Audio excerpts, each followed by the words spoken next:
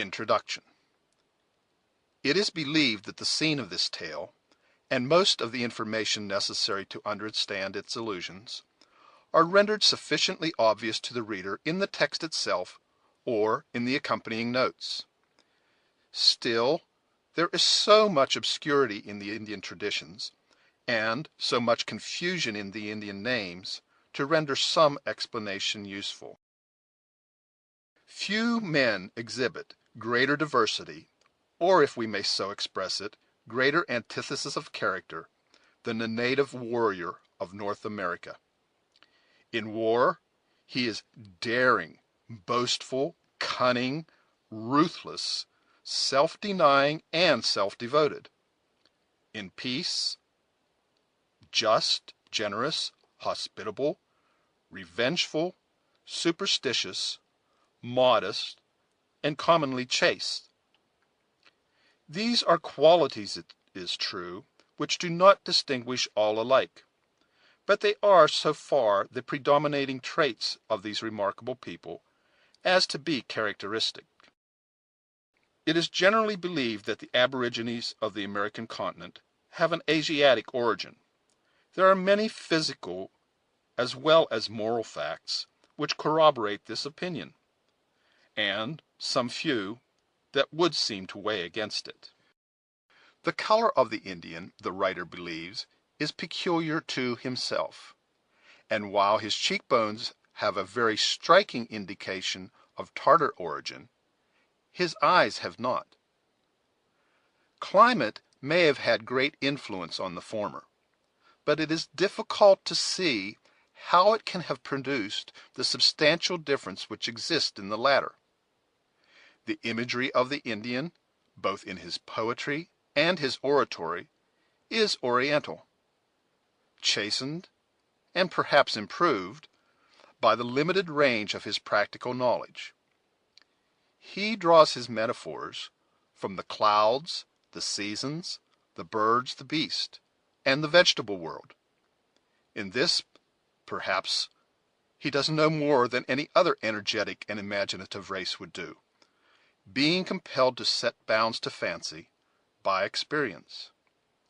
But the North American Indian clothes his ideas in a dress which is different from that of the African, and is oriental in itself.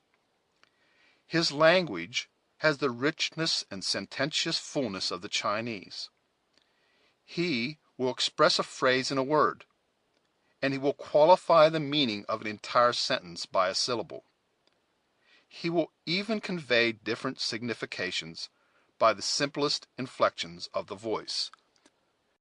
Philologists have said that there are but 2 or 3 languages, properly speaking, among all the numerous tribes which formerly occupied the country that now composes the United States. They ascribe the known difficulty one people have to understand another to corruptions and dialects. The writer remembers to have been present at an interview between 2 chiefs of the great prairies west of the Mississippi, and when an interpreter was in attendance who spoke both their languages. The warriors appeared to be on the most friendly terms, and seemingly conversed much together. Yet, according to the account of the interpreter, each was absolutely ignorant of what the other said. They were of hostile tribes, brought together by the influence of the American government, and it is worthy of remark that a common policy led them both to adopt the same subject. They mutually exhorted each other to be of use in the event of the chances of war throwing either of the parties into the hands of his enemies. Whatever may be the truth as respects the root and genius of the Indian tongues, it is quite certain they are now so distinct in their words as to possess most of the disadvantages of strange languages. Hence much of the embarrassment that has arisen in learning their histories, and most of the uncertainty which exists in their traditions. Like nations of higher pretensions, the American Indian gives a very different account of his own tribe or race from that which is given by other people. He is much addicted to overestimating his own perfections, and to undervaluing those of his rival or his enemy, a trait which may possibly be thought corroborative of the Mosaic account of the creation. The whites have assisted greatly in rendering the traditions of the aborigines more obscure by their own manner of corrupting names. Thus, the term used in the title of this book has undergone the changes of Mexicani, Mohicans, and Mohegans, the latter being the word commonly used by the whites.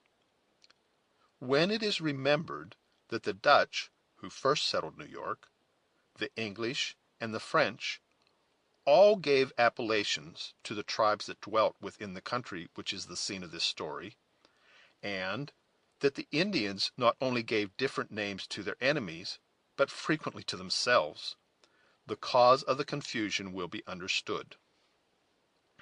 In these pages, Lenni Lenape, Lenape, Delawares, Wapanachki, and Mohicans all mean the same people, or tribes of the same stock. The Mengwe, the Maquas, the Mingos, and the Iroquois, though not all strictly the same, are identified frequently by the speakers being politically confederated and opposed to those just named. Mingo was a term of peculiar reproach, as were Mengwe and Maqua to a less degree. The Mohicans were the possessors of the country first occupied by the Europeans in this portion of the continent. They were, consequently, the first dispossessed, and the seemingly inevitable fate of all these people who disappear before the advances, or it might be termed the inroads, of civilization, as the verdure of their native forest falls before the nipping frost, is represented as having already befallen them. There is sufficient historical truth in the picture to justify the use that has been made of it. In point of fact, the country which is the scene of the following tale has undergone as little change since the historical events alluded to had place, as almost any other district of equal extent within the whole limits of the United States. There are fashionable and well-attended watering places at and near the spring where Hawkeye halted to drink, and roads traversed the forest where he and his friends were compelled to journey without even a path. Glenn's has a large village, and while William Henry and even a fortress of later date are only to be traced as ruins, there is another village on the shores of the Horicon. But, beyond this, the enterprise and energy of a people who have done so much in other places have done little here. The whole of that wilderness in which the later incidents of the legend occurred is nearly a wilderness still, though the red man has entirely deserted this part of the state. Of all the tribes named in these pages, there exist only a few half-civilized beings of the Oneidas on the reservations of their people in New York. The rest have disappeared, either from the regions in which their fathers dwelt, or altogether from the earth. There is one point on which we would wish to say a word before closing this preface. Hawkeye calls the Lac du Saint-Sacrement the Horicon. As we believe this to be an appropriation of the name that has its origin with ourselves, the time has arrived, perhaps, when the fact should be frankly admitted. While writing this book, fully a quarter of a century since, it occurred to us that the French name of this lake was too complicated, the American too commonplace, and the Indian too unpronounceable for either to be used familiarly in a work of fiction. Looking over an ancient map, it was ascertained that a tribe of Indians called Les Horicans by the French existed in the neighborhood of this beautiful sheet of water. As every word uttered by Natty Bumppo was not to be received as rigid truth, we took the liberty of putting the Horican into his mouth, as the substitute for Lake George. The name has appeared to find favor, and all things considered, it may possibly be quite as well to let it stand, instead of going back to the House of Hanover for the appellation of our finest sheet of water. We relieve our conscience by the confession, all events leaving it to exercise its authority as it may see fit. End of introduction. Chapter 1 of The Last of the Mohicans. Quote, "Mine ear is open and my heart prepared. The worst is worldly loss thou canst unfold. Say, is my kingdom lost?" Unquote. Shakespeare. It was a feature peculiar to the colonial wars of North America that the toils and dangers of the wilderness were to be encountered before the adverse host could meet. A wide and apparently an impervious boundary of forest severed the possessions of the hostile provinces of France and England. The hardy colonist and the trained European who fought at his side frequently expended months in struggling against the rapids of the streams, or in effecting the rugged passes of the mountains, in quest of an opportunity to exhibit their courage in a more martial conflict. But, emulating the patience and self-denial of the practiced native warriors, they learned to overcome every difficulty, and it would seem that, in time, there was no recess of the woods so dark, nor any secret place so lovely, that it might claim exemption from the inroads of those who had pledged their blood to satiate their vengeance, or uphold the cold and selfish policy of the distant monarchs of Europe. Perhaps no district throughout the wide extent of the intermediate frontiers can furnish a livelier picture of the cruelty and fierceness of the savage warfare of those periods than the country which lies between the headwaters of the Hudson and the adjacent lakes. The facilities which nature had there offered to the march of the combatants were too obvious to be neglected. The lengthened sheet of the Champlain stretched from the frontiers of Canada deep within the borders of the neighboring province of New York, forming a natural passage across half the distance that the French were compelled to master in order to strike their enemies. Near its southern termination it received the contributions of another lake, whose waters were so limpid as to have been exclusively selected by the Jesuit missionaries to perform the typical purification of baptism, and to obtain for it the title of Lake du Saint-Sacrament. The less zealous English thought they conferred a sufficient honor on its unsullied fountains when they bestowed the name of their reigning prince, the second of the House of Hanover. The two united to rob the untutored possessors of its wooded scenery of their native right to perpetuate its original appellation of Horican. Footnote: as each nation of the Indians had its language or its dialect, they usually gave different names to the same places, though nearly all of their appellations were descriptive of the object. Thus, a literal translation of the name of this beautiful sheet of water, used by the tribe that dwelt on its banks, would be the tail of the lake. Lake George, as it is vulgarly and now indeed legally called, forms a sort of tail to Lake Champlain when viewed on the map, hence the name. End of footnote. Winding its way among countless islands and embedded in mountains, the holy lake extended a dozen leagues still further to the south. With the high plain that there interposed itself to the further passage of water, commenced a portage of as many miles, which conducted the adventurer to the banks of the Hudson, at a point where the usual obstructions of the rapids, or rifts as they were termed in the language of the country, the river became navigable to the tide.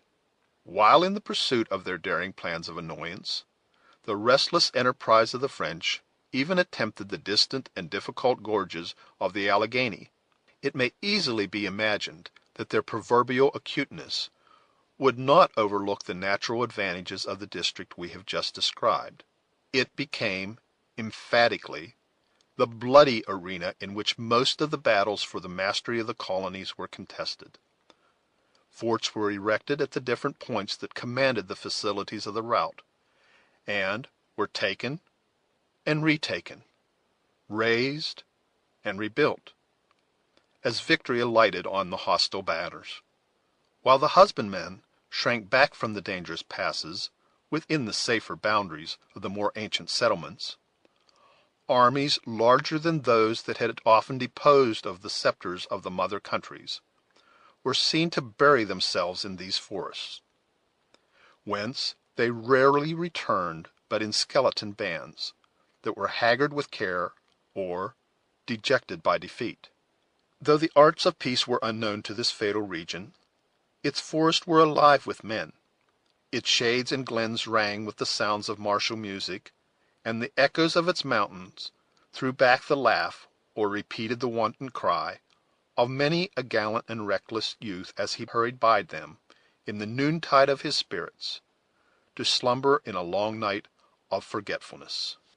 It was in this scene of strife and bloodshed that the incidents we shall attempt to relate occurred, during the 3rd year of the war which England and France last waged for the possession of a country that neither was destined to retain. The imbecility of her military leaders abroad, and the fatal want of energy in her councils at home, had lowered the character of Great Britain from the proud elevation on which it had been placed by the talents and enterprise of her former warriors and statesmen. No longer dreaded by her enemies, her servants were fast losing the confidence of self-respect. In this mortifying abasement, the colonists, though innocent of her imbecility, and too humble to be the agents of her blunders, were but the natural participators. They had recently seen a chosen army from that country, which, reverencing as a mother, they had blindly believed invincible, an army led by a chief who had been selected from a crowd of trained warriors for his rare military endowments, disgracefully routed by a handful of French and Indians, and only saved from annihilation by the coolness and spirit of a Virginia boy, whose riper fame has since diffused itself with the steady influence of moral truth to the uttermost confines of Christendom. Footnote: Washington, who, after uselessly admonishing the European general of the danger into which he was heedlessly running, saved the remnants of the British army on this occasion by his decision and courage. The reputation earned by Washington in this battle was the principal cause of his being selected to command the American armies at a later day. It is a circumstance worthy of observation that while all America rang with his well-merited reputation, his name does not occur in any European account of the battle. At least, the author has searched for it without success. In this manner does the mother country absorb even the fame under that system of rule. End footnote. A wide frontier had been laid naked by this unexpected disaster, and more substantial evils were preceded by 1,000 fanciful and imaginary dangers. The alarmed colonists believed that the yells of the savages mingled with every fitful gust of wind that issued from the interminable forest of the West. The terrific character of their merciless enemies increased immeasurably the natural horrors of warfare. Numberless recent massacres were still vivid in their recollections, nor was there any ear in the provinces so deaf as not to have drunk in with avidity the narrative of some fearful tale of midnight murder, in which the natives of the forest were the principal and barbarous actors. As the credulous and excited traveler related the hazardous chances of the wilderness, the blood of the timid curdled with terror, and mothers cast anxious glances even at those children which slumbered within the security of the largest towns.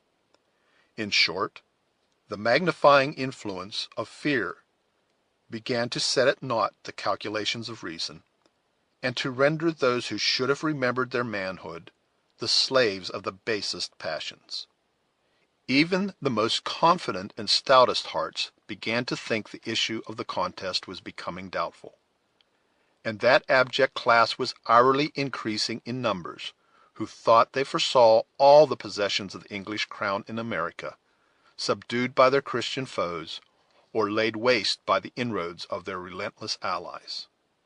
When, therefore, intelligence was received at the fort which covered the southern termination of the portage between the Hudson and the lakes, that Montcalm had been seen moving up the Champlain with an army numerous as the leaves on the trees, its truth was admitted with more of the craven reluctance of fear than with the stern joy that a warrior should feel in finding an enemy within reach of his blow. The news had been brought, toward the decline of a day in midsummer, by an Indian runner, who also bore an urgent request from Monroe, the commander of a work on the shore of the Holy Lake, for a speedy and powerful reinforcement. It has already been mentioned that the distance between these two posts was less than 5 leagues. The rude path which originally formed their line of communication had been widened for the passage of wagons, so that the distance which had been traveled by the son of the forest in 2 hours might easily be effected by a detachment of troops, with their necessary baggage, between the rising and setting of a summer sun. The loyal servants of the British crown had given to one of these forest fastnesses the name of William Henry, and to the other that of Fort Edward, calling each after a favorite prince of the reigning family. The veteran Scotchman just named held the first with a regiment of regulars and a few provincials, a force really by far too small to make head against the formidable power that Montcalm was leading to the foot of his earthen mounds. At the latter, however, lay General Webb, who commanded the armies of the king in the northern provinces, with a body of more than 5,000 men.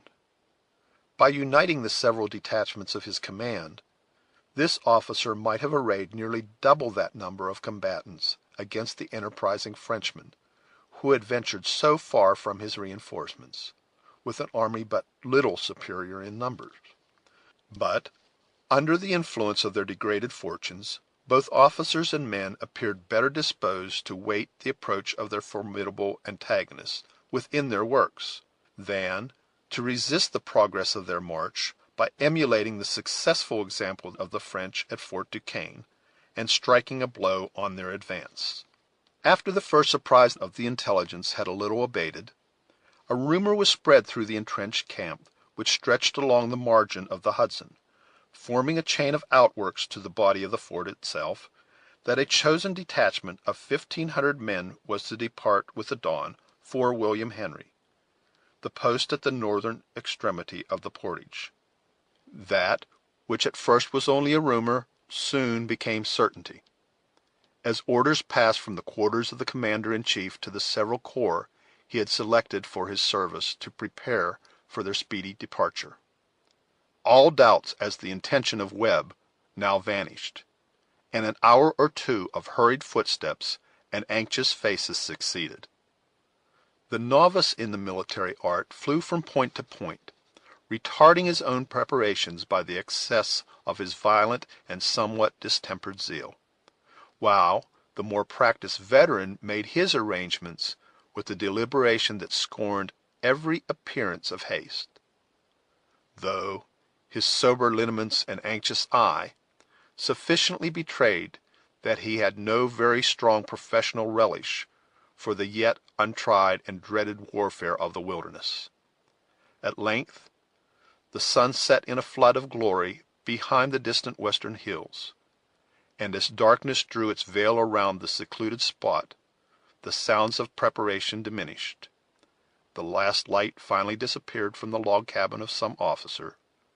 The trees cast their deeper shadows over the mounds and the rippling stream, and a silence soon pervaded the camp. as deep as that which reigned in the vast forest by which it was environed.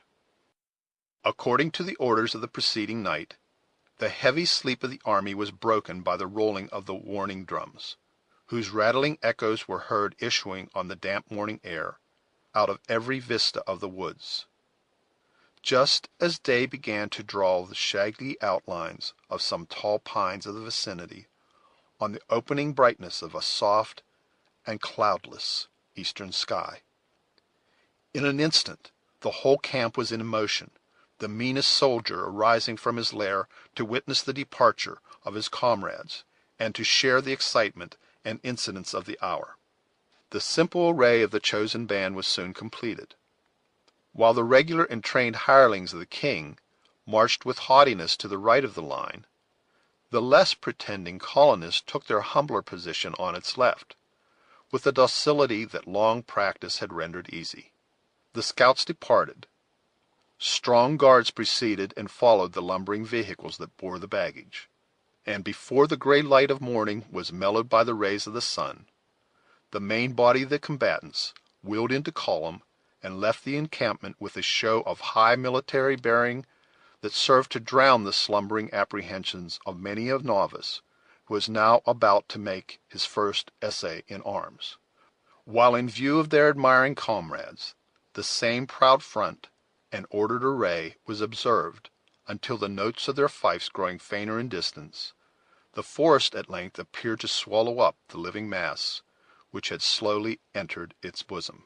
The deepest sounds of the retiring and invisible column had ceased to be borne in the breeze of the listeners, and the latest straggler had already disappeared in pursuit, but there still remained the signs of another departure, before a log cabin of unusual size and accommodations, in front of which those sentinels placed their rounds who were known to guard the person of the English general.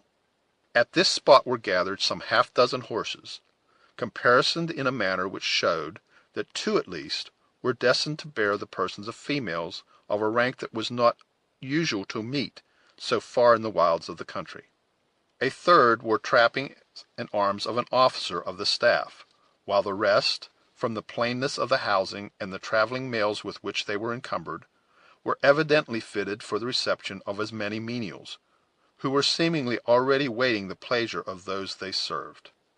At a respectful distance from this unusual show were gathered diverse groups of curious idlers, some admiring the blood and bone of the high-mettled military charger, and others gazing at the preparations with the dull wonder of vulgar curiosity. There was one man, however, who, by his countenance and actions, formed a marked exception to those who composed the latter class of spectators, being neither idle nor seemingly very ignorant. The person of this individual was to the last degree ungainly, without being in any particular manner deformed. He had all the bones and joints of other men, without any of their proportions. Erect, his stature surpassed that of his fellows. Though seated, he appeared reduced within the ordinary limits of the race. The same contrariety of his members seemed to exist throughout the whole man. His head was large, his shoulders narrow, his arms long and dangling, while his hands were small, if not delicate. His legs and thighs were thin, nearly to emaciation, but of extraordinary length, and his knees would have been considered tremendous, had they not been outdone by the broader foundation on which this false superstructure of blended human orders was so profanely reared. The ill-assorted and injudicious attire of the individual only served to render his awkwardness more conspicuous.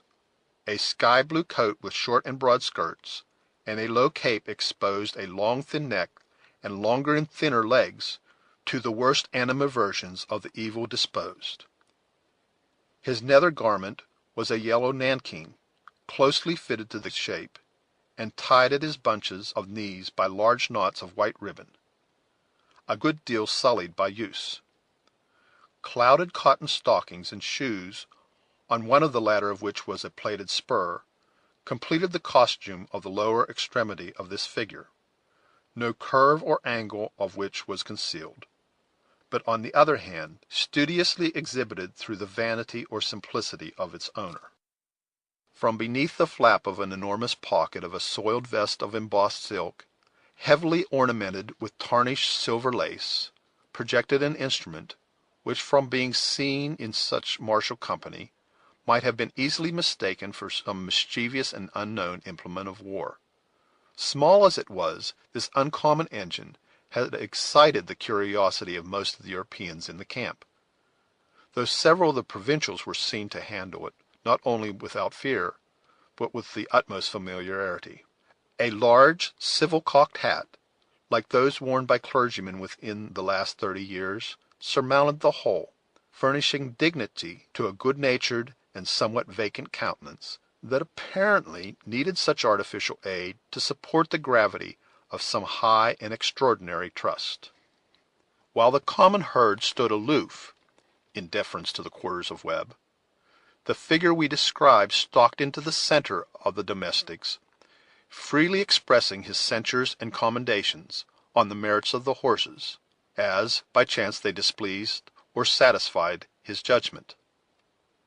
"This beast, I rather conclude, friend, is not of home raising, but is from foreign lands, or perhaps from the little island itself over the blue water," he said, in a voice as remarkable for the softness and sweetness of its tones, as was his person for its rare proportions. "I may speak of these things, and be no braggart, for I have been down at both havens, that which is situate at the mouth of Thames, and is named after the capital of old England, and that which is called Haven, with the addition of the word new, and have seen the scows and brigantines collecting their droves, like the gathering to the ark, being outward bound to the island of Jamaica for the purpose of barter and traffic in four-footed animals. But never before have I beheld a beast which verified the true scripture war-horse like this. He paweth in the valley, and rejoiceth in his strength. He goeth on to meet the armed men. He saith among the trumpets, Ha, ha! And he smelleth the battle afar off, the thunder of the captains and the shouting. It would seem that the stock of the horse of Israel had descended to our time, would it not, friend?" Receiving no reply to this extraordinary appeal, which in truth, as it was delivered with the vigor of full and sonorous tones, merited some sort of notice, he who had thus sung forth the language of the Holy Book turned to the silent figure to whom he had unwittingly addressed himself, and found a new and more powerful subject of admiration in the object that encountered his gaze. His eyes fell on the still upright and rigid form of the Indian runner who had borne to the camp the unwelcome tidings of the preceding evening. Although in a state of perfect repose, and apparently disregarding, with characteristic stoicism, the excitement and bustle around him, there was a sullen fierceness mingled with the quiet of the savage, that was likely to arrest the attention of much more experienced eyes than those which now scanned him in unconcealed amazement. The native bore both the tomahawk and knife of his tribe, and yet his appearance was not altogether that of a warrior. On the contrary, there was an air of neglect about this person, like that which might have proceeded from great and recent exertion, which he had not yet found leisure to repair. The colors of the war paint had blended in dark confusion about his fierce countenance, and rendered his swarthy lineaments still more savage and repulsive than if art had attempted an effect which had been thus produced by chance. His eye alone, which glistened like a fiery star amid lowering clouds, was to be seen in its state of native wildness. For a single instant his searching and yet wary glance met the wondering look of the other, and then, changing its direction, partly in cunning and partly in disdain, it remained fixed, as if penetrating the distant air. It is impossible to say what unlooked-for remark this short and silent communication between two such singular men might have elicited from the white man, had not his active curiosity been again drawn to other objects. A general movement among the domestics, and a low sound of gentle voices, announced the approach of those whose presence alone was wanted to enable the cavalcade to move. The simple admirer of the war-horse instantly fell back to a low, gaunt, switch-tailed mare, which was unconsciously gleaning the faded herbage of the camp nigh by, where, leaning with one elbow on the blanket that concealed an apology for a saddle, he became a spectator of the departure, while a foal was quietly making its morning repast on the opposite side of the same animal. A young man, in the dress of an officer, conducted to their steeds two females, who, as it was apparent by their dresses, were prepared to encounter the fatigues of a journey in the woods. One, and she was the more juvenile in her appearance, though both were young, permitted glimpses of her dazzling complexion, fair golden hair, and bright blue eyes, to be caught, as she artlessly suffered the morning air to blow aside the green veil which descended low from her beaver. The flush which still lingered above the pines of the western sky was not more bright nor delicate than the bloom of her cheek, nor was the opening day more cheering than the animated smile which she bestowed on the youth as he assisted her into the saddle. The other, who appeared to share equally in the attention of the young officer, concealed her charms from the gaze of the soldiery, with a care that seemed better fitted to the experience of 4 or 5 additional years. It could be seen, however, that her person, though molded with the same exquisite proportions of which none of the graces were lost by the traveling dress she wore, was rather fuller and more mature than that of her companion. No sooner were these females seated than their attendants sprang lightly into the saddle of the war-horse, when the whole three bowed to Webb, who in courtesy awaited their parting on the threshold of his cabin, and turning their horses' heads, they proceeded at a slow amble, followed by their train, toward the northern entrance of the encampment. As they traversed that short distance, not a voice was heard among them, but a slight exclamation proceeded from the younger of the females, as the Indian runner glided by her unexpectedly, and led the way along the military road in her front. Though this sudden and startling movement of the Indian produced no sound from the other, in the surprise her veil also was allowed to open its folds, and betrayed an indescribable look of pity, admiration, and horror, as her dark eye followed the easy motions of the savage. The tresses of this lady were shining and black, like the plumage of a raven.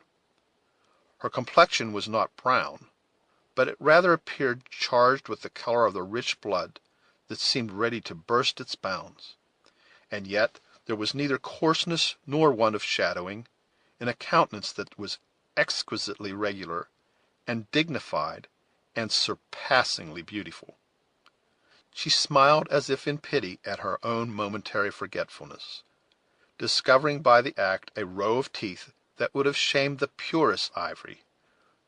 When, replacing the veil, she bowed her face and rode in silence, like one whose thoughts were abstracted from the scene around her. End of Chapter 1. Chapter 2. Quote, Sola, sola, wo ha ho, sola. Unquote. By Shakespeare. While one of the lovely beings we have so curiously presented to the reader was thus lost in thought, the other quickly recovered from the alarm which had induced the exclamation, and, laughing at her own weakness, she inquired of the youth who rode by her side, "Are such spectres frequent in the woods, Hayward, or is this sight an especial entertainment ordered on our behalf? If the latter, gratitude must close our mouths; but if the former, both Cora and I shall have need to draw largely on that stock of hereditary courage which we boast, even before we were made to encounter the redoubtable Montcalm." "Yon Indian is a runter of the army, and after the fashion of his people he may be accounted a hero," returned the officer. "He has volunteered to guide us to the lake by a path but little known, sooner than if we followed the tardy movements of the column, and, by consequence, more agreeably." "I like him not," said the lady, shuddering. partly in assumed, yet more in real terror. "You know him, Duncan, or would you not trust yourself so freely to his keeping?" "Say rather, Alice, that I would not trust you. I do know him, or he would not have my confidence, and least of all at this moment. He is said to be a Canadian too, and yet he served with our friends the Mohawks, who, as you know, are one of the 6 allied nations. He was brought among us, as I have heard, by some strange accident, in which your father was interested, and in which the savage was rigidly dealt by. But I forget the idle tale. It is enough he is now our friend." "If he has been my father's enemy, I like him still less," exclaimed the now really anxious girl. "Will you not speak to him, Major Hayward, that I may hear his tones? Foolish though it may be, you have often heard me avow my faith in the tones of the human voice." "It would be in vain, and answered most probably by an ejaculation. Though he may understand it, he affects, like most of his people, to be ignorant of the English, and least of all will he condescend to speak it, now that the war demands the utmost exercise of his dignity. But he stops. The private path by which we are to journey is doubtless at hand." The conjecture of Major Hayward was true. When they reached the spot where the Indians stood pointing into the thicket that fringed the military road, a narrow and blind path, which might with some little inconvenience receive one person at a time, became visible. "Here then lies our way," said the young man in a low voice.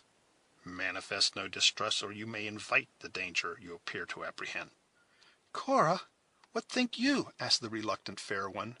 "If we journey with the troops, though we may find their presence irksome, shall we not feel better assurance of our safety?" "Being little accustomed to the practices of the savages, Alice, you mistake the place of real danger," said Hayward. "If enemies have reached the portage at all, a thing by no means probable, as our scouts are abroad, they will surely be found skirting the column, where scalps abound most. The route of the detachment is known, while ours, having been determined within the hour, must still be secret." "Should we distrust the man, because his manners are not our manners, and that his skin is dark?" coldly asked Cora. Alice hesitated no longer, but giving her Narragansett a smart cut of the whip, she was the first to dash aside the slight branches of the bushes, and to follow the runner along the dark and tangled pathway. Footnote: in the state of Rhode Island there is a bay called Narragansett, so named after a powerful tribe of Indians which formerly dwelt on its banks. Accident, or one of those unaccountable freaks which nature sometimes plays in the animal world, gave rise to a breed of horses which were once well known in America, and distinguished by their habit of pacing. Horses of this race were, and are still, in much request as saddle horses, on account of their hardiness and the ease of their movements. As they were also sure of foot, the Narragansett were greatly sought for by females who were obliged to travel over the roots and holes in the new countries. End of footnote. The young man regarded the last speaker in open admiration, and even permitted her fair, though certainly not more beautiful companion, to proceed unattended, while he sedulously opened the way himself for the passage of her who has been called Cora. It would seem that the domestics had been previously instructed, for, instead of penetrating the thicket, they followed the route of the column, a measure which Hayward stated had been dictated by the sagacity of their guide in order to diminish the marks of their trail, if haply the Canadian savages should be lurking so far in advance of their army. For many minutes the intricacy of the route admitted of no further dialogue, after which they emerged from the broad border of underbrush which grew along the line of the highway, and entered under the high but dark arches of the forest. Here their progress was less interrupted, and the instant the guide perceived that the females could command their steeds, he moved on at a pace between a trot and a walk, and at a rate which kept the sure-footed and peculiar animals they rode at a fast yet easy amble. The youth had turned to speak to the dark-eyed Cora, when the distant sound of horses' hoofs clattering over the roots of the broken way in its rear caused him to check his charger, and, as his companions drew their reins at the same instant, the whole party came to a halt, in order to obtain an explanation of the unlooked-for interruption. In a few moments a colt was seen gliding like a fallow deer among the straight trunks of the pines, and in another instant the person of the ungainly man described in the preceding chapter came into view, with as much rapidity as he could excite his meagre beast to endure without coming to an open rupture. Until now his personage had escaped the observation of the travelers. If he possessed the power to arrest any wondering eye when exhibiting the glories of his altitude on foot, his equestrian graces were still more likely to attract attention. Notwithstanding a constant application of his one-armed heel to the flanks of the mare, the most confirmed gait that he could establish was a Canterbury gallop with the hind legs, in which those more forward assisted for doubtful moments, and generally content to maintain a loping trot. Perhaps the rapidity of the changes from one of these paces to the other created an optical illusion, which might thus magnify the powers of the beast, for it is certain that Hayward, who possessed a true eye for the merits of a horse, was unable with his utmost ingenuity to decide by what sort of movement his pursuer worked his sinuous way on his footsteps with such persevering hardihood. The industry and the movements of the rider were not less remarkable than those of the ridden. At each change in the evolutions of the latter, the former raised his tall person in the stirrups, producing in this matter, by the undue elongation of his legs, such sudden growths and diminishings of the stature as baffled every conjecture that might be made as to his dimensions. If to this be added the fact, in consequence of the ex parte application of the spur, one side of the mare appeared to journey faster than the other, and that the aggrieved flank was resolutely indicated by unremitted flourishes of a bushy tail, we finish the picture of both horse and man. The frown which had gathered around the handsome, open, and manly brow of Hayward gradually relaxed, and his lips curled into a slight smile as he regarded the stranger. Alice made no very powerful effort to control her merriment, and even the dark, thoughtful eye of Cora lighted with the humor that it would seem the habit rather than nature of its mistress repressed. "Seek you any here?" demanded Hayward, when the other had arrived sufficiently nigh to abate his speed. "I trust you are no messenger of evil tidings."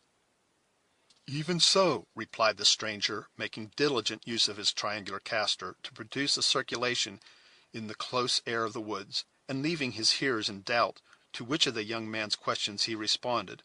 When, however, he had cooled his face and recovered his breath, he continued, "I hear you are riding to William Henry.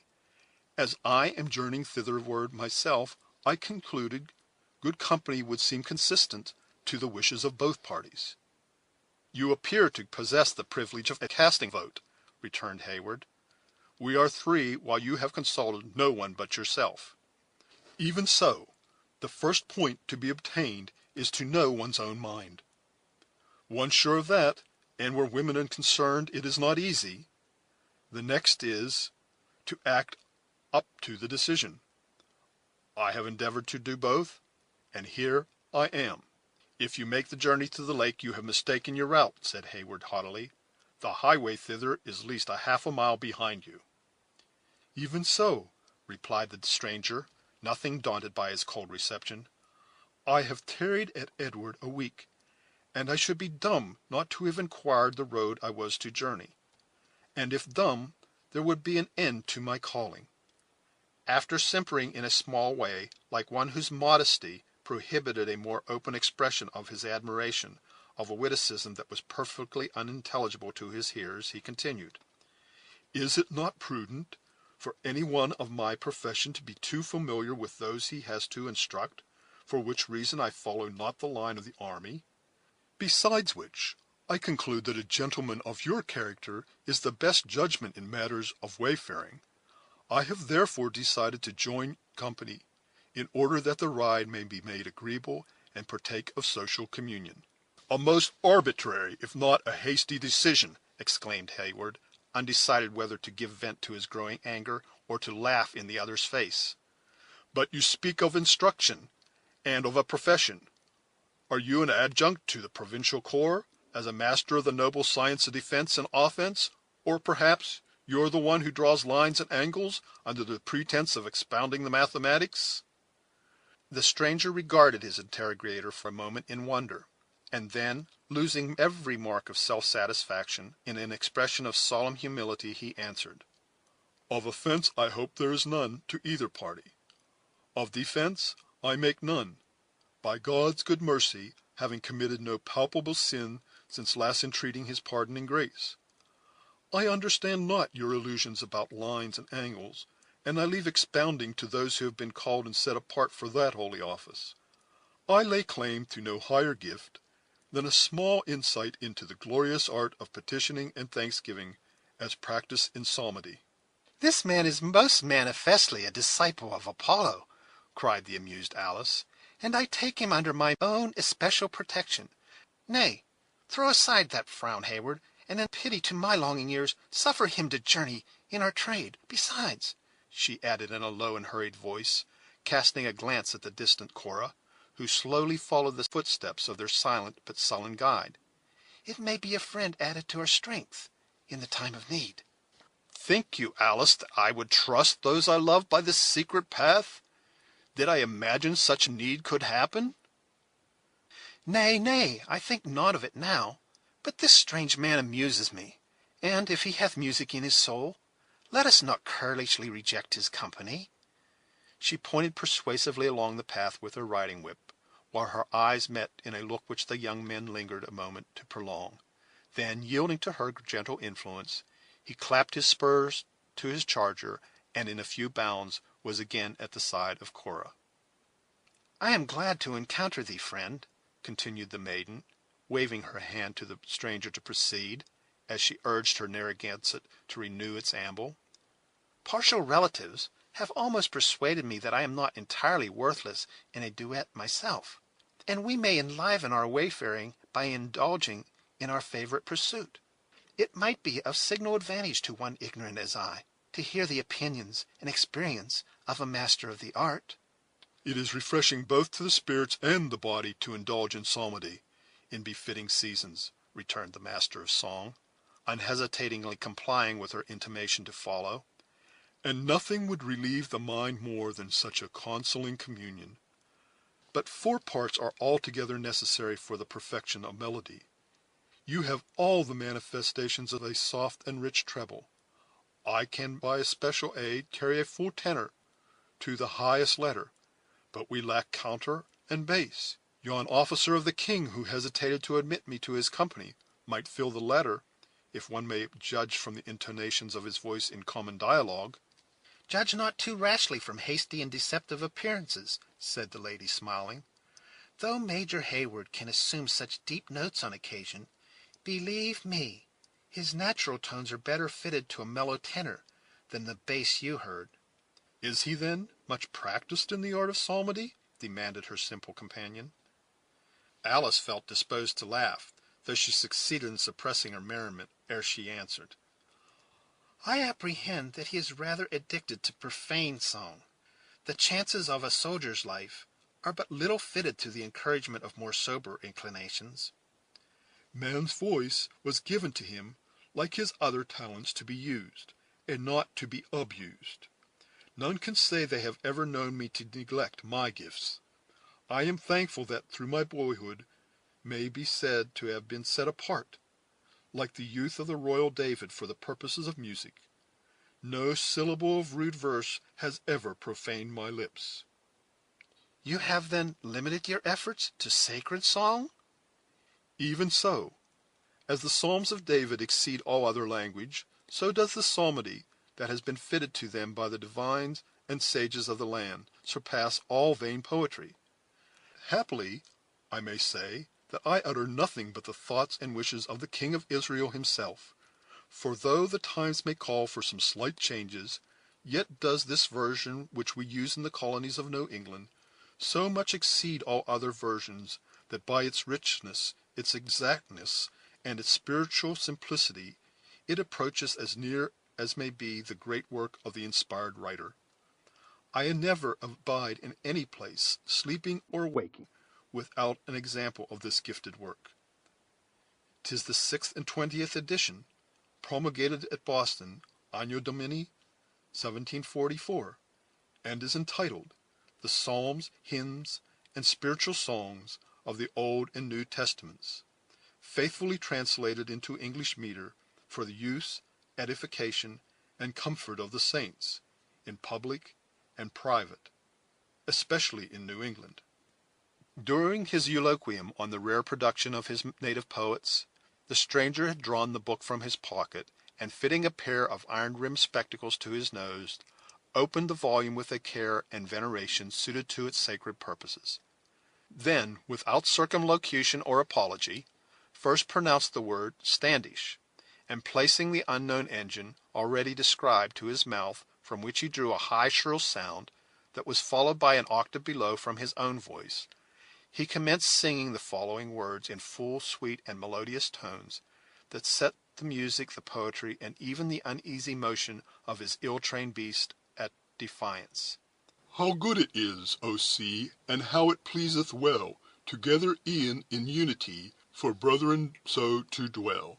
It's like the choice ointment, from the head to the beard did go, down Aaron's head that downward went, his garment skirts unto. The delivery of these skilful rhymes was accompanied on the part of the stranger by a regular rise and fall of his right hand, which terminated at the descent by suffering the fingers to dwell a moment on the leaves of the little volume, and on ascent by a flourish of the member, as none but the initiated might ever hope to imitate.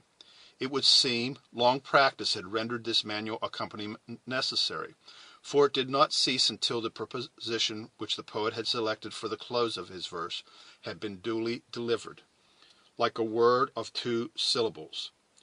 Such an innovation on the silence and the retirement of the forest could not fail to enlist the ears of those who journeyed at so short a distance in advance. The Indian muttered a few words in broken English to Heyward, who in his turn spoke to the stranger, at once interrupting and for the time closing his musical efforts. Though we are not in danger, common prudence would teach us to journey through this wilderness in as quiet a manner as possible. You will then pardon me, Alice, should I diminish your enjoyments, by requesting this gentleman to postpone his chant until a safer opportunity. You will diminish them indeed, returned the arch girl, for never did I hear a more unworthy conjunction of execution and language than that to which I have been listening. And I was far gone in a learned inquiry into the causes of such an unfitness between sound and sense, when you broke the charm of my musing by that bass of yours, Duncan. I know not what you call my bass, said Heyward, piqued at her remark, but I know that your safety and that of Cora is far dearer to me than could be any orchestra of Handel's music. He paused and turned his head quickly toward a thicket, and then bent his eyes suspiciously on their guide, who continued his steady bass in undisturbed gravity. The young man smiled to himself, for he believed he had mistaken some shining berry of the woods for the glistening eyeballs of a prowling savage, as he rode forward, continuing the conversation which had been interrupted by the passing thought. Major Heyward was mistaken only in suffering his youthful and generous pride to suppress his active watchfulness. The cavalcade had not long passed before the branches of the bushes that formed the thicket were cautiously moved asunder, and a human visage, as fiercely wild as savage art and unbridled passions could make it, peered out on the retiring footsteps of the travelers. A gleam of exultation shot across the darkly painted lineaments of the inhabitant of the forest, as he traced the route of his intended victims, who rode unconsciously onward, the light and graceful forms of the females waving among the trees in the curvatures of their path, followed at each bend by the manly figure of Heyward, until finally the shapeless person of the singing master was concealed behind the numberless trunks of trees that rose in dark lines in the intermediate space. End of Chapter 2. Chapter 3. Quote, Before these fields were shorn and tilled, full to the brim our rivers flowed. The melody of waters filled the fresh and boundless wood, and torrents dashed, and rivulets played, and fountains spouted in the shade." Unquote. By Bryant. Leaving the unsuspecting Hayward and his confiding companions to penetrate still deeper into a forest that contained such treacherous inmates, we must use an author's privilege, and shift the scene a few miles to the westward of the place where we have last seen them. On that day, two men were lingering on the banks of a small but rapid stream, within an hour's journey of the encampment of Webb, like those who awaited the appearance of an absent person, or the approach of some expected event.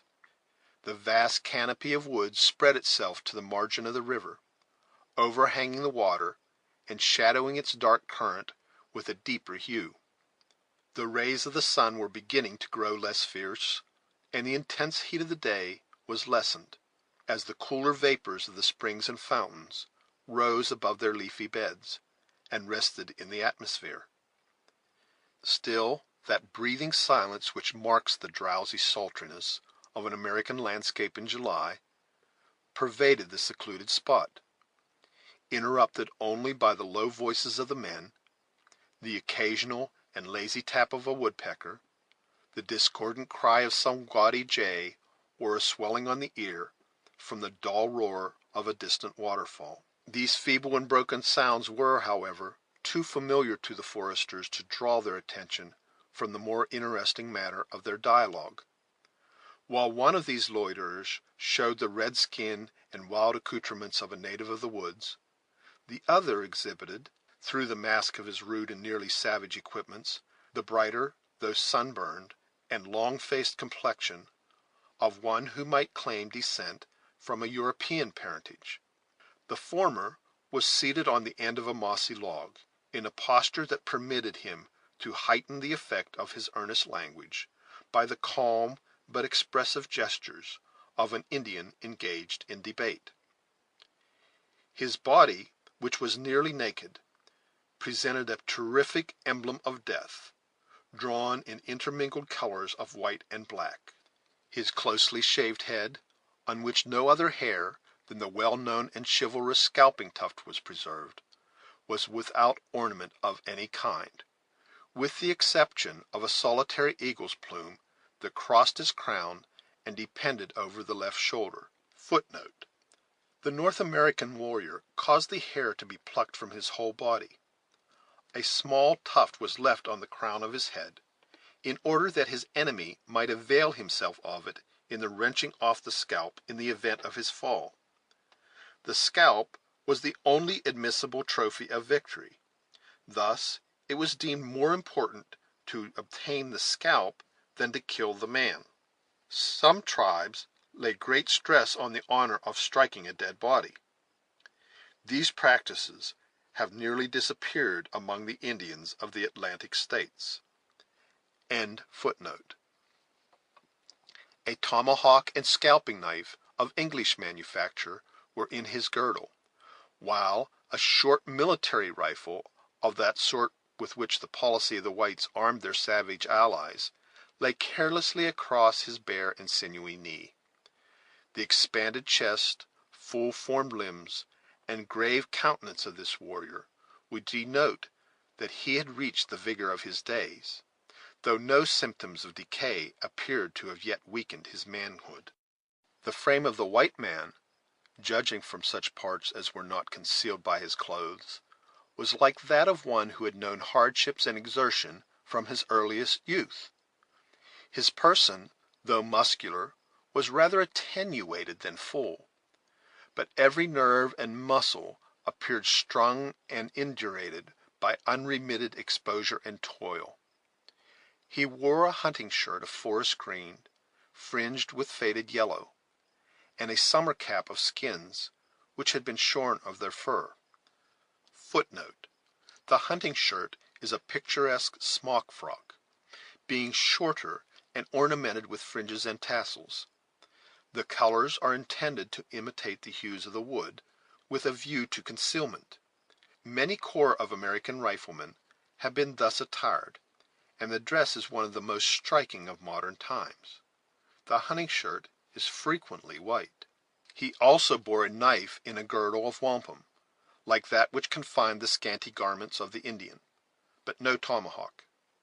His moccasins were ornamented after the gay fashion of the natives, while the only part of his underdress which appeared below the hunting frock was a pair of buckskin leggings, that laced at the sides, and which were gartered above the knees with the sinews of a deer.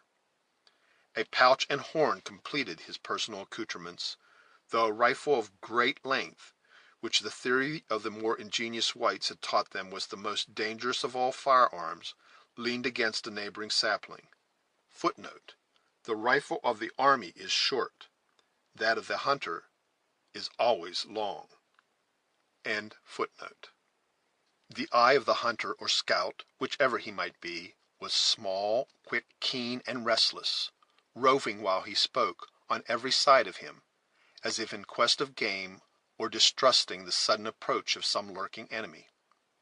Notwithstanding the symptoms of habitual suspicion, his countenance was not only without guile, but at the moment at which he is introduced, it was charged with an expression of sturdy honesty.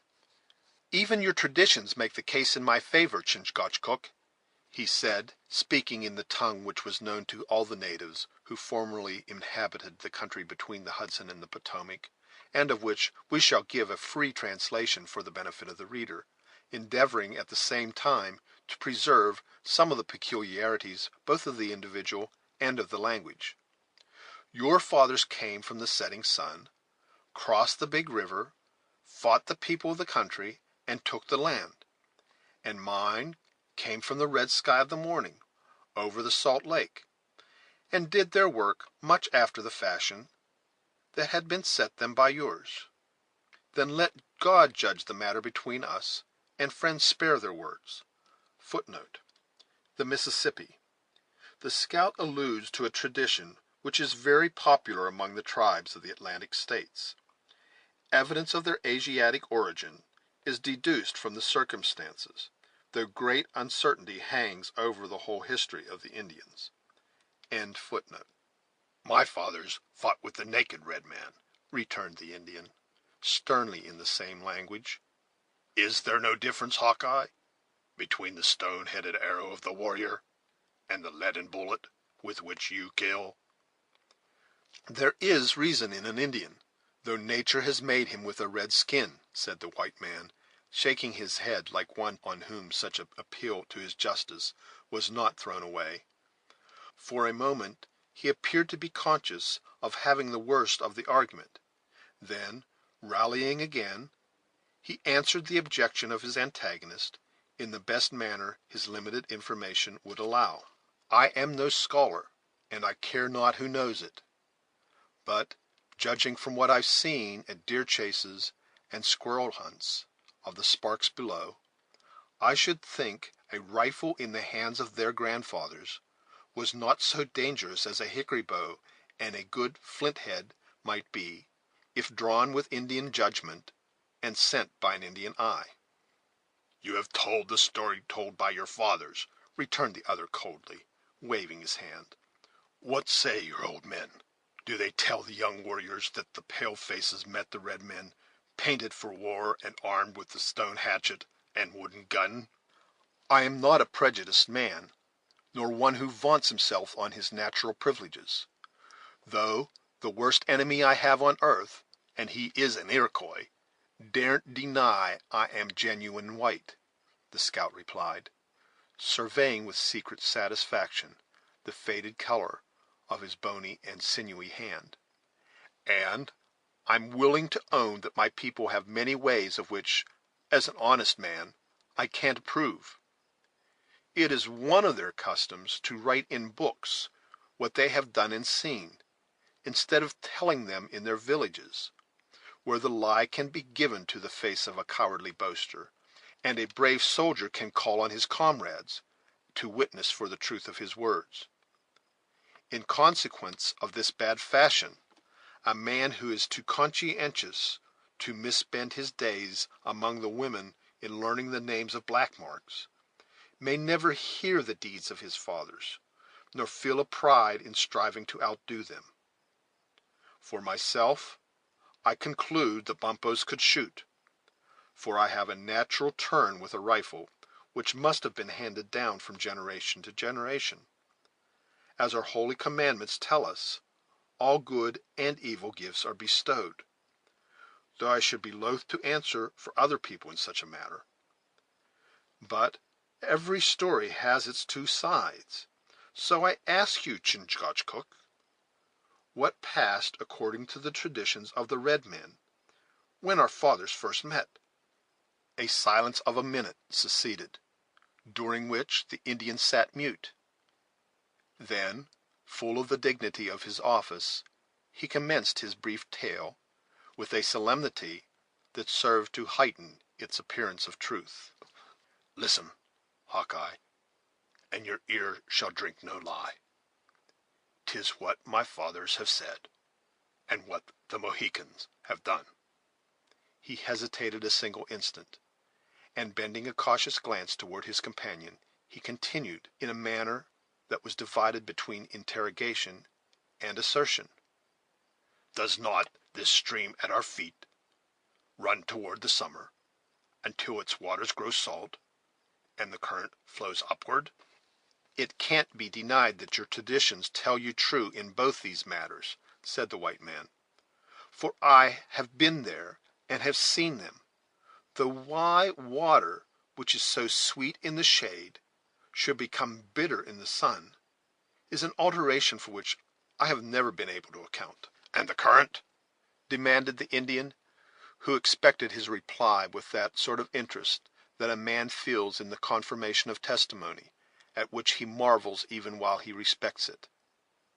The fathers of Chingachgook have not lied. The Holy Bible is not more true, and that is the truest thing in nature. They call this upstream current the tide, which is a thing soon explained, and clear enough. 6 hours the waters run in, and 6 hours they run out. And the reason is this: when there is higher water in the sea than in the river, they run in until the river gets to be highest, and then it runs out again. The waters in the woods and on the Great Lakes run downward until they lie like my hand, said the Indian, stretching the limb horizontally before him, and then they run no more. No honest man will deny it, said the scout, a little nettled at the implied distrust of his explanation on the mystery of the tides. And I grant that it is true on the small scale and where the land is level. But everything depends on what scale you look at things. Now, on the small scale, the earth is level, but on the large scale, it is round. In this manner, pools and ponds, and even the great freshwater lakes, may be stagnant, as you and I both know they are, having seen them. But when you come to spread water over a great tract like the sea, where the earth is round, how in reason can the water be quiet? You might as well expect the river to lie still on the brink of those black rocks a mile above us, though our own ears tell you that it is tumbling over them at this very moment. If unsatisfied by the philosophy of his companion, the Indian was far too dignified to betray his unbelief. He listened like one who was convinced, and resumed his narrative in his former solemn manner. We came from the place where the sun is hid at night, over great plains where the buffaloes live, until we reached the big river. There we fought the Libraryyy, till the ground was red with their blood. From the banks of the big river to the shores of the salt lake, there was none to meet us. The Maquas followed at a distance. We said the country should be ours, from the place where the water runs up no longer on this stream, to a river 20 suns' journey toward the summer. We drove the Maquas into the woods with the bears. They only tasted salt at the licks. They drew no fish from the great lake. We threw them the bones. All this I have heard and believe, said the white man, observing that the Indian paused, "but it was long before the English came into the country." "A pine grew then where this chestnut now stands. The first pale faces who came among us spoke no English. They came in a large canoe, when my fathers had buried the tomahawk with the red men around them. Then, Hawkeye," he continued, betraying his deep emotion only by permitting his voice to fall to those low guttural tones which render his language as spoken at times so very musical, "then, Hawkeye, we were one people, and we were happy. The salt lake gave us its fish, the wood its deer, and the air its birds. We took wives who bore us children. We worshipped the Great Spirit, and we kept the Maquas beyond the sound of our songs of triumph." "Know you anything of your own family at that time?" demanded the white. "But you are just a man for an Indian, and I suppose you hold their gifts. Your fathers must have been brave warriors, and wise men at the council fire." "My tribe is the grandfather of nations, but I am an unmixed man. The blood of chiefs is in my veins, where it must stay forever. The Dutch landed and gave my people the firewater. They drank until the heavens and earth seemed to meet, and they foolishly thought they had found the Great Spirit. Then they parted with their land. Foot by foot they were driven back from the shores, until I, that am a chief and a Sagamore, have never seen the sunshine but through the trees, and have never visited the graves of my fathers." "Graves bring solemn feelings over the mind," returned the scout, a good deal touched at the calm suffering of his companion, "and they often aid a man in his good intentions; though, for myself, I expect to leave my own bones unburied, to bleach in the woods, or be torn asunder by the wolves. But where are to be found those of your race who came to their kin in the Delaware country so many summers since?" "Where are the blossoms of those summers? Fallen one by one. So all of my family departed, each in his turn, to the land of spirits. I am on the hilltop, and must go down into the valley. And when Uncas follows in my footsteps, there will no longer be any of the blood of the Sagamores, for my boy is the last of the Mohicans." "Uncas is here," said another voice in the same soft guttural tones near his elbow. "Who speaks for Uncas?" The white man loosened his knife in his leathern sheath, and made an involuntary movement of the hand toward his rifle at this sudden interruption; but the Indian sat composed and without turning his head at the unexpected sounds. At the next instant a youthful warrior passed between them with a noiseless step, and seated himself on the bank of the rapid stream. No exclamation of surprise escaped the father, nor was any question asked, or reply given, for several minutes, each appearing to await the moment when he might speak, without betraying womanish curiosity or childish impatience. The white man seemed to take counsel from their customs, and, relinquishing his grasp of the rifle, he also remained silent and reserved. At length Chingachgook turned his eyes slowly toward his son, and demanded: "Do the Maquas dare to leave the print of their moccasins in these woods?" "I have been on their trail," replied the young Indian, "and know that they number as many as the fingers of my two hands; but they lie hid like cowards." "The thieves are outlying for scalps and plunder," said the white man, "whom we shall call Hawkeye, after the manner of his companions. That busy Frenchman Montcalm will send his spies into our very camp, but he will know what road we travel." "'Tis enough," returned the father, glancing his eye toward the setting sun. They shall be driven like deer from their bushes. Hawkeye, let us eat tonight, and show the Maquas that we are men tomorrow. I am as ready to do one as the other, but to fight the Iroquois 'tis necessary to find the skulkers, and to eat 'tis necessary to get the game. Talk of the devil, and he will come. There's a pair of the biggest antlers I have seen this season, moving the bushes below the hill. Now, Uncas, he continued in a half whisper, and laughing with a kind of inward sound, like one who had learned to be watchful, I will bet my charger 3 times full of powder against a foot of wampum that I take him atwixt the eyes, and nearer to the right than the left. It cannot be, said the young Indian, springing to his feet with youthful eagerness. All but the tips of his horns are hid. He's a boy, said the white man, shaking his head while he spoke, and addressing the father.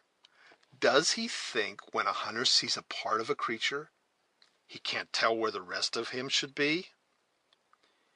Adjusting his rifle, he was about to make an exhibition of that skill on which he so much valued himself, when the warrior struck up the piece with his hand, saying, Hawkeye, will you fight the Maquas? These Indians know the nature of the woods, as it might be by instinct, returned the scout, dropping his rifle and turning away like a man convinced of his error. I must leave the buck to your arrow, Uncas, or we may kill a deer for them thieves, the Iroquois, to eat. The instant the father seconded this intimation, by an expressive gesture of the hand, Uncas threw himself on the ground, and approached the animal with wary movements.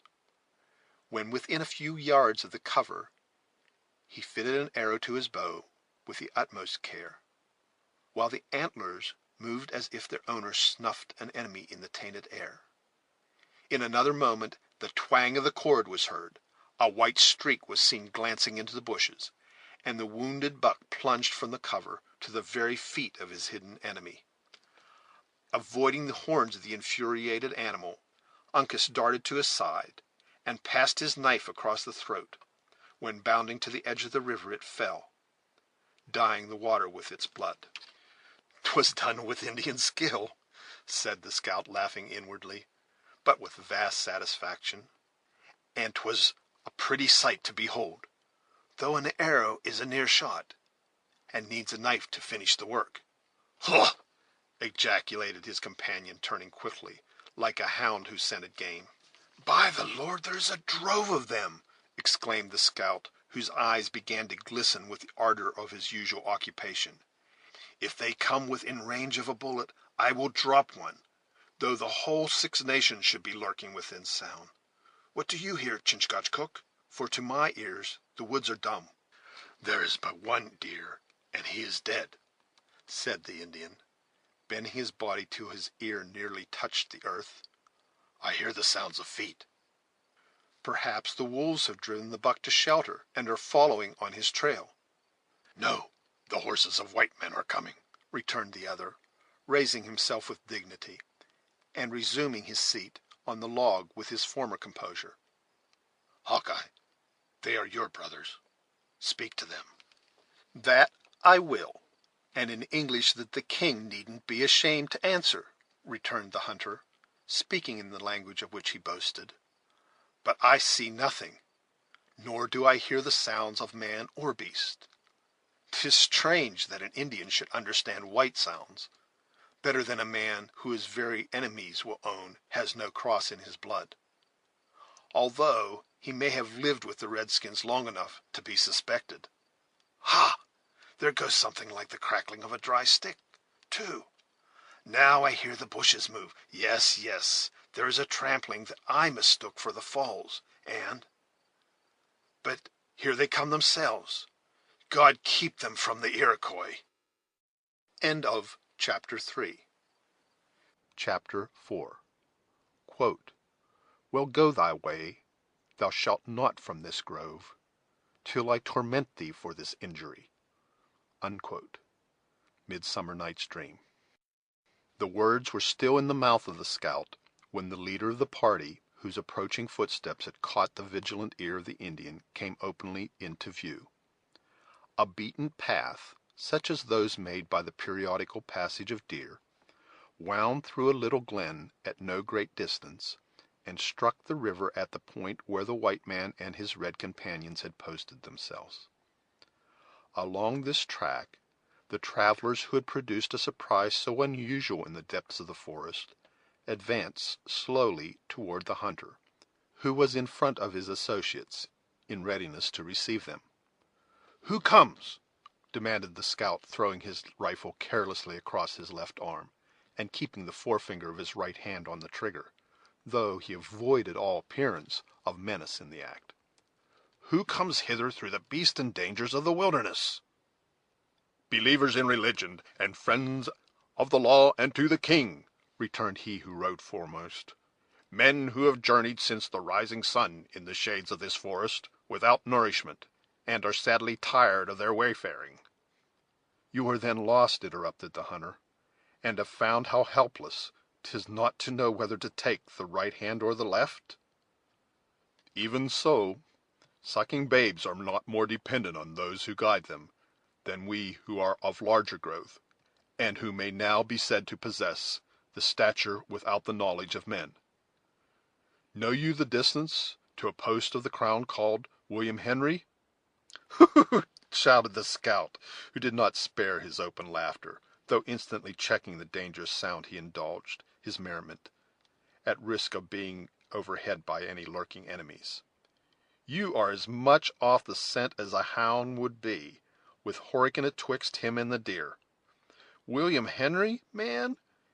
If you are friends to the king, and have business with the army, your way would be to follow the river down to Edward, and lay the matter before Webb, who tarries there, instead of pushing into the defiles, and driving this saucy Frenchman back across Champlain into his den again."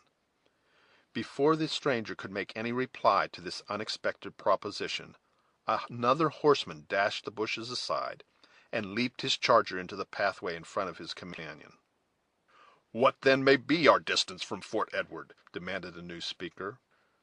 "The place you advise us to seek we left this morning, and our destination is the head of the lake."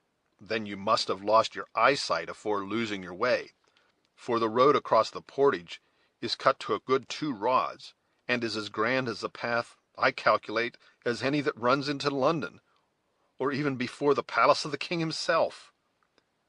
"We will not dispute concerning the excellence of the passage," returned Heyward, smiling, for, as the reader has anticipated, it was he. "It was enough for the present that we trusted to an Indian guide to take us by a nearer though blinder path, and that we are deceived in his knowledge. In plain words, we know not where we are." "An Indian lost in the woods!" said the scout, shaking his head doubtingly. "When the sun is scorching the treetops, and the watercourses are full, when the moss on every beech he sees will tell him in what quarter the north star will shine at night, the woods are full of deer paths which run to the streams and licks, places well known to everybody, nor have the geese done their flight to the Canada waters altogether. 'Tis strange that an Indian should be lost atwixt Horican and the bend in the river. Is he a Mohawk?" "Not by birth, though adopted by that tribe. I think his birthplace was farther north, and he is one of those you call Huron." "Huh!" exclaimed the two companions of the scout, who had continued until this part of the dialogue, seated immovable, and apparently indifferent to what passed, but who now sprang to their feet with an activity and interest that had evidently got the better of their reserve by surprise. "A Huron?" repeated the sturdy scout, once more shaking his head in open distrust. "They are a thievish race, nor do I care by whom they are adopted. You can never make anything of them but skulls and vagabonds. Since you trusted yourself to the care of one of that nation, I only wonder that you have not fallen in with more." "Of that there is little danger, since William Henry is so many miles in our front.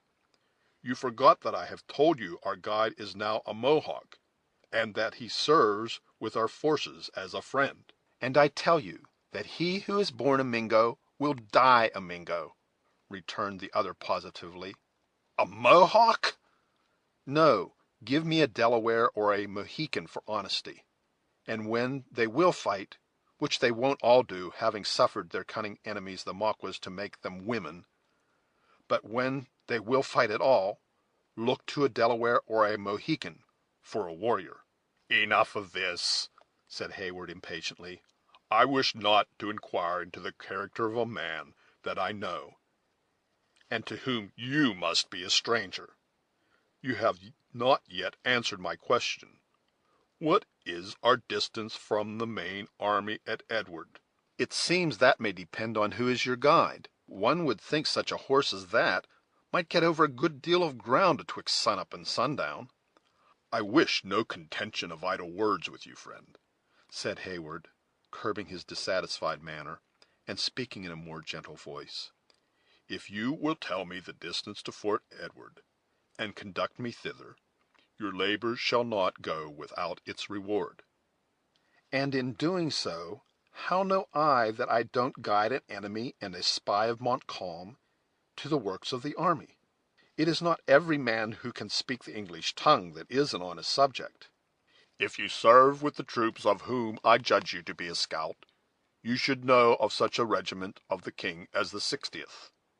"The 60th! You can tell me little of the Royal Americans that I don't know, though I do wear a hunting shirt instead of a scarlet jacket." "Well, then, among other things, you may know the name of its major." "Its major!" interrupted the hunter, elevating his body like one who was proud of his trust. "If there is a man in the country who knows Major Effingham, he stands before you." "It is a corps which has many majors. The gentleman you name is the senior, but I speak of the junior of them all, he who commands the companies in garrison at William Henry." "Yes, yes, I have heard that a young gentleman of vast riches, from one of the provinces far south, has got the place. He is over young, too, to hold such rank, and to be put above men whose heads are beginning to bleach. And yet they say he is a soldier in his knowledge, and a gallant gentleman." "Whatever he may be, or however he may be qualified for his rank, he now speaks to you, and of course can be no enemy to dread." The scout regarded Heyward in surprise, and then lifting his cap he answered in a tone less confident than before, though still expressing doubt. "I have heard a party was to leave the encampment this morning for the lake shore." "You have heard the truth, but I preferred a nearer route, trusting to the knowledge of the Indian I mentioned." "And he deceived you, and then deserted?" "Neither, as I believe; certainly not the latter, for he is to be found in the rear." "I should like to look at the creature. If it is a true Iroquois, I can tell him by his knavish look, and by his paint," said the scout, stepping past the charger of Heyward, and entering the path behind the mare of the singing master, whose foal had taken advantage of the halt to extract the maternal contribution. After shoving aside the bushes and proceeding a few paces, he encountered the females, who awaited the result of the conference with anxiety, and not entirely without apprehension. Behind these, the runner leaned against a tree, where he stood the close examination of the scout with an air unmoved, though with a look so dark and savage that it might in itself excite fear. Satisfied with his scrutiny, the hunter soon left him. As he repassed the females, he paused a moment to gaze upon their beauty, answering to the smile and nod of Alice with a look of open pleasure. Thence he went to the side of the motherly animal, and spending a minute in a fruitless inquiry into the character of her rider, he shook his head and turned to Heyward. "A Mingo is a Mingo, and God having made him so, neither the Mohawks nor any other tribe can alter him," he said, when he had regained his former position. "If we were alone, and you would leave that noble horse at the mercy of the wolves tonight, I could show you the way to Edward myself within an hour, for it lies only about an hour's journey hence. But with such ladies in your company, 'tis impossible." "And why?" "They are fatigued, but they are quite equal to a ride of a few more miles." "'Tis a natural impossibility," repeated the scout. "I wouldn't walk a mile in these woods, after night gets into them, in company with that runner for the best rifle in the colonies. They are full of outlying Iroquois, and your mongrel Mohawk knows where to find them too well to be my companion." "Think you so?"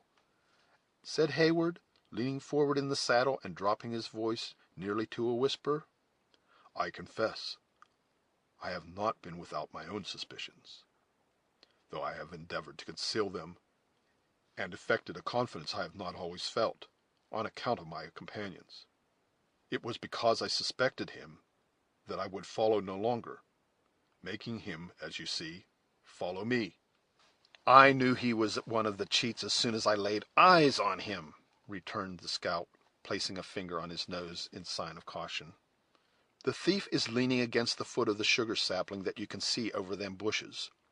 His right leg is in a line with the bark of the tree and tapping his rifle. I can take him from where I stand, between the ankle and the knee, with a single shot, putting an end to his tramping through the woods for at least a month to come. If I should go back to him, the cunning varmint would suspect something, and be dodging through the trees like a frightened deer."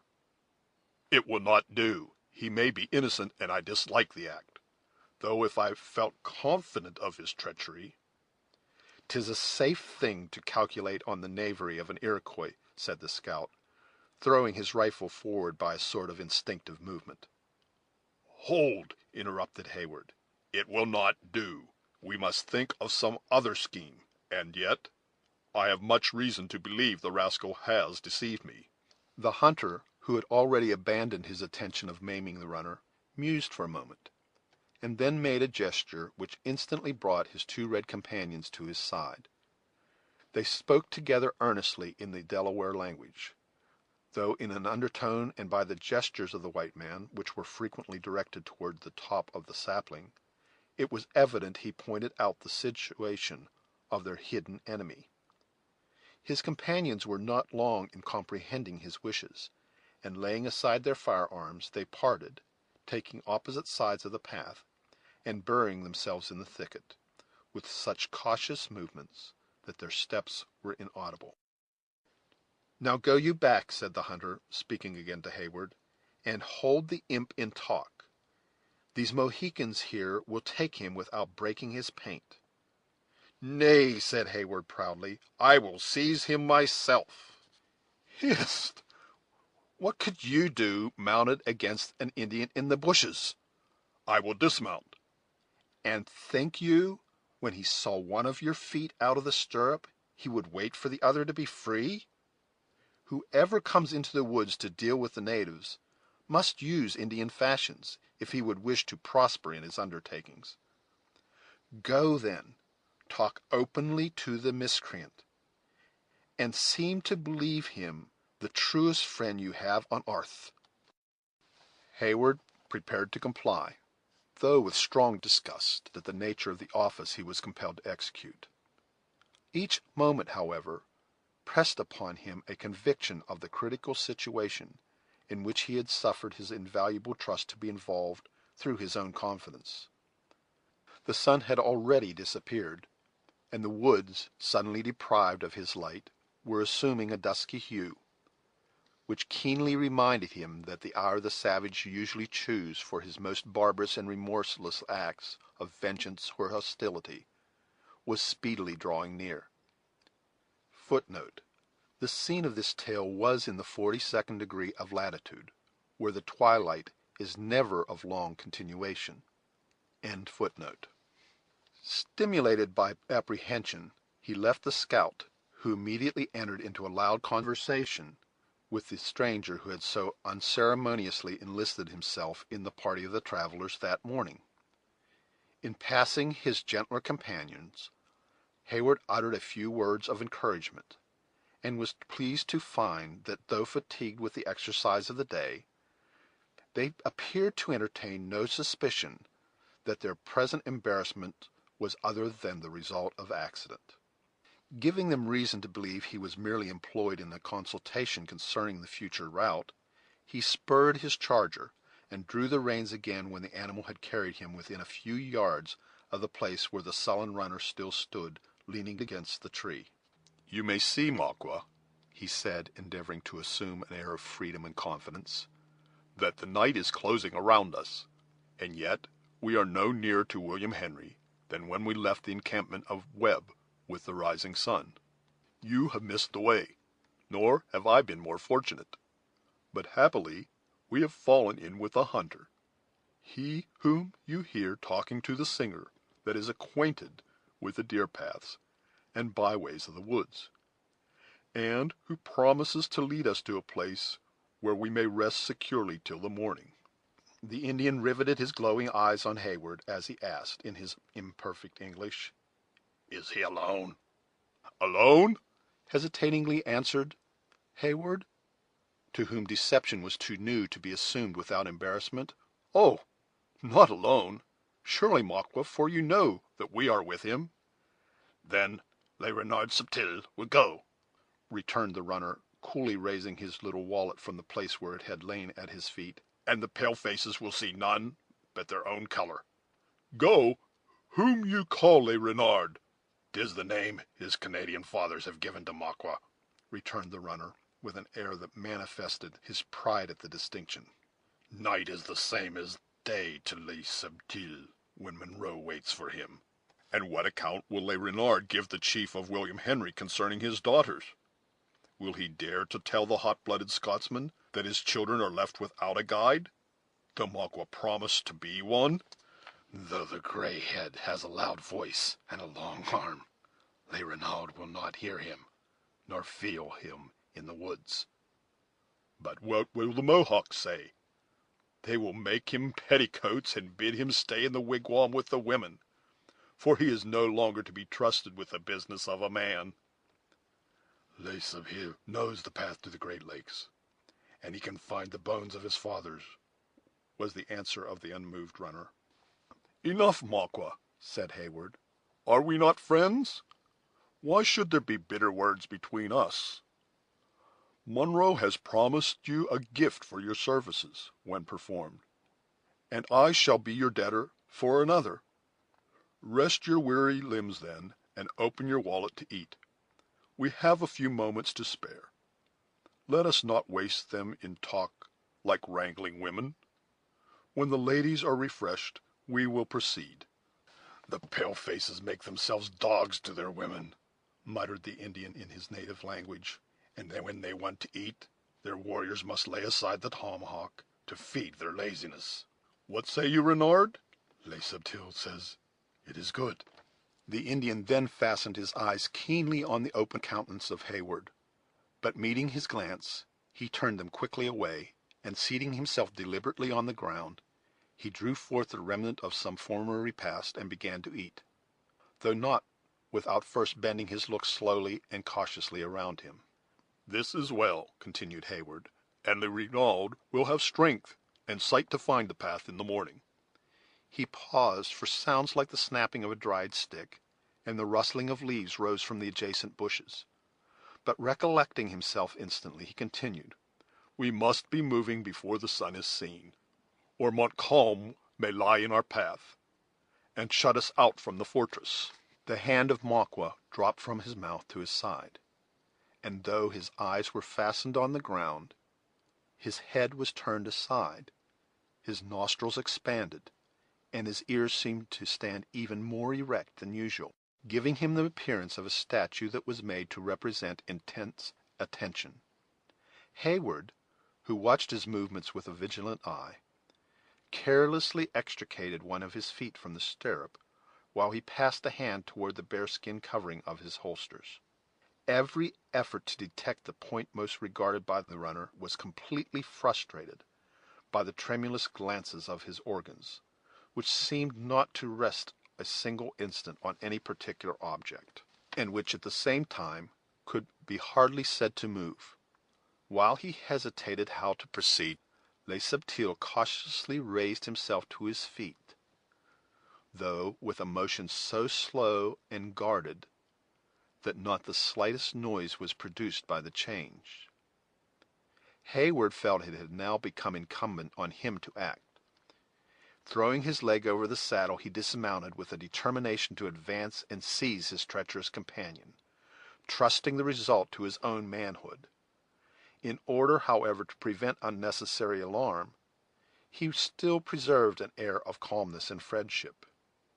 "Le Renard Subtil does not eat," he said, using the appellation he had found most flattering to the vanity of the Indian.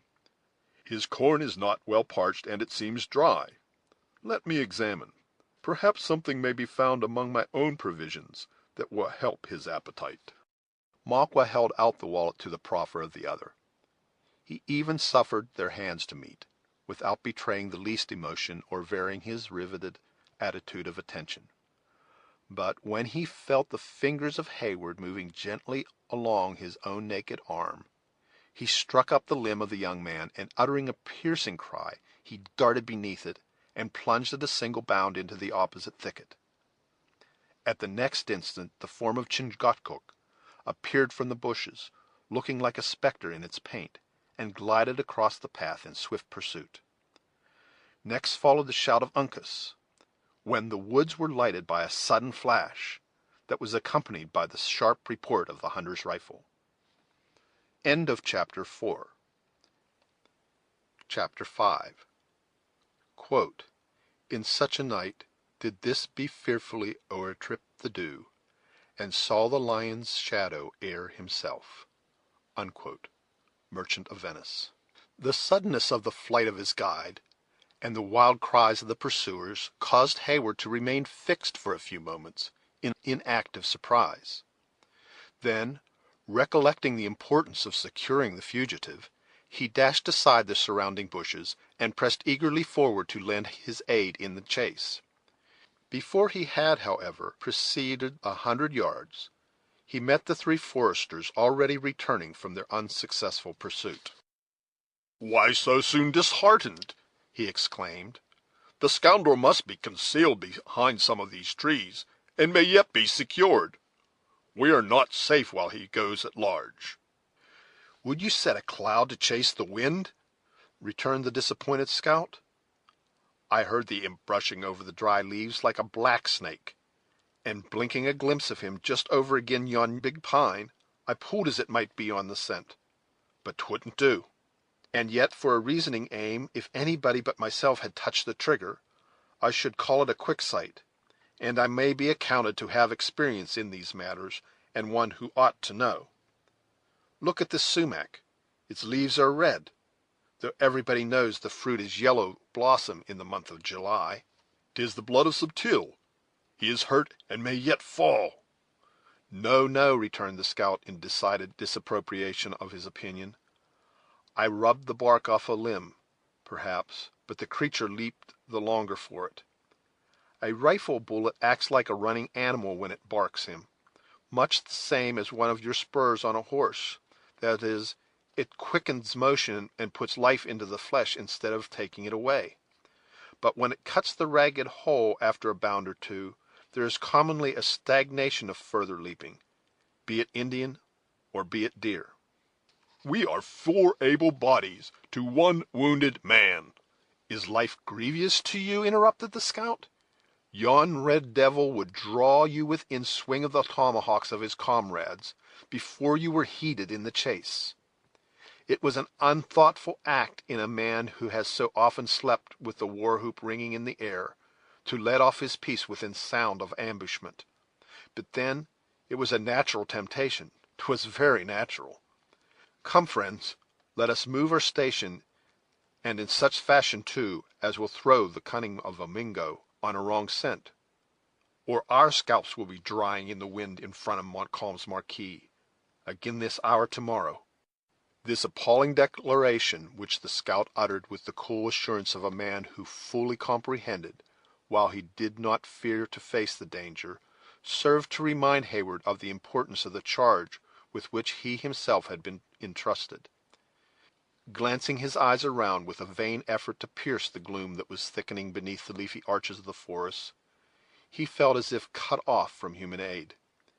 His unresisting companions would soon lie at the entire mercy of those barbarous enemies, who, like beasts of prey, only waited till the gathering darkness might render their blows more fatally certain.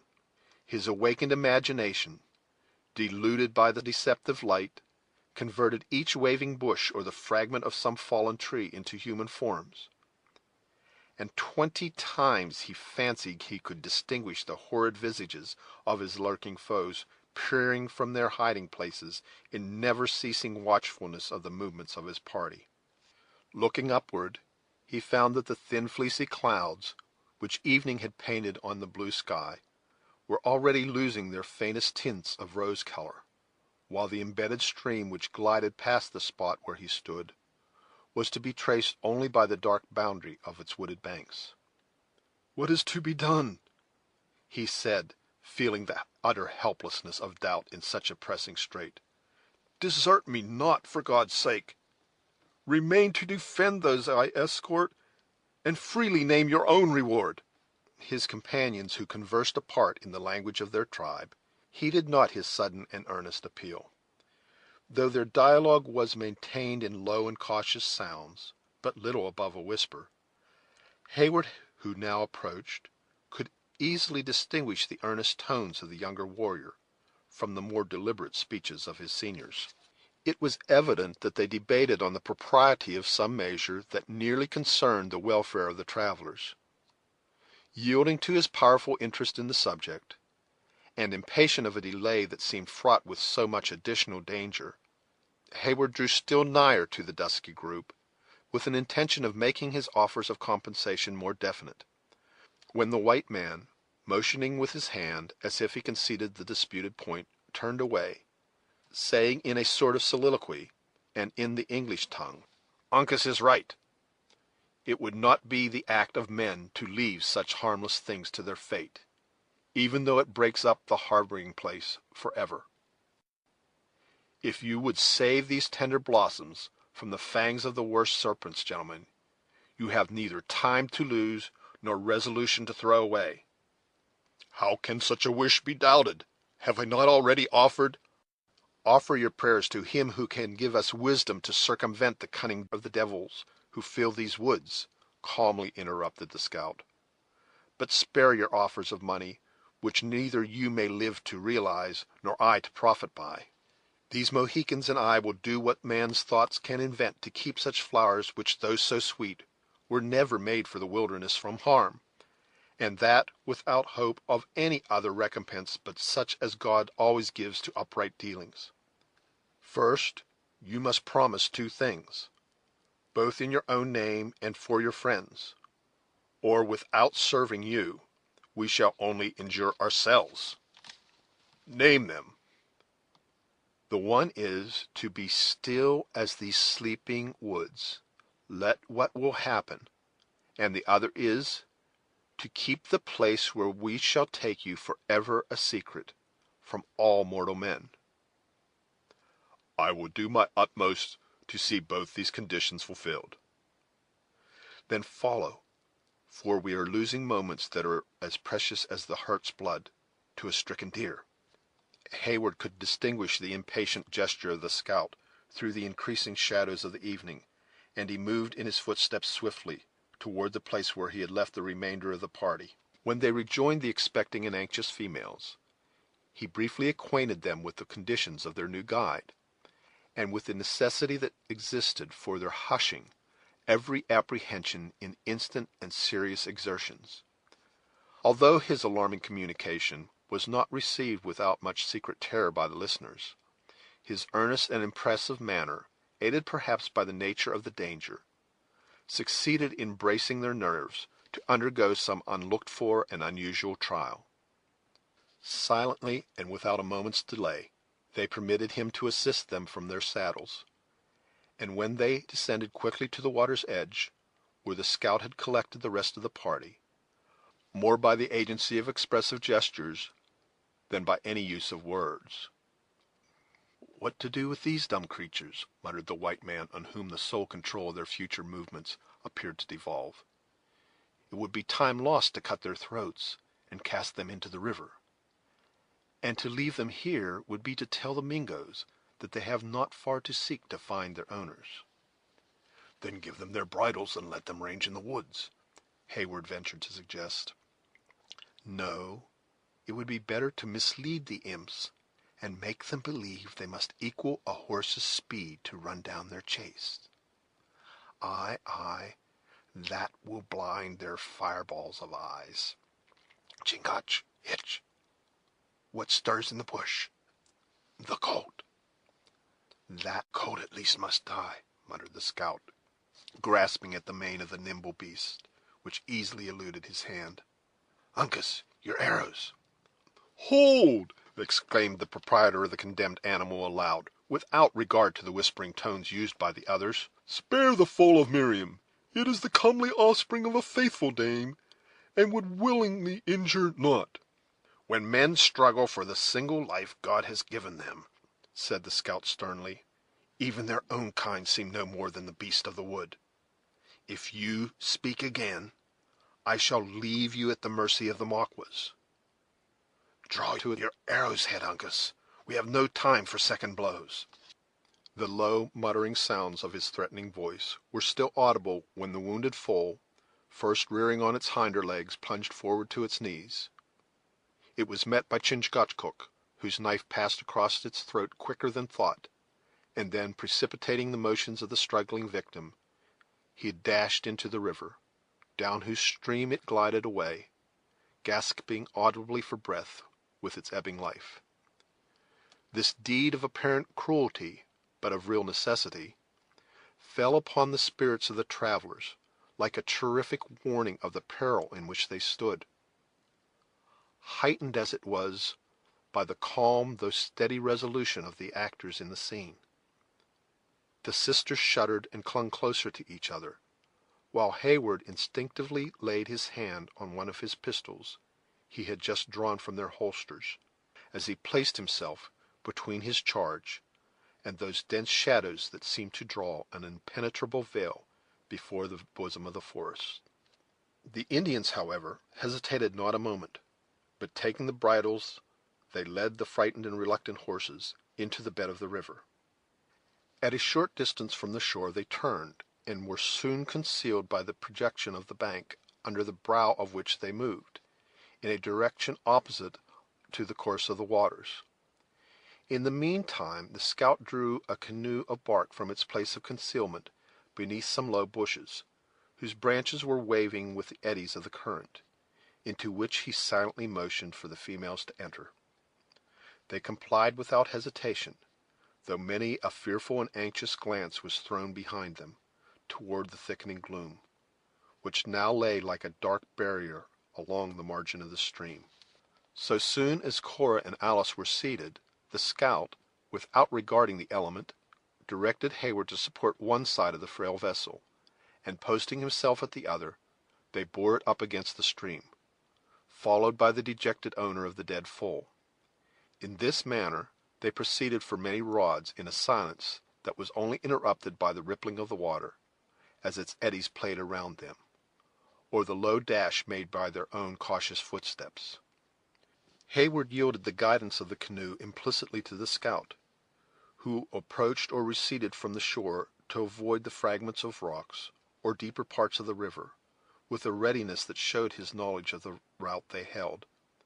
Occasionally he would stop, and in the midst of a breathing stillness that the dull but increasing roar of the waterfall only served to render more impressive, he would listen with painful intenseness, to catch any sounds that might arise from the slumbering forest. When assured that all was still, and unable to detect, even by the aid of his practised senses, any sign of his approaching foes, he would deliberately resume his slow and guarded progress. At length they reached a point in the river where the roving eye of Hayward became riveted on a cluster of black objects, collected at a spot where the high banks threw a deeper shadow than usual on the dark waters. Hesitating to advance, he pointed out the place to the attention of his companion. "Aye," returned the composed scout, "the Indians have hid the beast with the judgment of natives.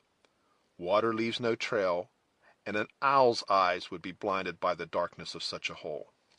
The whole party was soon reunited, and another consultation was held between the scout and his new comrades, during which they whose fates depended on the faith and ingenuity of these unknown foresters had a little leisure to observe their situation more minutely. The river was confined between high and cragged rocks, one of which impended above the spot where the canoe rested. As these again were surmounted by tall trees, which appeared to totter on the brows of the precipice, it gave the stream the appearance of running through a deep and narrow dell. All beneath the fantastic limbs and ragged tree tops, which were here and there dimly painted against the starry zenith, lay alike in shadowed obscurity. Behind them, the curvature of the banks soon bounded the view by the same dark and wooded outline. But in front, and apparently at no great distance, the water seemed piled against the heavens, whence it tumbled into caverns, out of which issued those sullen sounds which had loaded the evening atmosphere. It seemed in truth to be a spot devoted to seclusion, and the sisters imbibed a soothing impression of security as they gazed upon its romantic though not unappalling beauties. A general movement among their conductors, however, soon recalled them from a contemplation of the wild charms that night had assisted to lend the place, to a painful sense of their real peril. The horses had been secured to some scattering shrubs that grew in the fissures in the rocks, where, standing in the water, they were left to pass the night. The scout directed Hayward and his disconsolate fellow-travelers to seat themselves in the forward end of the canoe, and took possession of the other himself, as erect and steady as if he floated in a vessel of much firmer materials. The Indians warily retraced their steps toward the place they had left, when the scout, placing his pole against a rock, by a powerful shove, sent his frail bark directly into the turbulent stream. For many minutes the struggle between the light bubble in which they floated and the swift current was severe and doubtful. Forbidden to stir even a hand, and almost afraid to breathe lest they should expose the frail fabric to the fury of the stream, the passengers watched the glancing waters in feverish suspense. 20 times they thought the whirling eddies were sweeping them to destruction, when the master hand of their pilot would bring the bows of the canoe to stem the rapid. Along a vigorous, and as it appeared to the females, a desperate effort closed the struggle. Just as Alice veiled her eyes in horror under the impression that they were about to be swept within the vortex at the foot of the cataract, the canoe floated stationary at the side of a flat rock that lay on a level with the water. "Where are we, and what is to be done?" demanded Hayward, perceiving that the exertions of the scout had ceased. "You are at the foot of Glenn's," returned the other, speaking aloud, without fear of consequences within the roar of the cataract, "and the next thing is to make a steady landing, lest the canoe upset, and you should go down again the hard road we have traveled, faster than you came up. 'Tis a hard rift to stem, when the river is a little swelled, and 5 is an unnatural number to keep dry in a hurry-scurry, with a little birchen bark and gum. There, go you all on the rock, and I will bring up the Mohicans with the venison. A man had better sleep without his scalp than famish in the midst of plenty." His passengers gladly complied with these directions. As the last foot touched the rock, the canoe whirled from its station, when the tall form of the scout was seen, for an instant, gliding above the waters before it disappeared in the impenetrable darkness that rested on the bed of the river. Left by their guide, the travelers remained a few minutes in helpless ignorance, afraid even to move among the broken rocks, lest a false step should precipitate them down some one of the many deep and roaring caverns into which the water seemed to tumble on every side of them. Their suspense, however, was soon relieved, for, aided by the skill of the natives, the canoe shot back into the eddy, and floated again at the side of the low rock, before they thought the scout had time to even rejoin his companions. "We are now fortified, garrisoned, and provisioned," cried Heyward cheerfully, "and may set Montcalm and his allies at defiance. How now, my vigilant sentinel, can see anything of those you call the Iroquois on the mainland?" I call them Iroquois because to me every native who speaks a foreign tongue is accounted an enemy, though he may pretend to serve the king. If Webb wants faith and honesty in an Indian, let him bring out the tribes of the Delawares, and send these greedy and lying Mohawks and Oneidas with their 6 nations of varlets where in nature they belong, among the French. "We should then exchange a warlike for a useless friend? I have heard that Delawares have laid aside the hatchet, and are content to be called women." Aye, shame on the Hollanders and Iroquois who circumvented them by their deviltries into such a treaty. But I have known them for 20 years, and I call him liar that says cowardly blood runs in the veins of a Delaware. You have driven their tribes from the seashore, and would now believe what their enemies say, that you may sleep at night upon an easy pillow. No, no, to me every Indian who speaks a foreign tongue is an Iroquois, whether the castle of his tribe be in Canada or be in York. Footnote: the principal villages of the Indians are still called castles by the whites of New York. Oneida Castle is no more than a scattered hamlet, but the name is in general use.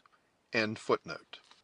Heyward, perceiving the stubborn adherence of the scout to the cause of his friends the Delawares or Mohicans, for they were branches of the same numerous people, was likely to prolong a useless discussion, changed the subject. "Treaty or no treaty, I know full well that your 2 companions are brave and cautious warriors. Have they heard or seen anything of our enemies?" "An Indian is immortal to be felt afore he is seen," returned the scout, ascending the rock and throwing the deer carelessly down. "I trust to other signs than such as come in at the eye, when I am outlying on the trail of the Mingoes."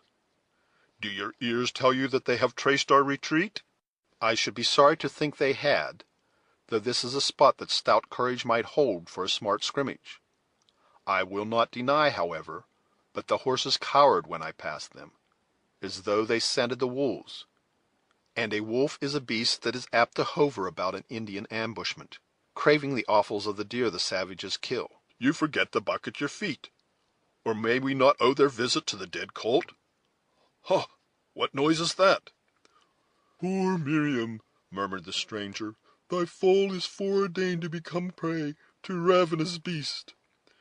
Then suddenly lifting up his voice amid the eternal din of the waters, he sang aloud, "Firstborn of Egypt, smite did he, of mankind and of beast also. O Egypt, wonder sent midst thee, O Pharaoh and his servants too." "The death of the colt sits heavy on the heart of its owner," said the scout, "but it's a good sign to see a man account upon his dumb friends. He has the religion of the matter, in believing what is to happen will happen, and with such a consolation it won't be long afore he submits to the rationality of killing a 4-footed beast to save the lives of human men. It may be as you say," he continued, reverting to the purport of Heyward's last remark, "and the greater the reason why we should cut our stakes and let the carcass drive down the stream, or we shall have the pack howling along the cliffs, begrudging every mouthful we swallow. Besides, though the Delaware tongue is the same as a book to the Iroquois, the cunning varlets are quick enough at understanding the reason of a wolf's howl." The scout, while making his remarks, was busied in collecting certain necessary implements. As he concluded, he moved silently by the group of travelers, accompanied by the Mohicans, who seemed to comprehend his intentions with instinctive readiness, when the whole 3 disappeared in succession, seeming to vanish against the dark face of a perpendicular rock that rose to the height of a few yards, within as many feet of the water's edge. End of Chapter 5. Chapter 6. Quote, Those strains that once did sweet in Zion glide, he wails a portion with judicious care, and let us worship God, he says, with solemn air. Unquote. Burns.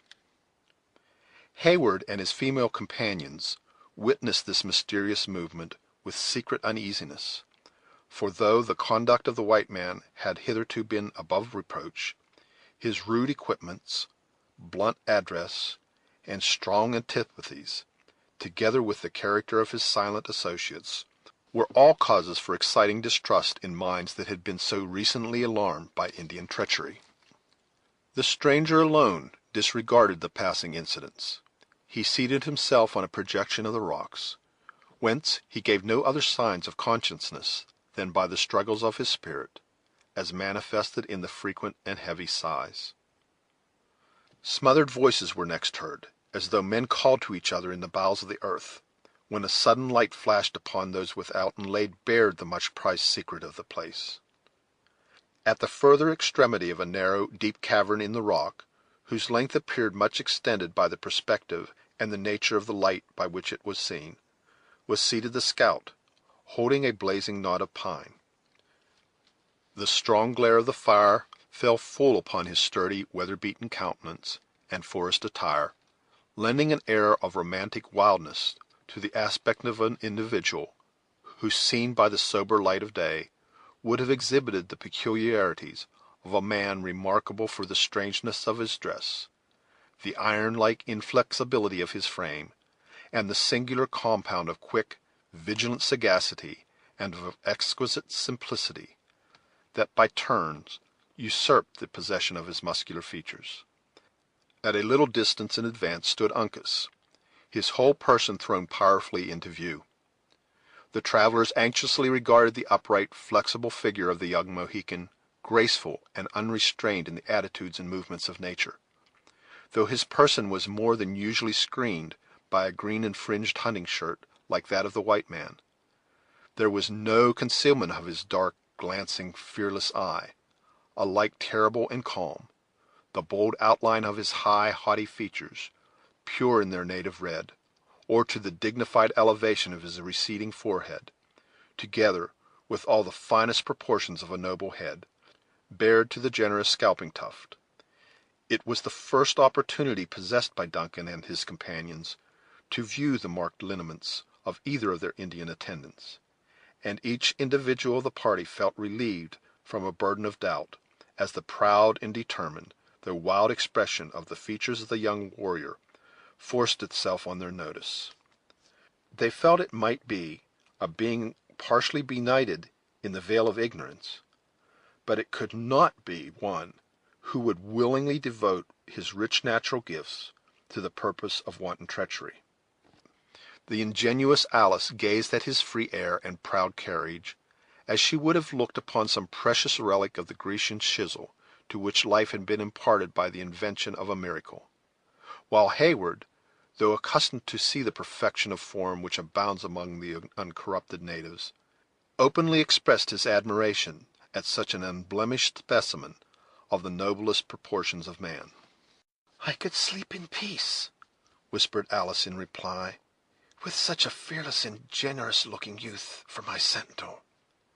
Surely, Duncan, those cruel murders, those terrific scenes of torture of which we read and hear so much, are never acted in the presence of such as he." This is certainly a rare and brilliant instance of those natural qualities in which these peculiar people are said to excel, he answered. I agree with you, Alice, in thinking that such a front and eye were formed rather to intimidate than to deceive. But let us not practice a deception upon ourselves by expecting any other exhibition of what we esteem virtue than according to the fashion of the savage.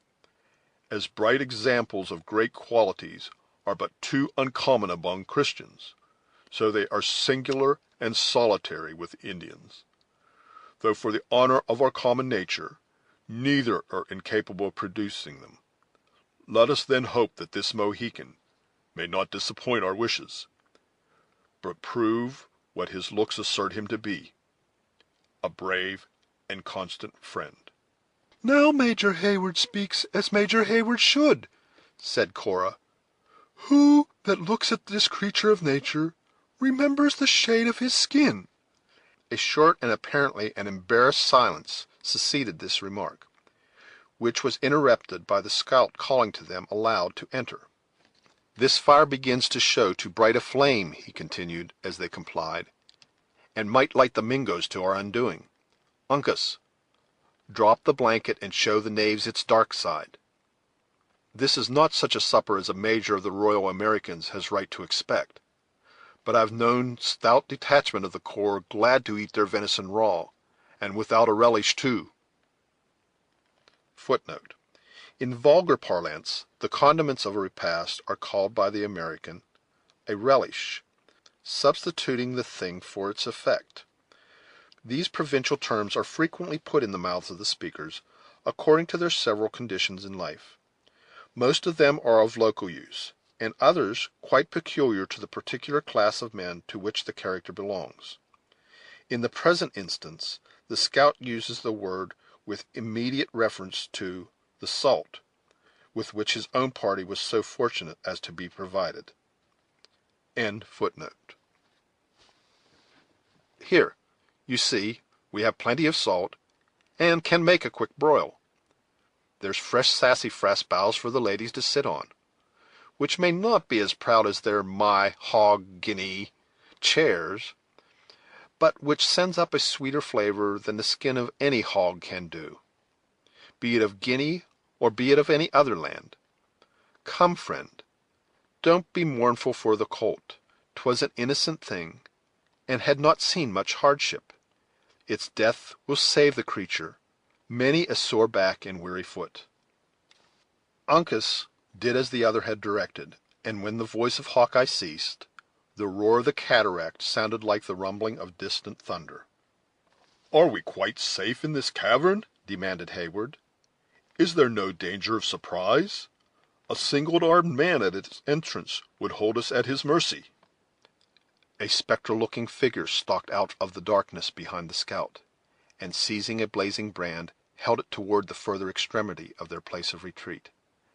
Alice uttered a faint shriek, and even Cora rose to her feet as this appalling object moved into the light, but a single word from Hayward calmed them, with the assurance it was only their attendant, Chingachgook, who, lifting another blanket, discovered that the cavern had two outlets.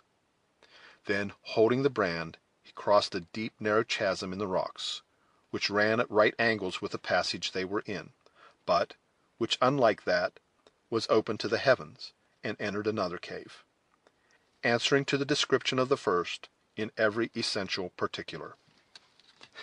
"Such old foxes as Chingachgook and myself are not often caught in a barrow with one hole," said Hawkeye, laughing. "You can easily see the cunning of the place. The rock is black limestone, which everyone knows is soft. It makes no uncomfortable pillow where brush and pine wood is scarce. Well, the fall was once a few hundred yards below us, and I dare to say was in its time as regular and as handsome a sheet of water as any along the Hudson.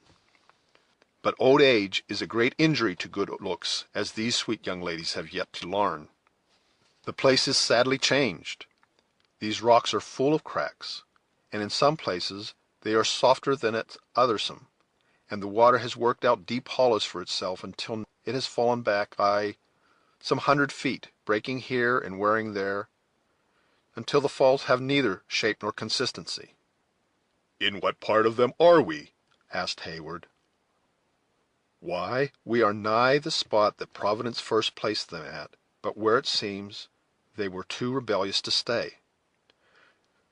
The rock proved softer on each side of us, and so they left the center of the river bare and dry, first working out these two little holes for us to hide in." We are on an island? "Aye, there are falls on two sides of us, and the river above and below. If you had daylight, it would be worth the trouble to step on the height of this rock, and look at the perversity of the water. It falls by no rule at all. Sometimes it leaps, sometimes it tumbles. There it skips, here it shoots. In one place 'tis white as snow, and in another 'tis green as grass. Hereabouts it pitches into deep hollows, that rumble and crush the earth, and thereaways it ripples and sings like a brook, fashioning whirlpools and gullies in the old stone, as if 'twas no harder than trodden clay. The whole design of the river seems disconcerted. First it runs smoothly, as if meaning to go down the descent, as things were ordered. Then it angles about, and faces the shores, nor are there places wanting where it looks backward, as if unwilling to leave the wilderness to mingle with the salt. Ay, lady, the fine cobweb-looking cloth you wear at your throat is coarse and like a fish-net to the little spots I can show you where the river fabricates all sorts of images, as if, having broke loose from order, it would try its hand at everything. And yet, what does it amount to? After the water has been suffered so to have its will for a time, like a headstrong man, it is gathered together by the hand that made it, and a few rods below you may see it all, flowing on steadily toward the sea, as was foreordained from the first foundation of the earth. While his auditors received a cheering assurance of the security of their place of concealment from this untutored description of glens, they were much inclined to judge differently from Hawkeye of its wild beauties. Footnote: Glens Falls are on the Hudson, some 40 or 50 miles above the head of tide, or that place where the river becomes navigable for sloops. The description of this picturesque and remarkable little cataract, as given by the scout, is sufficiently correct, though the application of the water to uses in civilized life has materially injured its beauties. The rocky island and the two caverns are known to every traveler, since the former sustains the pier of a bridge, which is now thrown across the river immediately above the fall. In explanation of the taste of Hawkeye, it should be remembered that men always prize that most which is least enjoyed. Thus, in a new country, the woods and other objects which in an old country would be maintained at great cost are got rid of, simply with a view of improving, as it is called. End footnote. They were not in a situation to suffer their thoughts to dwell on the charms of natural objects, and, as the scout had not found it necessary to cease his culinary labors while he spoke, unless to point out with a broken fork the direction of some particularly obnoxious point in the rebellious stream, they now suffered their attention to be drawn to the necessary though more vulgar consideration of their supper. The repast, which was greatly aided by the addition of a few delicacies that Heyward had the precaution to bring with him when they left their horses, was exceedingly refreshing to the weary party. Uncas acted as attendant to the females, performing all the little offices within his power, with a mixture of dignity and anxious grace, that served to amuse Heyward, who well knew that it was an utter innovation on the Indian customs, which forbid their warriors to descend to any menial employment, especially in favor of their women. As the rites of hospitality were, however, considered sacred among them, this little departure from the dignity of manhood excited no audible comment. Had there been one sufficiently disengaged to become a close observer, he might have fancied that the services of the young chief were not entirely impartial; that, while he tendered to Alice the gourd of sweet water, and the venison in a trencher, neatly carved from the knot of a pepperidge, with sufficient courtesy, in performing the same offices to her sister, his dark eye lingered on her rich, speaking countenance. Once or twice he was compelled to speak, to command her attention of those he served.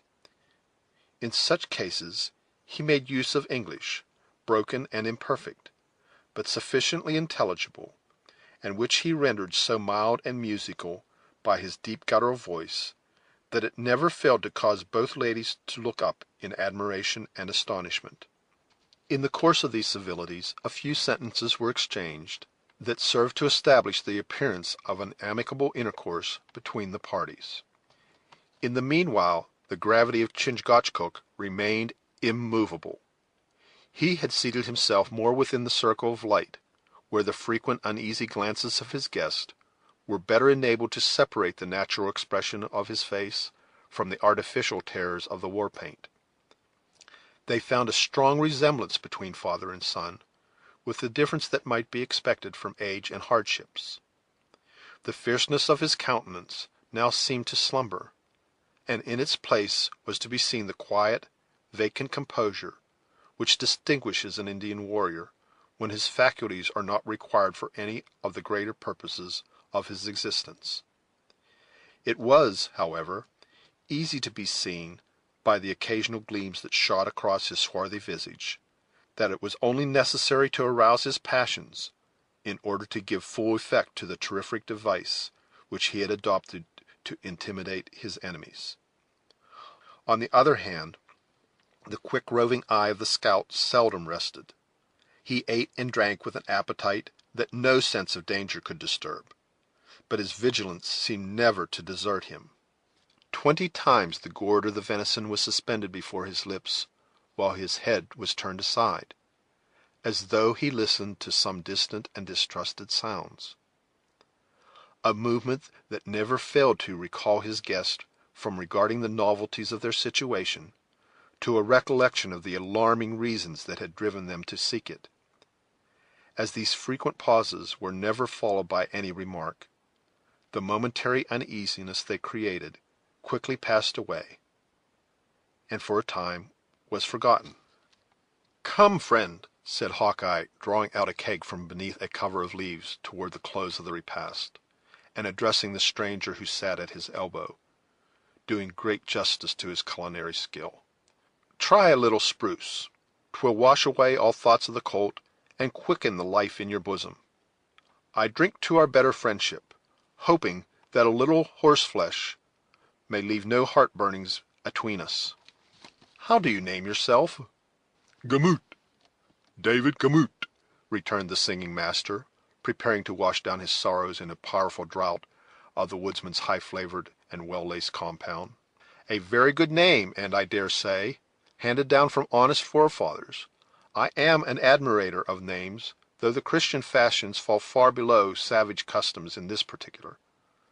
The biggest coward I ever knew was called Lion, and his wife Patience would scold you out of hearing in less time than a hunted deer would run a rod. With an Indian 'tis a matter of conscience what he calls himself. He generally is, not the Chingachgook, which signifies big sarpent, is really a snake, big or little, but that he understands the windings and turnings of human nature, and is silent and strikes his enemies when they least expect him. What may be your calling?" I am an unworthy instructor in the art of psalmody. "And I teach singing to the youths of the Connecticut levee." you might be better employed. The young hounds go laughing and singing too much already through the woods, when they ought not to breathe louder than the fox in his cover. Can you use the smooth bore, or handle the rifle?" Praise be to God, I have never had occasion to meddle with murderous implements. "Perhaps you understand the compass, and lay down the watercourses and mountains of the wilderness on paper, in order that they who follow may find places by their given names?" I practice no such employment. "You have a pair of legs that might make a long path seem short. You journey sometimes, I fancy, with tidings for the general?" Never. I follow no other than my own high vocation, which is instruction in sacred music. "'Tis a strange calling," muttered Hawkeye, with an inward laugh, "to go through life like a catbird, mocking all the ups and downs that may happen to come out of other men's throats. Well, friend, I suppose it is your gift, and mustn't be denied any more than if 'twas shooting or some other better inclination. Let us hear what you can do in that way. 'Twill be a friendly manner of saying good night, for 'tis time that these ladies should be getting strength for a hard and long push in the pride of the morning, afore the Maquas are stirring." With joyful pleasure do I consent, said David, adjusting his iron-rimmed spectacles, and producing his beloved little volume, which he immediately tendered to Alice.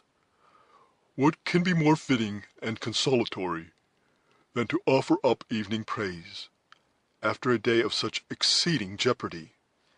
Alice smiled, but regarding Hayward, she blushed and hesitated. "Indulge yourself," he whispered. "Ought not the suggestion of the worthy namesake of the psalmist to have its weight at such a moment?" Encouraged by his opinion, Alice did what her pious inclinations and her keen relish for gentle sounds had before so strongly urged. The book was opened at a hymn not ill adapted to their situation, and in which the poet, no longer goaded by his desire to expel the inspired king of Israel, had discovered some chastened and respectable powers. Cora betrayed a disposition to support her sister, and the sacred song proceeded, after the indispensable preliminaries of the pitch-pipe, and the tune had been duly attended by the methodical David. The air was solemn and slow. At times it rose to the fullest compass of the rich voices of the females, who hung over their little book in holy excitement, and again it sank so low that the rushing of the waters ran through their melody like a hollow accompaniment. The natural taste and true ear of David governed and modified the sounds to suit the confined cavern, every crevice and cranny of which was filled with the thrilling notes of their flexible voices. The Indians riveted their eyes on the rocks, and listened with an attention that seemed to turn them into stone. But the scout, who had placed his chin in his hand with an expression of cold indifference, gradually suffered his rigid features to relax, until, as verse succeeded verse, he felt his iron nature subdued, while his recollection was carried back to boyhood, when his ears had been accustomed to listen to similar sounds of praise in the settlements of the colony.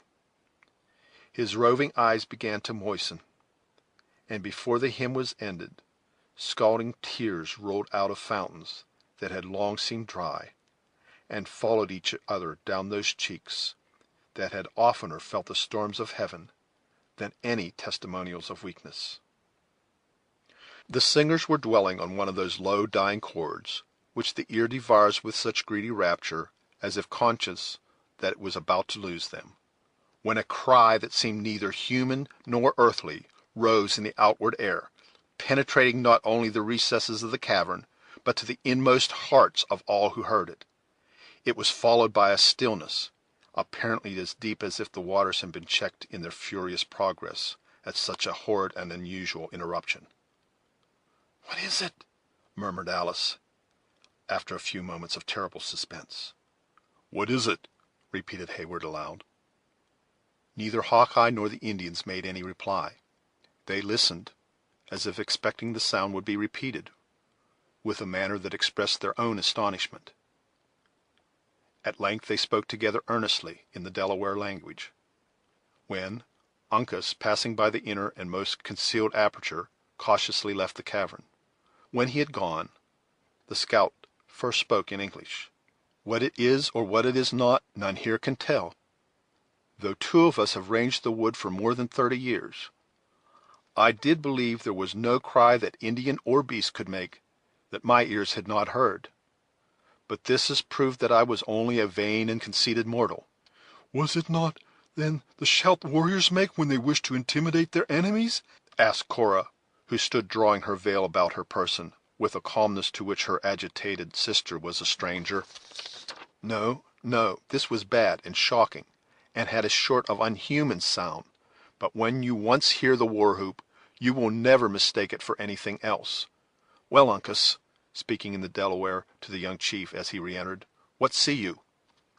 Do our lights shine through the blankets? The answer was short, and apparently decided, being given in the same tongue. "There is nothing to be seen without," continued Hawkeye, shaking his head in discontent, "and our hiding place is still in darkness. Pass into the other cave, you that need it, and seek for sleep. We must be afoot long before the sun, and make the most of our time to get to Edward while the Mingoes are still taking their morning nap." Cora set the example of compliance with a steadiness that taught the more timid Alice the necessity of obedience. Before leaving the place, however, she whispered a request to Duncan that he would follow.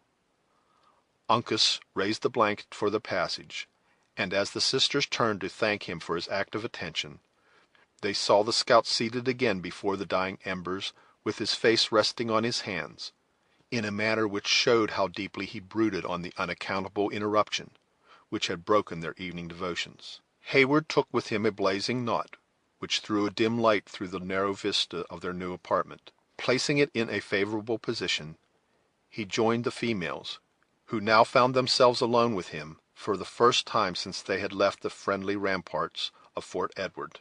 "Leave us not, Duncan," said Alice. "We cannot sleep in such a place as this, with that horrid cry still ringing in our ears." "First let us examine into the security of our fortress," he answered, "and then we will speak of rest." He approached the further end of the cavern, to an outlet which, like the others, was concealed by blankets, and, removing the thick screen, breathed the fresh and reviving air from the cataract. One arm of the river flowed through a deep, narrow ravine, which its current had worn in the soft rock directly beneath his feet, forming an effectual defense, as he believed, against any danger from that quarter. The water, a few rods above them, plunging, glancing, and sweeping along in its most violent and broken manner.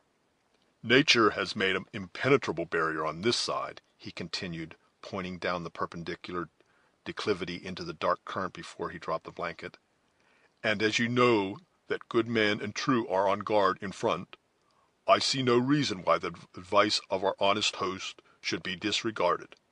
I am certain Cora will join me in saying that sleep is necessary to you both." "Cora may submit to the justice of your opinion, though she cannot put it in practice," returned the elder sister, who had placed herself by the side of Alice on a couch of sassafras. "There would be other causes to chase away sleep, though we had been spared the shock of this mysterious noise. Ask yourself, Hayward, can daughters forget the anxiety a father must endure, whose children lodge he knows not where or how in such a wilderness, and in the midst of so many perils? He is a soldier, and knows how to estimate the chances of the woods. He is a father, and cannot deny his nature. How kind has he ever been to all my follies! How tender and indulgent to all my wishes!" sobbed Alice. "We have been selfish, sister, in urging our visit at such hazard. I have been rash in pressing his consent in a moment of such embarrassment, that I would have proved to him that however others might neglect him in his strait, his children, at least, were faithful." "When he heard of your arrival at Edward," said Hayward kindly, "there was a powerful struggle in his bosom between fear and love, though the latter, heightened if possible by so long a separation, quickly prevailed. It is the spirit of my noble-minded Cora that leads them, Duncan," he said, "and I would not balk it. Would to God that he who holds the honor of our royal master in his guardianship would show but half her firmness." "And did he not speak of me, Hayward?" demanded Alice with jealous affection. "Surely he forgot not altogether his little Elsie."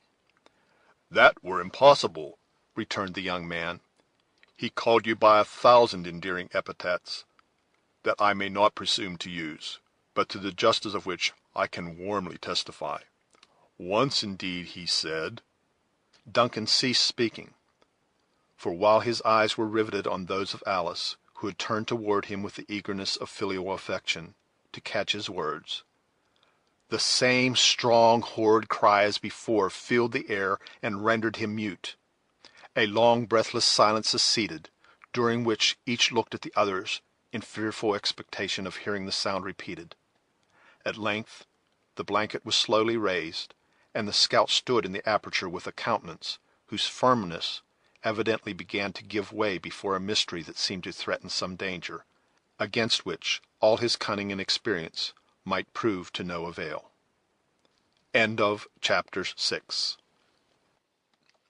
Chapter 7.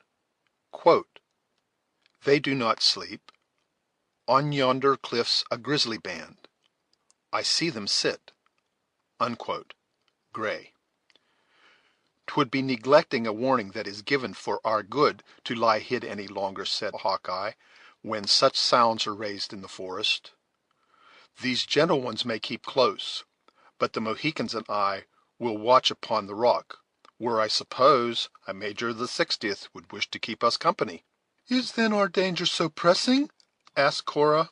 "He who makes strange sounds, and gives them out for man's information, alone knows our danger. I should think myself wicked unto rebellion against his will, was I to burrow with such warnings in the air. Even the weak soul who passes his days in singing is stirred by the cry, and, as he says, is ready to go forth to the battle. If 'twere only a battle, it would be a thing understood by us all and easily managed. But I have heard that when such shrieks are atween heaven and earth, it betokens another sort of warfare." "If all our reasons for fear, my friend, were confined to such as proceed from supernatural causes, we have but little occasion to be alarmed," continued the undisturbed Cora.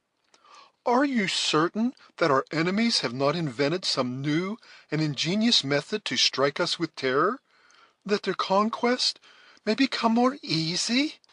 "Lady," returned the scout solemnly, "I have listened to all the sounds of the woods for 30 years, as a man will listen whose life and death depend on the quickness of his ears. There is no whine of the panther, no whistle of the catbird, nor any invention of the devilish Mingoes that can cheat me. I have heard the forest moan like mortal men in their affliction. Often and again have I listened to the wind playing its music in the branches of the girdled trees, and I have heard the lightning crackling in the air like the snapping of blazing brush as it spitted forth sparks and forked flames. But never have I thought that I heard more than the pleasure of him who sported with the things of his hand. But neither the Mohicans nor I, who am a white man without a cross, can explain the cry just heard. We therefore believe it a sign given for our good." "It is extraordinary," said Hayward, taking his pistols from the place where he had laid them on entering.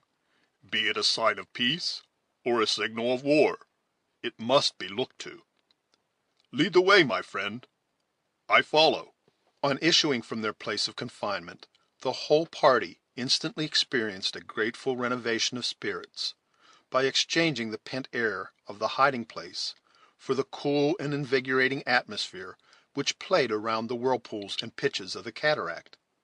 A heavy evening breeze swept along the surface of the river, and seemed to drive the roar of the falls into the recesses of their own cavern, whence it issued heavily and constant, like thunder rumbling beyond the distant hills.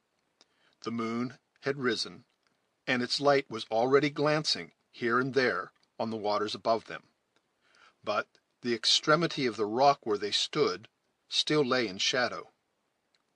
With the exception of the sounds produced by the rushing waters, and the occasional breathing of the air as it murmured past them in fitful currents, the scene was as still as night and solitude could make it. In vain were the eyes of each individual bent along the opposite shores, in quest of some signs of life that might explain the nature of the interruption they had heard. Their anxious and eager looks were baffled by the deceptive light, or rested only on naked rocks and straight and immovable trees. "Here is nothing to be seen but the gloom and quiet of a lovely evening," whispered Duncan. "How much should we prize such a scene, and all this breathing solitude, at any other moment? Cora, fancy yourselves in security, and what now perhaps increases your terror may be made conducive to enjoyment." "Listen!" interrupted Alice. The caution was unnecessary. Once more the same sound arose as if from the bed of the river, and, having broken out of the narrow bounds of the cliffs, was heard undulating through the forest in distant and dying cadences. "Can any here give a name to such a cry?" demanded Hawkeye, when the last echo was lost in the woods. "If so, let him speak. For myself, I judge it not to belong to 'arth." "Here then is one who can undeceive you," said Duncan. "I know the sound full well, and have often heard it on the field of battle, and in situations which are frequent in a soldier's life. 'Tis the horrid shriek that a horse will give in his agony, oftener drawn from him in pain, though sometimes in terror. My charger is either a prey to the beast of the forest, or he sees his danger without the power to avoid it. The sound might deceive me in the cavern, but in the open air I know it too well to be wrong." The scout and his companions listened to this simple explanation with the interest of men who imbibe new ideas at the same time that they get rid of old ones, which had proved disagreeable inmates. The two latter uttered their usual expressive exclamation, "Huh!" as the truth first glanced upon their minds, while the former, after a short musing pause, took upon himself to reply. "I cannot deny your words," he said, "for I am little skilled in horses, though born where they abound. The wolves must be hovering above their heads on the bank, and the timorsome creatures are calling on man for help in the best manner they are able. Uncas," he spoke in Delaware, "Uncas, drop down to the canoe and whirl a brand among the pack, or fear may do what the wolves can't get at to perform, and leave us without horses in the morning, when we shall have so much need to journey swiftly." The young native had already descended to the water to comply, when a long howl was raised on the edge of the river, and was borne swiftly off into the depths of the forest, as though the beasts of their own accord were abandoning their prey in sudden terror. Uncas, with instinctive quickness, receded, and the three foresters held another of their low, earnest conferences. "We have been like hunters who have lost the points of the heavens, and from whom the sun has been hid for days," said Hawkeye, turning away from his companions. "Now we begin again to know the signs of our course, and the paths are cleared from briars. Seat yourselves in the shade which the moon throws from yonder beech. 'Tis thicker than that of the pines, and let us wait that which the Lord may choose to send next. Let all your conversation be in whispers, though it would be better, and perhaps in the end wiser, if each one held discourse with his own thoughts for a time." The manner of the scout was seriously impressive, though no longer distinguished by any signs of unmanly apprehension. It was evident that his momentary weakness had vanished with the explanation of a mystery which his own experience had not served to fathom; and though he now felt all the realities of their actual condition, that he was prepared to meet them with the energy of his hardy nature. This feeling seemed also common to the natives, who placed themselves in positions which commanded a full view of both shores, while their own persons were effectually concealed from observation. In such circumstances, common prudence dictated that Heyward and his companions should imitate a caution that proceeded from so intelligent a source. The young man drew a pile of sassafras from the cave, and placing it in the chasm which separated the two caverns, it was occupied by the sisters, who were thus protected by the rocks from any missiles, while their anxiety was relieved by the assurance that no danger could approach without a warning.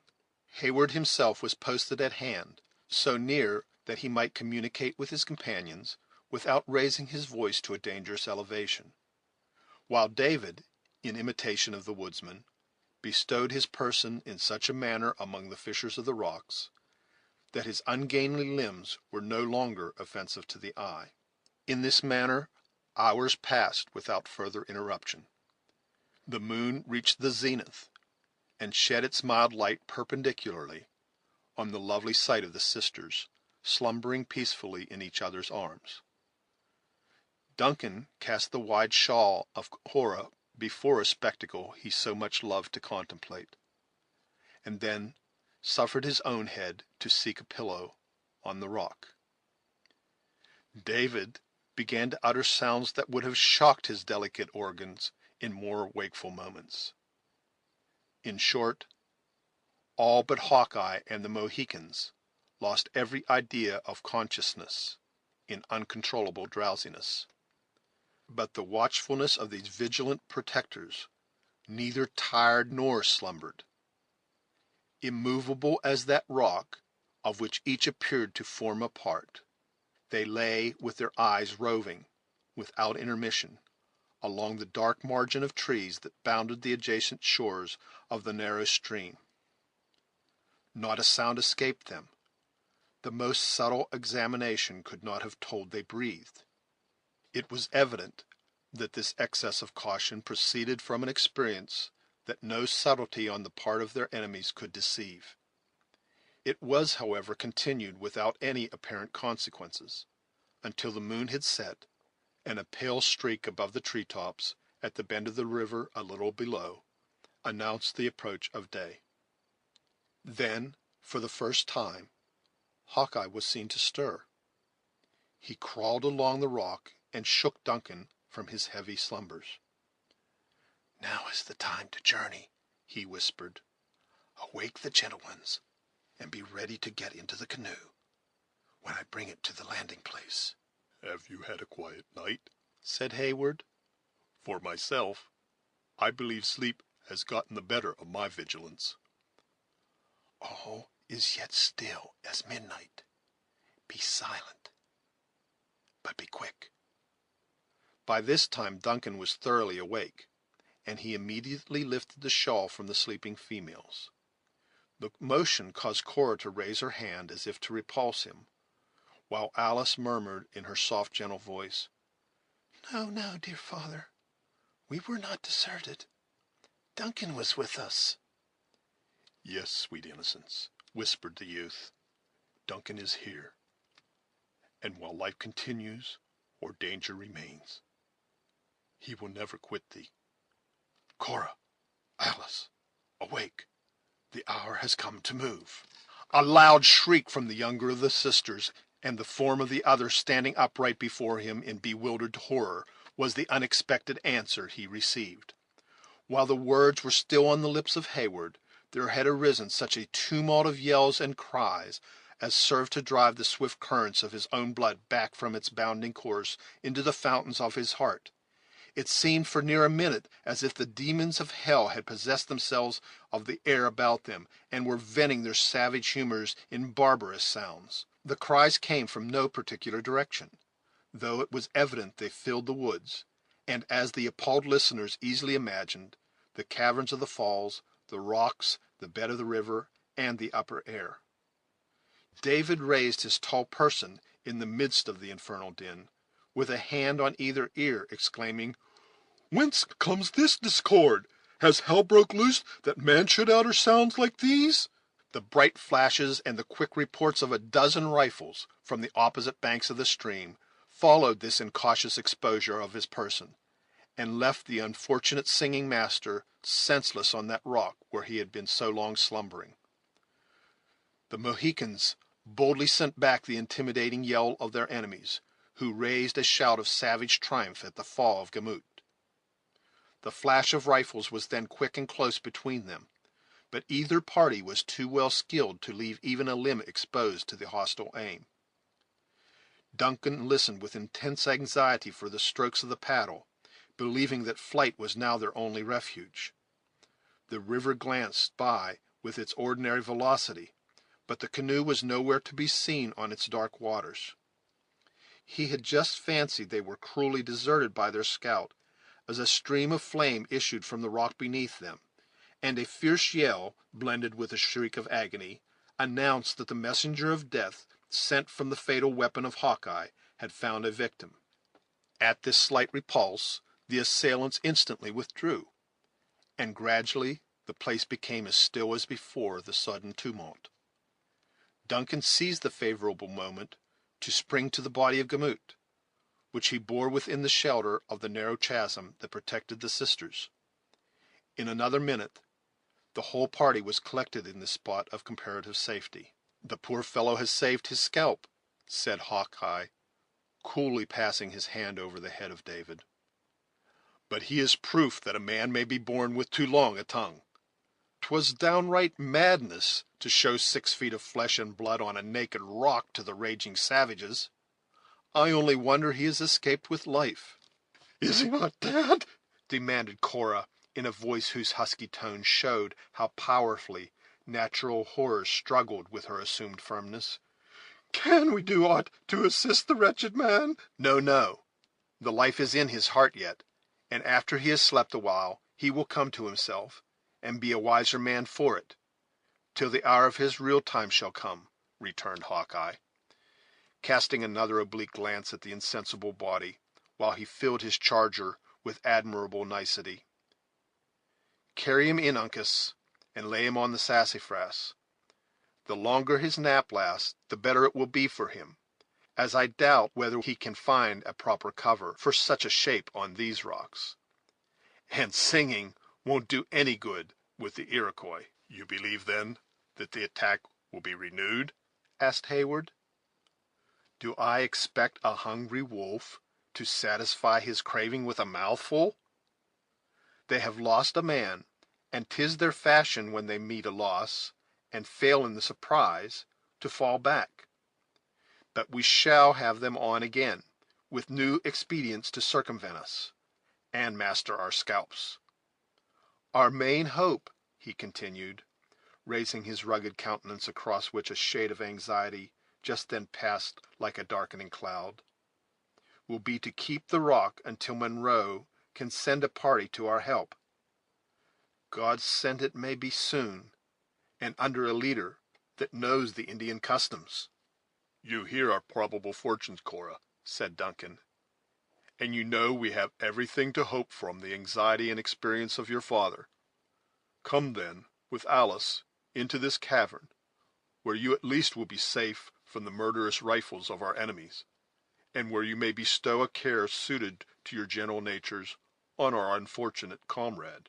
The sisters followed him into the outer cave, where David was beginning, by his sighs, to give symptoms of returning consciousness, and then, commending the wounded man to their attention, he immediately prepared to leave them. "Duncan," said the tremulous voice of Cora, when he had reached the mouth of the cavern.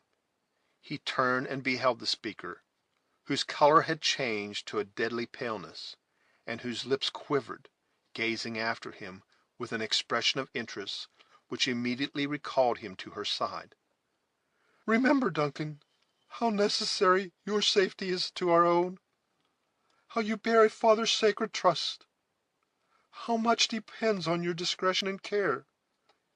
In short," she added, while the telltale blood stole over her features, crimsoning her very temples, "how very deservedly dear you are to all of the name Monroe."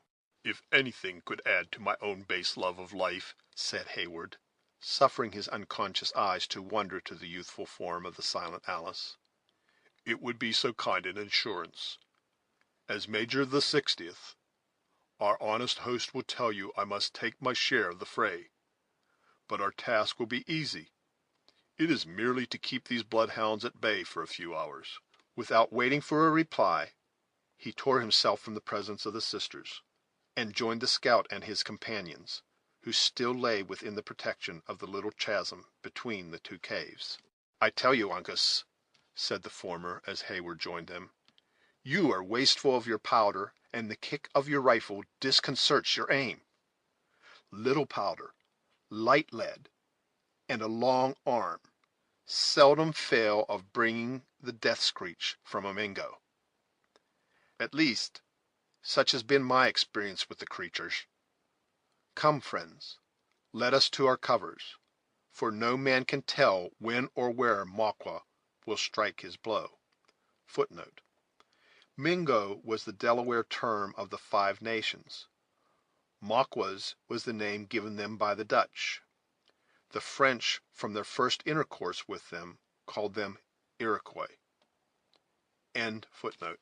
The Indians silently repaired to their appointed stations, which were fissures in the rocks, whence they could command the approaches to the foot of the falls. In the center of the little island a few short and stunted pines had found root, forming a thicket, into which Hawkeye darted with the swiftness of a deer, followed by the active Duncan. Here they secured themselves, as well as circumstances would permit, among the shrubs and fragments of stone that were scattered about the place. Above them was a bare rounded rock, on each side of which the water played its gambols and plunged into the abysses beneath, in the manner already described. As the day had now dawned, the opposite shores no longer presented a confused outline, but they were able to look into the woods, and distinguish objects beneath a canopy of gloomy pines. A long and anxious watch succeeded, but without any further evidences of a renewed attack, and Duncan began to hope that their fire had proved more fatal than was supposed, and that their enemies had been effectually repulsed. When he ventured to utter his impression to his companions, it was met by Hawkeye with an incredulous shake of the head. "You know not the nature of Amaqua if you think he is so easily beaten back without a scalp," he answered. "If there was one of the imps yelling this morning, there were 40, and they know our number and quality too well to give up the chase so soon. Hist! Look into the water above, just where it breaks over the rocks. I am no mortal if the risky devils haven't swam down to the very pitch, and, as bad luck would have it, they have hit the head of the island. Hist, man, keep close, or your hair will be off your crown in the turning of a knife." Hayward lifted his head from the cover, and beheld what he justly considered a prodigy of rashness and skill. The river had worn away the edge of the soft rock in such a manner as to render its first pitch less abrupt and perpendicular than is usual at waterfalls. With no other guide than the ripple of the stream where it met the head of the island, a party of their insatiable foes had ventured into the current, and swam down upon this point, knowing the ready access it would give, if successful, to their intended victims. As Hawkeye ceased speaking, 4 human heads could be seen peering above a few logs of driftwood that had lodged on these naked rocks, and which had probably suggested the idea of the practicability of the hazardous undertaking. At the next moment a 5th form was seen floating over the green edge of the fall, a little from the line of the island. The savage struggled powerfully to gain the point of safety, and, favored by the glancing water, he was already stretching forth an arm to meet the grasp of his companion, when he shot away again with the swirling current, appeared to rise into the air with uplifted arms and starting eyeballs, and fell with a sudden plunge into that deep and yawning abyss over which he hovered. A single wild, despairing shriek rose from the cavern, and all was hushed again as the grave. The first generous impulse of Duncan was to rush to the rescue of the hapless wretch, but he felt himself bound to the spot by the iron grasp of the immovable scout. "Would ye bring certain death upon us by telling the Mingoes where we lie?" demanded Hawkeye sternly. "'Tis a charge of powder saved, and ammunition is as precious now as breath to a worried deer. Freshen the priming of your pistols, the midst of the falls is apt to dampen the brimstone, and stand firm for a close struggle while I fire on their rush." He placed a finger in his mouth and drew a long, shrill whistle, which was answered from the rocks that were guarded by the Mohicans. Duncan caught glimpses of heads above the scattered driftwood, as this signal rose on the air, but they disappeared again as suddenly as they had glanced upon his sight. A low rustling sound next drew his attention behind him, and turning his head, he beheld Uncas within a few feet, creeping to his side. Hawkeye spoke to him in Delaware, when the young chief took his position with singular caution and undisturbed coolness. To Hayward this was a moment of feverish and impatient suspense, though the scout saw fit to select it as a fit occasion to read a lecture to his more youthful associates on the art of using firearms with discretion. "Of all weapons," he commenced, "the long-barreled, true-grooved, soft-mettled rifle is the most dangerous in skillful hands, though it wants a strong arm, a quick eye, and great judgment in charging to put forth all its beauties. The gunsmiths can have but little insight into their trade when they make their fowling pieces and short horsemen's.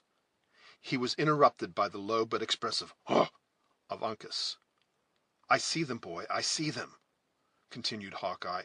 "They are gathering for the rush, or they would keep their dingy backs down below the logs.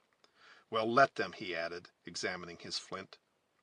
"The leading man certainly comes to his death, though it should be Montcalm himself." At that moment the woods were filled with another burst of cries, and at the signal 4 savages sprang from the cover of the driftwood. Heyward felt a burning desire to rush forward to meet them, so intense was his delirious anxiety of the moment, but he was restrained by the deliberate examples of the scout and Uncas. When their foes, who had leaped over the black rocks that divided them with long bounds, uttering the wildest yells, were within a few rods, the rifle of Hawkeye slowly rose among the shrubs, and poured out its fatal contents. The foremost Indian bounded like a stricken deer, and fell headlong among the clefts of the island. "Now, Uncas," cried the scout, drawing his long knife, while his quick eyes began to flash with ardor, "take the last of the screeching imps. Of the other 2 we are sartain." He was obeyed, and but 2 enemies remained to be overcome. Heyward had given one of his pistols to Hawkeye, and together they rushed down a little declivity toward their foes. They discharged their weapons at the same instant, and equally without success. "I knowed it, and I said it," muttered the scout, whirling the despised little implement over the falls in bitter disdain. "Come on, ye bloody-minded hell-hounds, ye meet a man without a cross." The words were barely uttered when he encountered a savage of gigantic stature, of the fiercest mien. At the same moment Duncan found himself engaged with the other in a similar contest of hand to hand. With ready skill, Hawkeye and his antagonist each grasped that uplifted arm of the other which held the dangerous knife. For near a minute they stood looking one another in the eye, and gradually exerting the power of their muscles for the mastery. At length the toughened sinews of the white man prevailed over the less practised limbs of the native. The arm of the latter slowly gave way before the increasing force of the scout, who suddenly, wresting his armed hand from the grasp of the foe, drove the sharp weapon through his naked bosom to the heart. In the meantime Heyward had been pressed in a more deadly struggle. His slight sword was snapped in the first encounter. As he was destitute of any other means of defense, his safety now depended entirely on bodily strength and resolution. Though deficient in neither of these qualities, he had met an enemy every way his equal. Happily, he soon succeeded in disarming his adversary, whose knife fell on the rock at their feet, and from this moment it became a fierce struggle who should cast the other over the dizzy height into a neighboring cavern of the falls. Every successful struggle brought them nearer to the verge, where Duncan perceived the final and conquering effort must be made. Each of the combatants threw all his energies into that effort, and the result was that both tottered on the brink of the precipice. Heyward felt the grasp of the other at his throat, and saw the grim smile the savage gave under the revengeful hope that he hurried his enemy to a fate similar to his own, as he felt his body slowly yielding to a resistless power, and the young man experienced the passing agony of such a moment in all its horrors. At that instant of extreme danger, a dark hand and a glancing knife appeared before him. The Indian released his hold, as the blood flowed freely from around the severed tendons of the wrist, and while Duncan was drawn backward by the saving hand of Uncas, his charmed eyes still were riveted on the fierce and disappointed countenance of his foe, who fell sullenly and disappointed down the irrecoverable precipice. "To cover! To cover!" cried Hawkeye, who just then had dispatched the enemy. "To cover for your lives! The work is but half ended." The young Mohican gave a shout of triumph, and, followed by Duncan, he glided up the acclivity they had descended to the combat, and sought the friendly shelter of the rocks and shrubs. Chapter 7. Chapter 8. Quote, "They linger yet, avengers of their native land." Unquote. By Gray. The warning call of the scout was not muttered without occasion. During the occurrence of the deadly encounter just related, the roar of the falls was unbroken by any human sound whatever. It would seem that interest in the result had kept the natives on the opposite shores in breathless suspense, while the quick evolutions and swift changes in the positions of the combatants effectually prevented a fire that might prove dangerous alike to friend and enemy. But the moment the struggle was decided, a yell arose as fierce and savage as wild and revengeful passions could throw into the air. It was followed by the swift flashes of the rifles, which sent their leaden messenger across the rock in volleys, as though the assailants would pour out their impotent fury on the insensible scene of the fatal contest. A steady though deliberate return was made from the rifle of Chingachgook, who had maintained his post throughout the fray with unmoved resolution. When the triumphant shout of Uncas was borne to his ears, the gratified father raised his voice in a single responsive cry, after which his busy peace alone proved that he still guarded his pass with unwearied diligence. In this manner many minutes flew by with the swiftness of thought, the rifles of the assailants speaking at times in rattling volleys, and at others in occasional scattering shots. Though the rock, the trees, and the shrubs were cut and torn in 100 places around the besieged, their cover was so close and so rigidly maintained that as yet David had been the only sufferer in their little band. "Let them burn their powder," said the deliberate scout, while bullet after bullet whizzed by the place where he securely lay. "There will be a fine gathering of lead when it is over, and I fancy the imps will tire of the sport before these old stones cry out for mercy. Uncas, boy, you waste the kernels by overcharging, and a kicking rifle never carries a true bullet. I told you to take that loping miscreant under the line of white point. Now, if your bullet went a hair's breadth, it went 2 inches above it. The life lies low in a Mingo, and humanity teaches us to make a quick end to the sarpents." A quiet smile lighted the haughty features of the young Mohican, betraying his knowledge of the English language, as well as of the other's meaning, but he suffered it to pass away without vindication of reply. "I cannot permit you to accuse Uncas of want of judgment or of skill," said Duncan. "He saved my life in the coolest and readiest manner, and he has made a friend who will never require to be reminded of the debt he owes."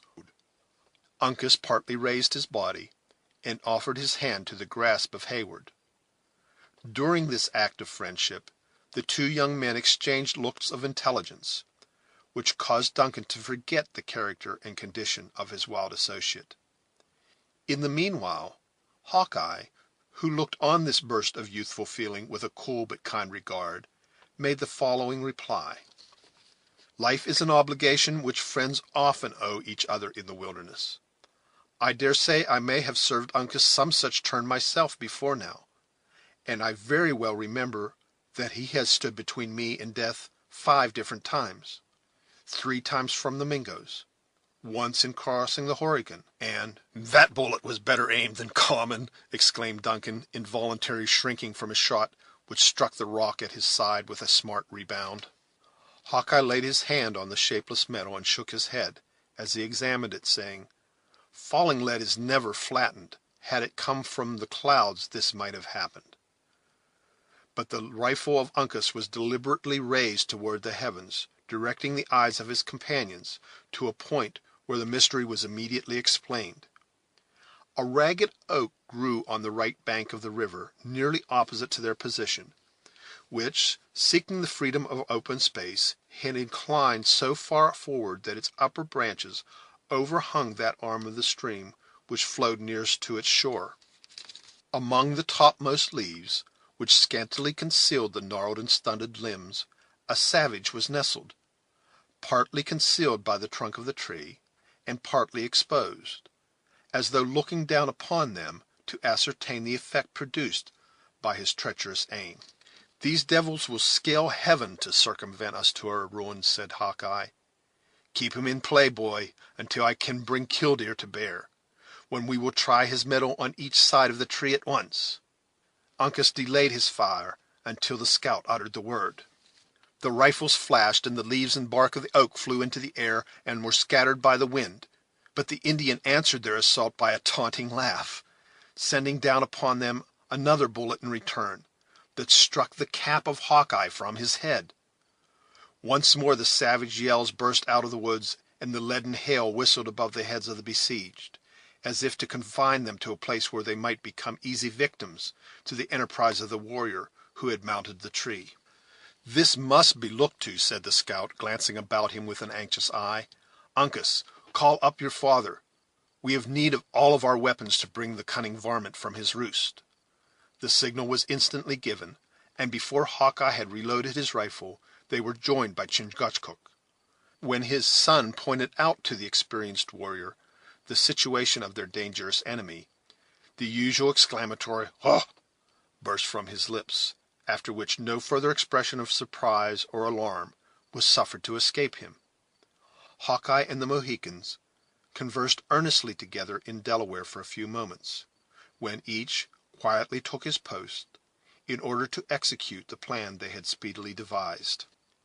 The warrior in the oak had maintained a quick, though ineffectual, fire from the moment of his discovery, but his aim was interrupted by the vigilance of his enemies, whose rifles instantaneously bore on any part of his person that was left exposed. Still his bullets fell in the center of the crouching party. The clothes of Heyward, which rendered him particularly conspicuous, were repeatedly cut, and once blood was drawn from a slight wound in his arm.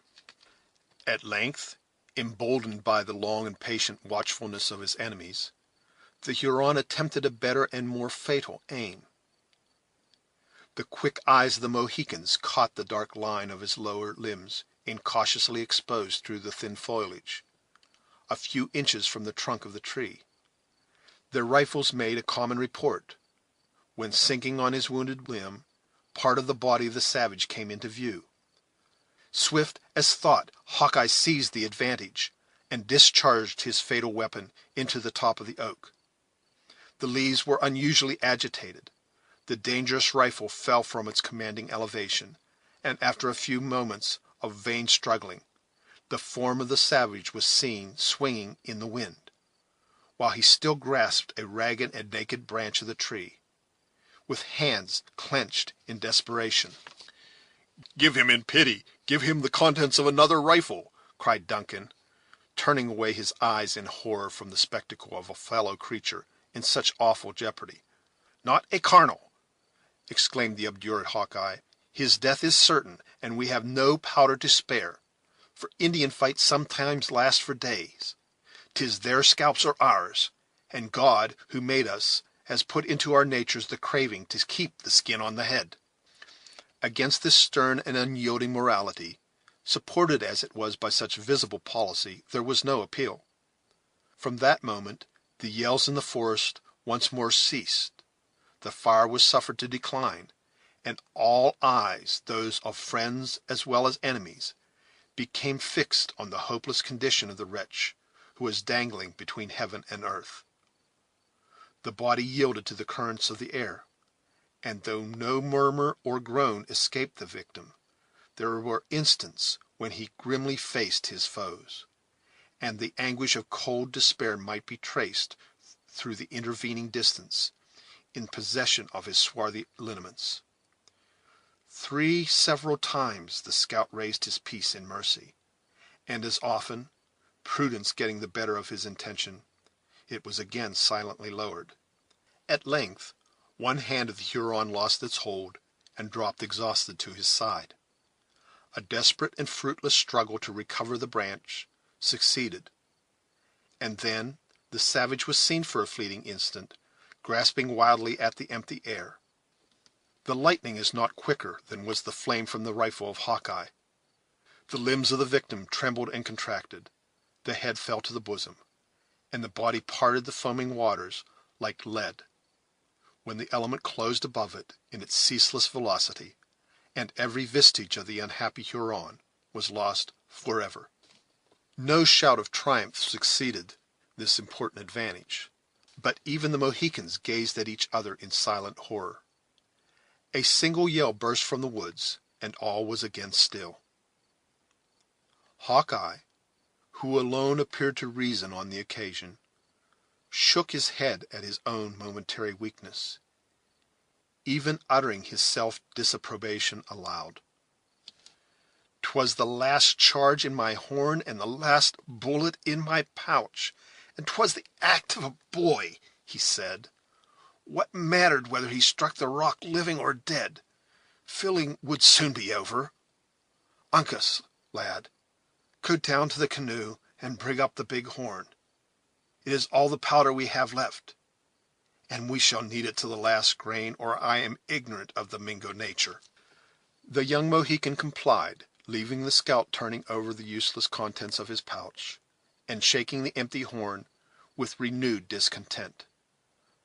From this unsatisfactory examination, however, he was soon called by a loud and piercing exclamation from Uncas, that sounded even to the unpractised ears of Duncan as the signal of some new and unexpected calamity.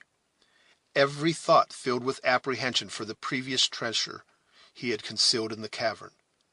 The young man started to his feet, totally regardless of the hazard he incurred by such an exposure. As if actuated by a common impulse, his movement was imitated by his companions, and together they rushed down the pass to the friendly chasm with a rapidity that rendered the scattering fire of their enemies perfectly harmless. The unwonted cry had brought the sisters together with the wounded David from their place of refuge, and the whole party at a single glance was made acquainted with the nature of the disaster that had disturbed even the practised stoicism of their youthful Indian protector. At a short distance from the rock, their little bark was to be seen floating across the eddy toward the swift current of the river, in a manner which proved that its course was directed by some hidden agent. The instant this unwelcome sight caught the eye of the scout, his rifle was leveled as by instinct, but the barrel gave no answer to the bright sparks of the flint. "'Tis too late! 'Tis too late!" Hawkeye exclaimed, dropping the useless piece in bitter disappointment. "The miscreant has struck the rapid, and had we powder it could hardly send the lead swifter than he now goes." The adventurous Huron raised his head above the shelter of the canoe, and while it glided swiftly down the stream, he waved his hand and gave forth the shout which was the known signal of success. His cry was answered by a yell and a laugh from the woods, as tauntingly exulting as if 50 demons were uttering their blasphemies at the fall of some Christian soul. "Well may you laugh, ye children of the devil," said the scout, seating himself on a projection of the rock, and suffering his gun to fall neglected at his feet, "for the 3 quickest and truest rifles in these woods are no better than so many stalks of mullein, or the last year's horns of a buck." "What is to be done?" demanded Duncan, losing the first feeling of disappointment in a more manly desire for exertion. "What will become of us?" Hawkeye made no other reply than by passing his finger around the crown of his head, in a manner so significant that none who witnessed the action could mistake its meaning. "Surely our case is not so desperate," exclaimed the youth. "The Hurons are not here. We may make good the caverns. We may oppose their landing." "With what?" coolly demanded the scout. "The arrows of Uncas, or such tears as women shed? No, no. You are young and rich and have friends, and at such an age I know it is hard to die. But," glancing his eyes at the Mohicans, "let us remember we are men without a cross, and let us teach these natives of the forest that white blood can run as freely as red when the appointed hour is come." Duncan turned quickly in the direction indicated by the other's eyes, and read a confirmation of his worst apprehensions in the conduct of the Indians. Chingachgook, placing himself in a dignified posture on another fragment of the rock, had already laid aside his knife and tomahawk, and was in the act of taking the eagle plume from his head, and smoothing the solitary tuft of hair, in readiness to perform its last and revolting office. His countenance was composed, though thoughtful, while his dark gleaming eyes were gradually losing the fierceness of the combat, in an expression better suited to the change he expected momentarily to undergo. "Our case cannot be so hopeless," said Duncan. "Even at this very moment succor may be at hand. I see no enemies. They have sickened of a struggle in which they risk so much with so little prospect of gain." It may be a minute, or it may be an hour, afore the wily serpents steal upon us, and it is quite in nature for them to be lying within hearing at this very moment, said Hawkeye. But come they will, and in such a fashion as will leave us nothing to hope. Chingachgook, he spoke in Delaware, my brother, we have fought our last battle together, and the Maquas will triumph in the death of the sage man of the Mohicans, and of the paleface, whose eyes can make night as day, and level the clouds to the mist of the springs. "Let the Mingo women weep over the slain," returned the Indian, with characteristic pride and unmoved firmness. "The great snake of the Mohicans has coiled himself in their wigwams, and has poisoned their triumph with the wailings of children, whose fathers have not returned. 11 warriors lie hid from the graves of their tribes since the snows have melted, and none will tell where to find them when the tongue of Chingachgook shall be silent. Let them draw the sharpest knife, and whirl the swiftest tomahawk, for their bitterest enemy is in their hands.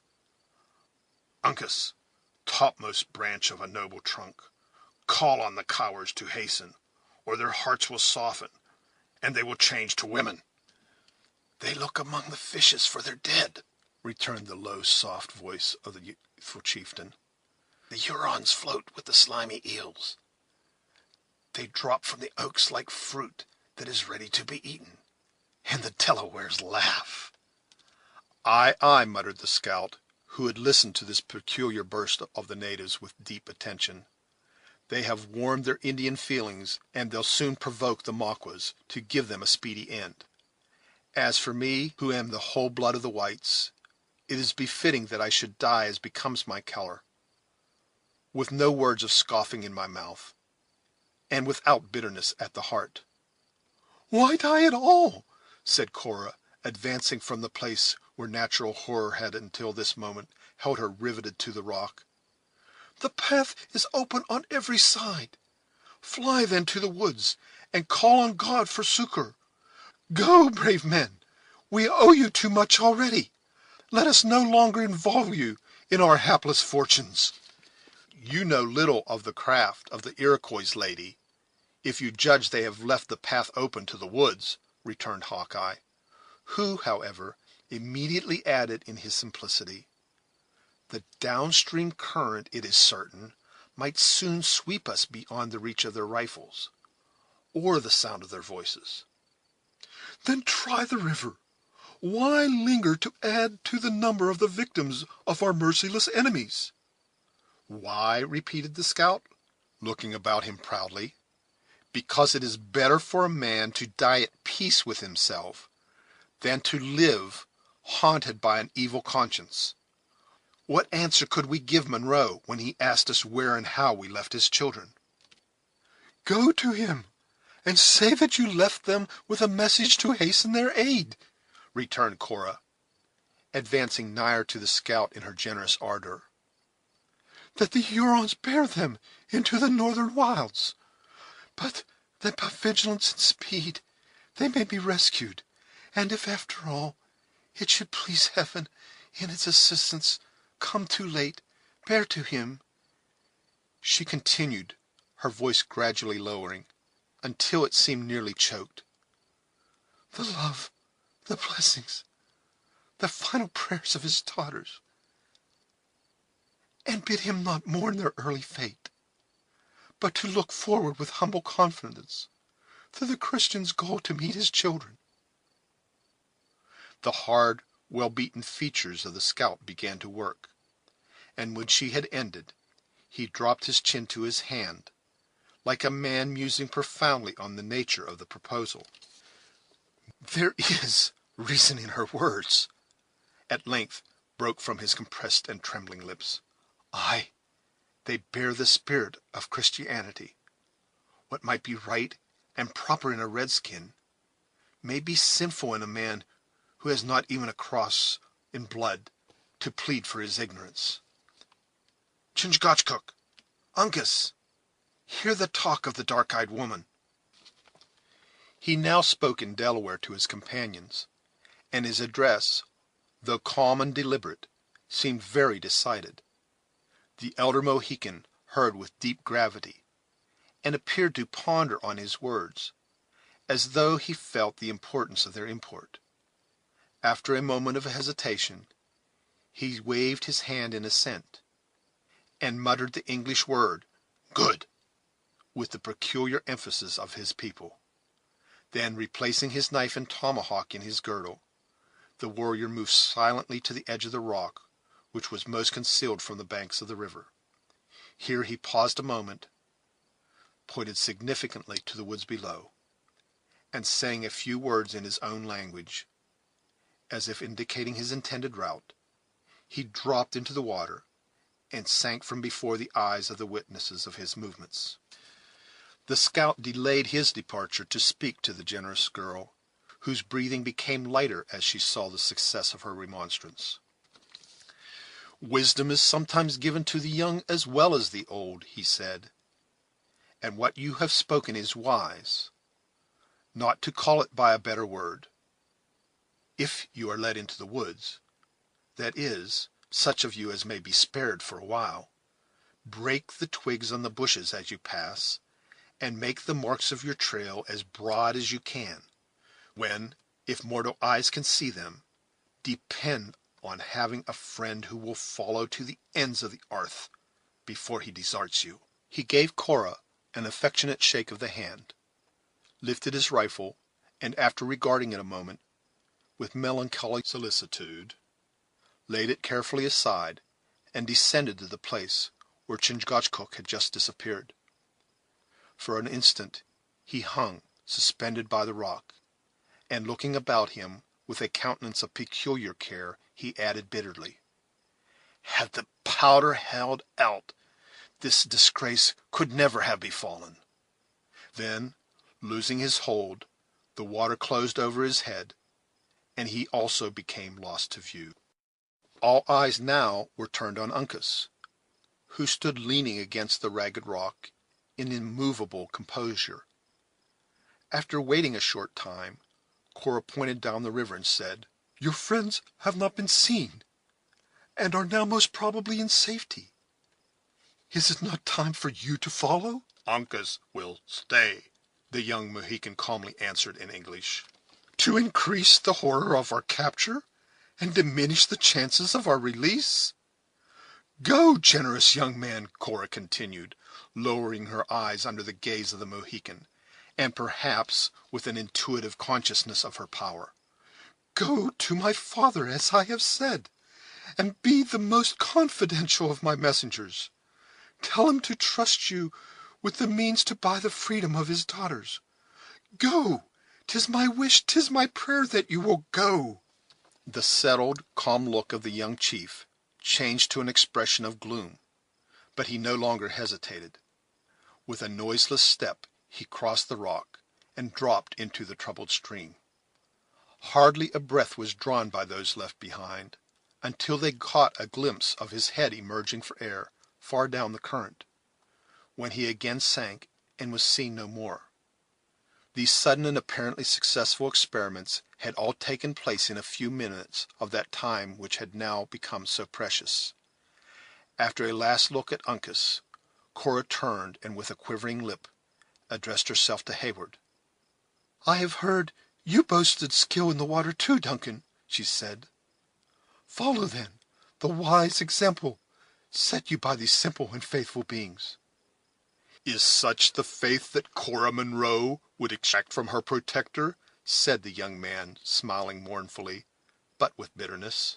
This is not a time for idle subtleties and false opinions, she answered, but a moment when every duty should be equally considered. To us you can be of no further service here, but your precious life may be saved for other and nearer friends. He made no reply, though his eye fell wistfully on the beautiful form of Alice, who was clinging to his arm with the dependency of an infant. Consider, continued Cora, after a pause, during which she seemed to struggle with a pang even more acute than any that her fears had excited, that the worst to us can be but death, a tribute that all must pay for the good time of God's appointment. There are evils worse than death, said Duncan, speaking hoarsely, and as if fretful at her importunity, but which the presence of one who would die in your behalf may avert. Cora ceased her entreaties, and veiling her face in her shawl, drew the nearly insensible Alice after her into the deepest recess of the inner cavern. End of Chapter 8. Chapter 9. Quote, Be gay securely, dispel my faith with smiles the timorous clouds that hang on my clear brow. Unquote. From Death of Agrippina. The sudden and almost magical change from the stirring incidents of the combat to the stillness that now reigned around him acted on the heated imagination of Hayward like some exciting dream, while all the images and events he had witnessed remained deeply impressed on his memory. He felt a difficulty in persuading him of their truth.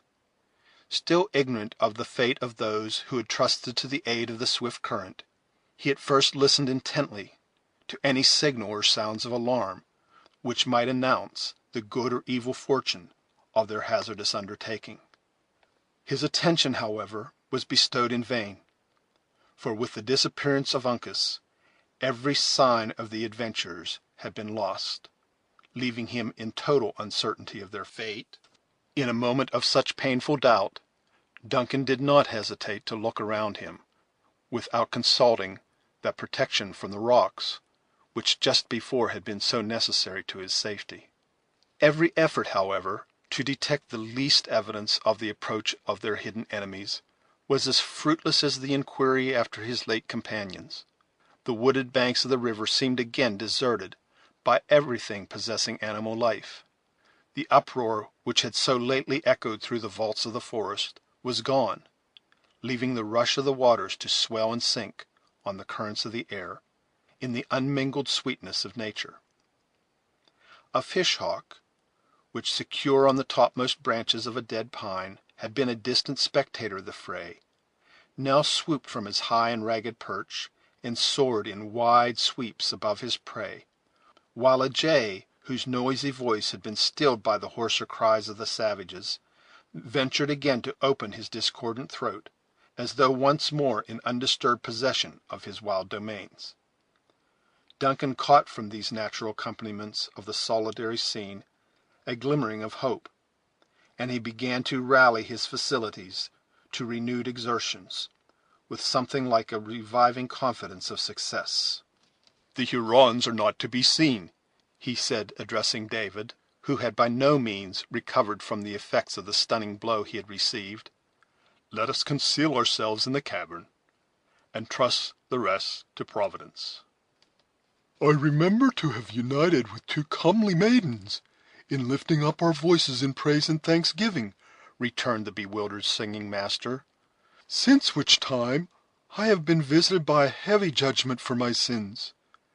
I have been mocked with the likeness of sleep, while sounds of discord have rent my ears, such as might manifest the fullness of time, and that nature had forgotten her harmony.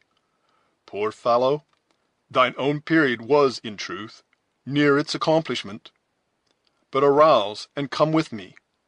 I will lead you where all other sounds but those from your own psalmody shall be excluded.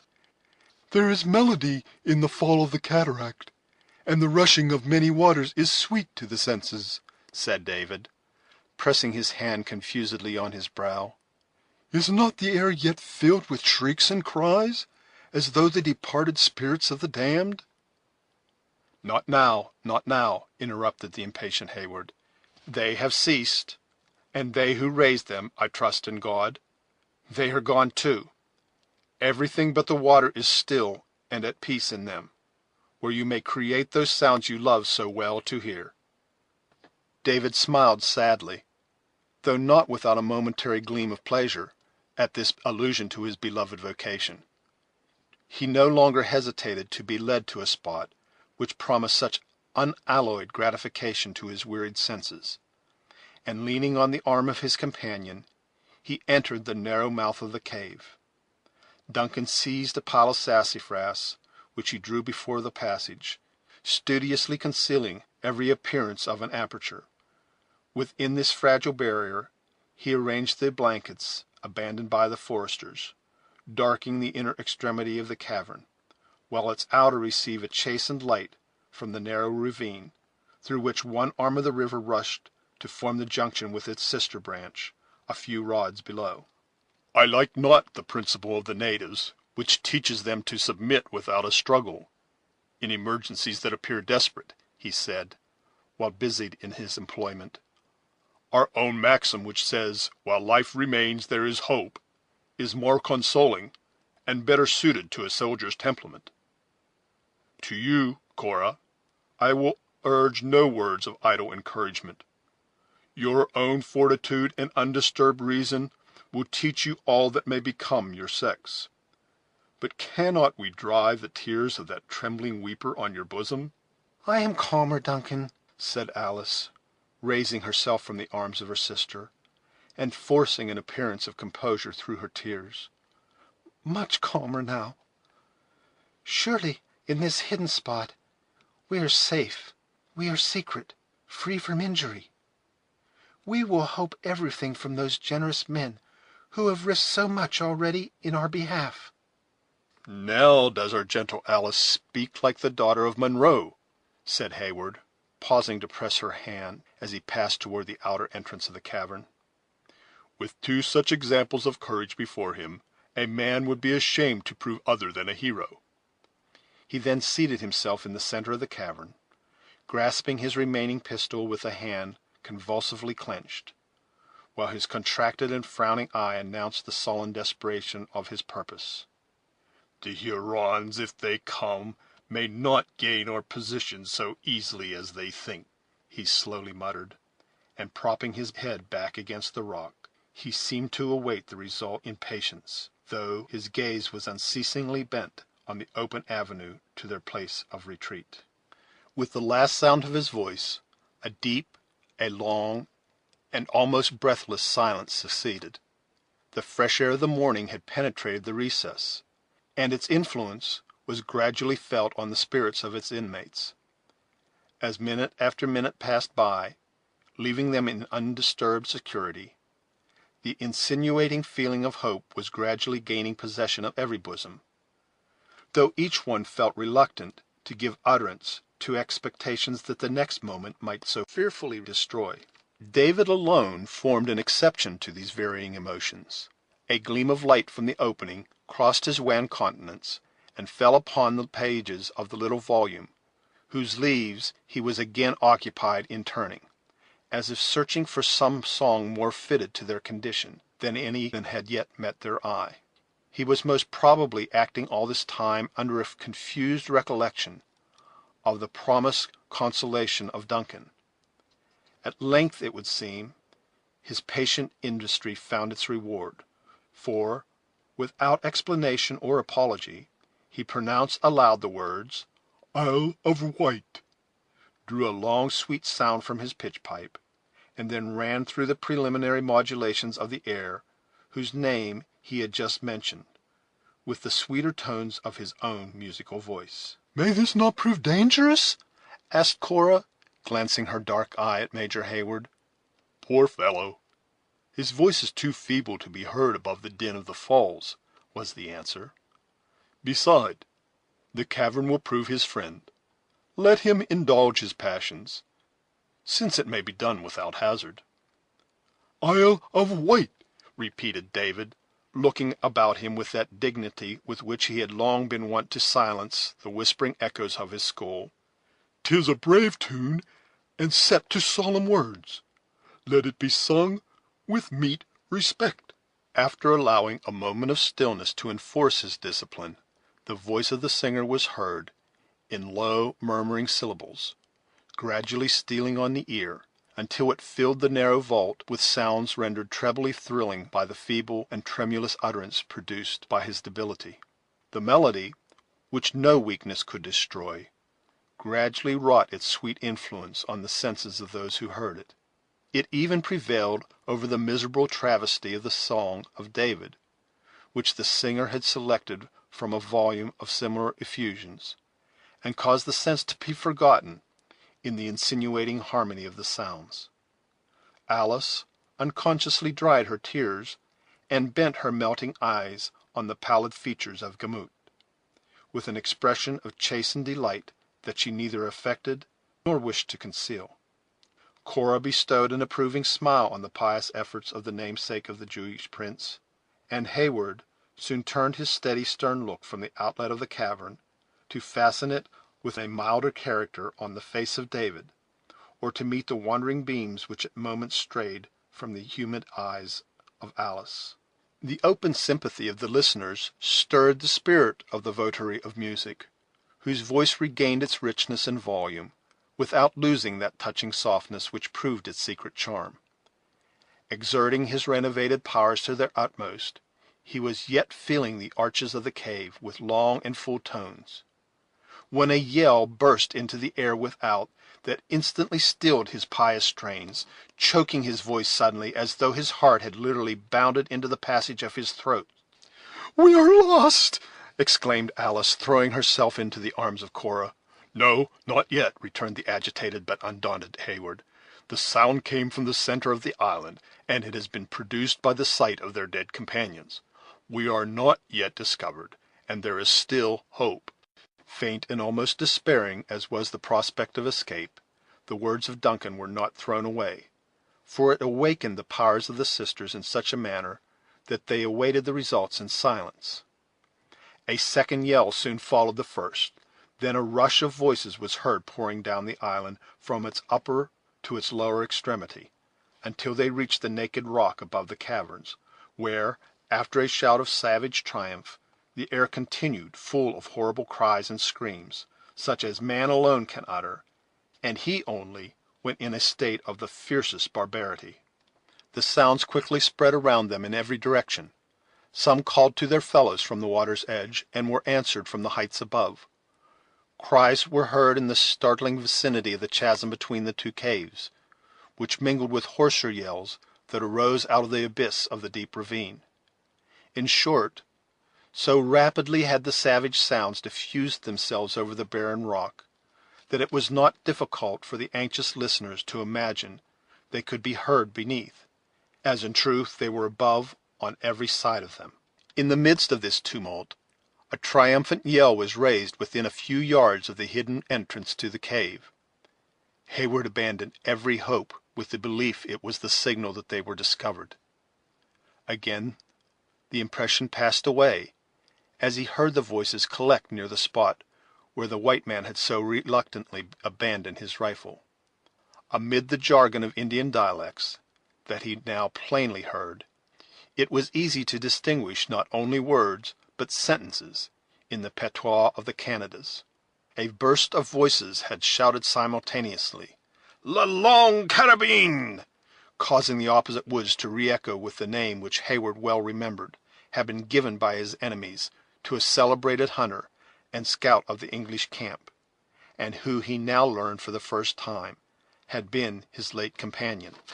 "La longue carabine! La longue carabine!"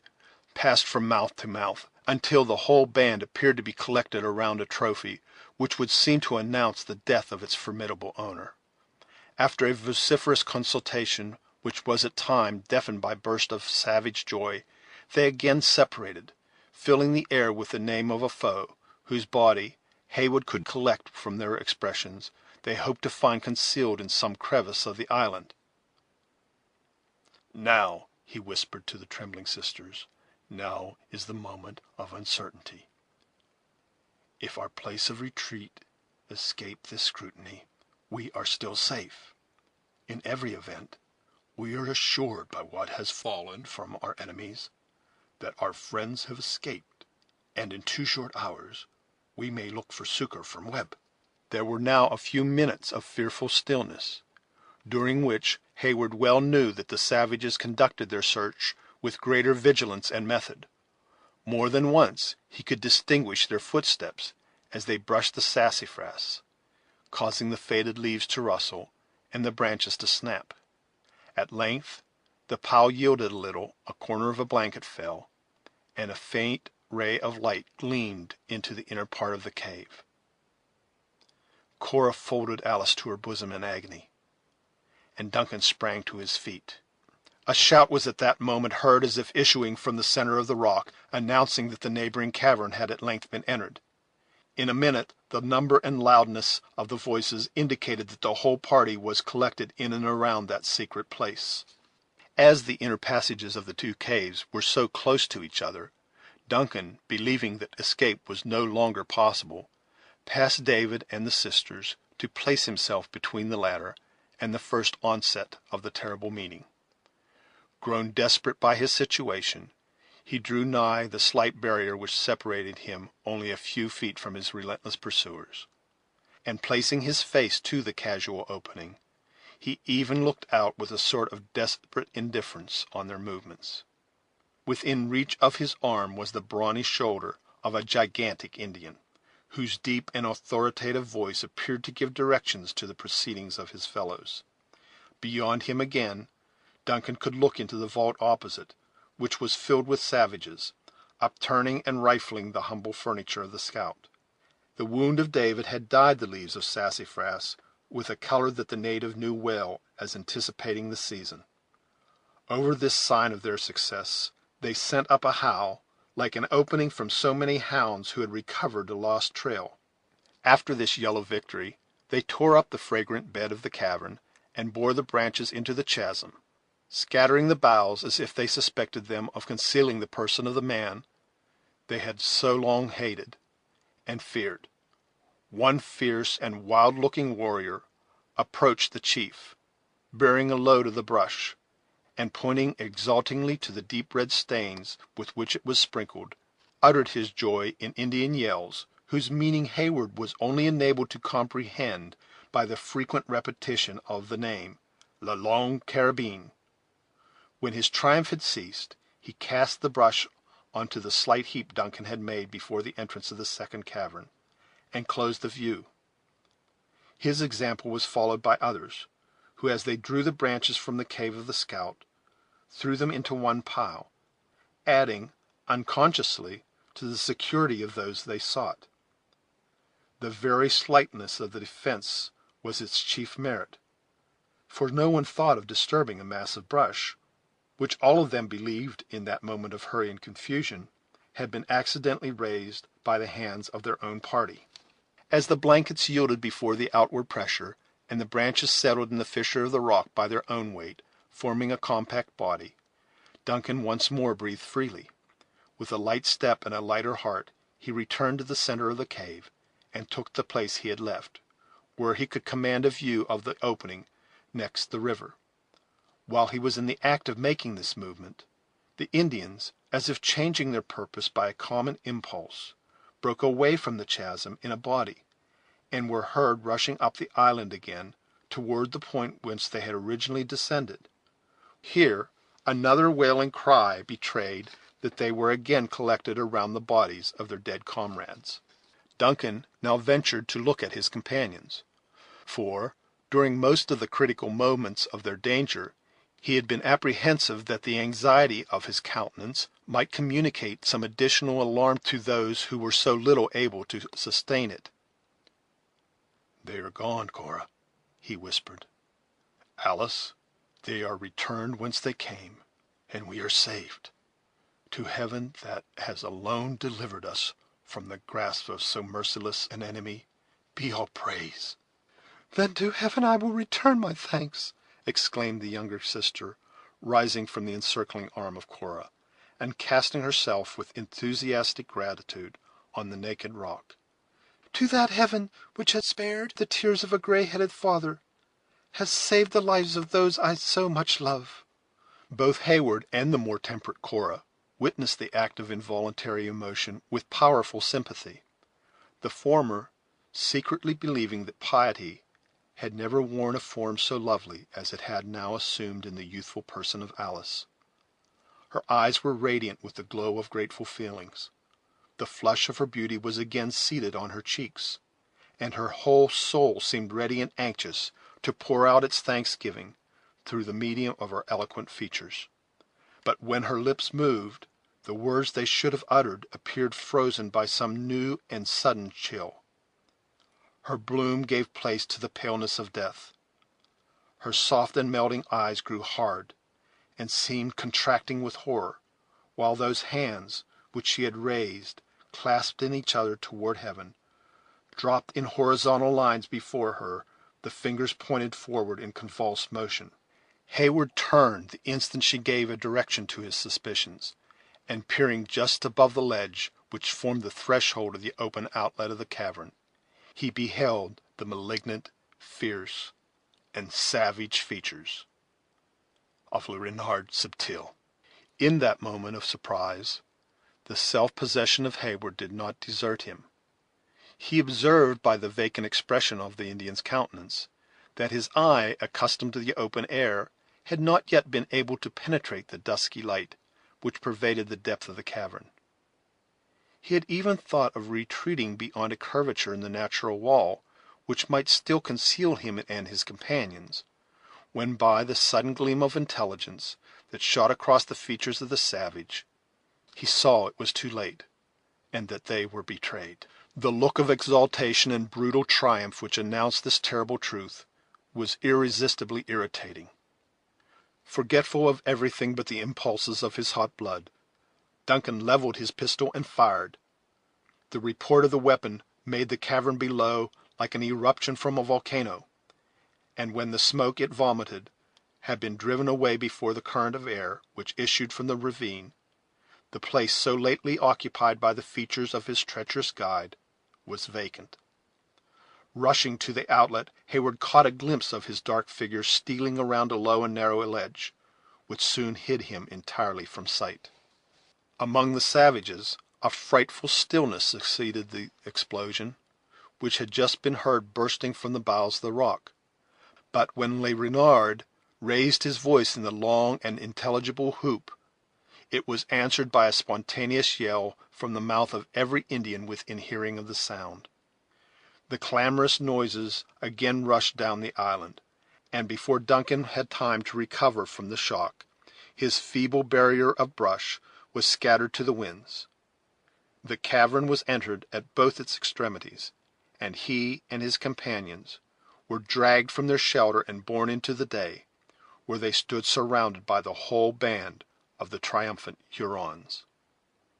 End of Chapter 9. Chapter 10. Quote, I fear we shall outsleep the coming morn, as much as we this night have overwatched. Unquote. From Midsummer Night's Dream. The instant the shock of this sudden misfortune had abated, Duncan began to make his observations on the appearance and proceedings of their captors. Contrary to the usages of the natives in the wantonness of their success, they had respected not only the persons of the trembling sisters, but his own. The rich ornaments of his military attire had indeed been repeatedly handled by different individuals of the tribes, with eyes expressing a savage longing to possess the baubles. But before the customary violence could be resorted to, a mandate in the authoritative voice of the large warrior, already mentioned, stayed the uplifted hand, and convinced Heyward that they were to be reserved for some object of particular moment.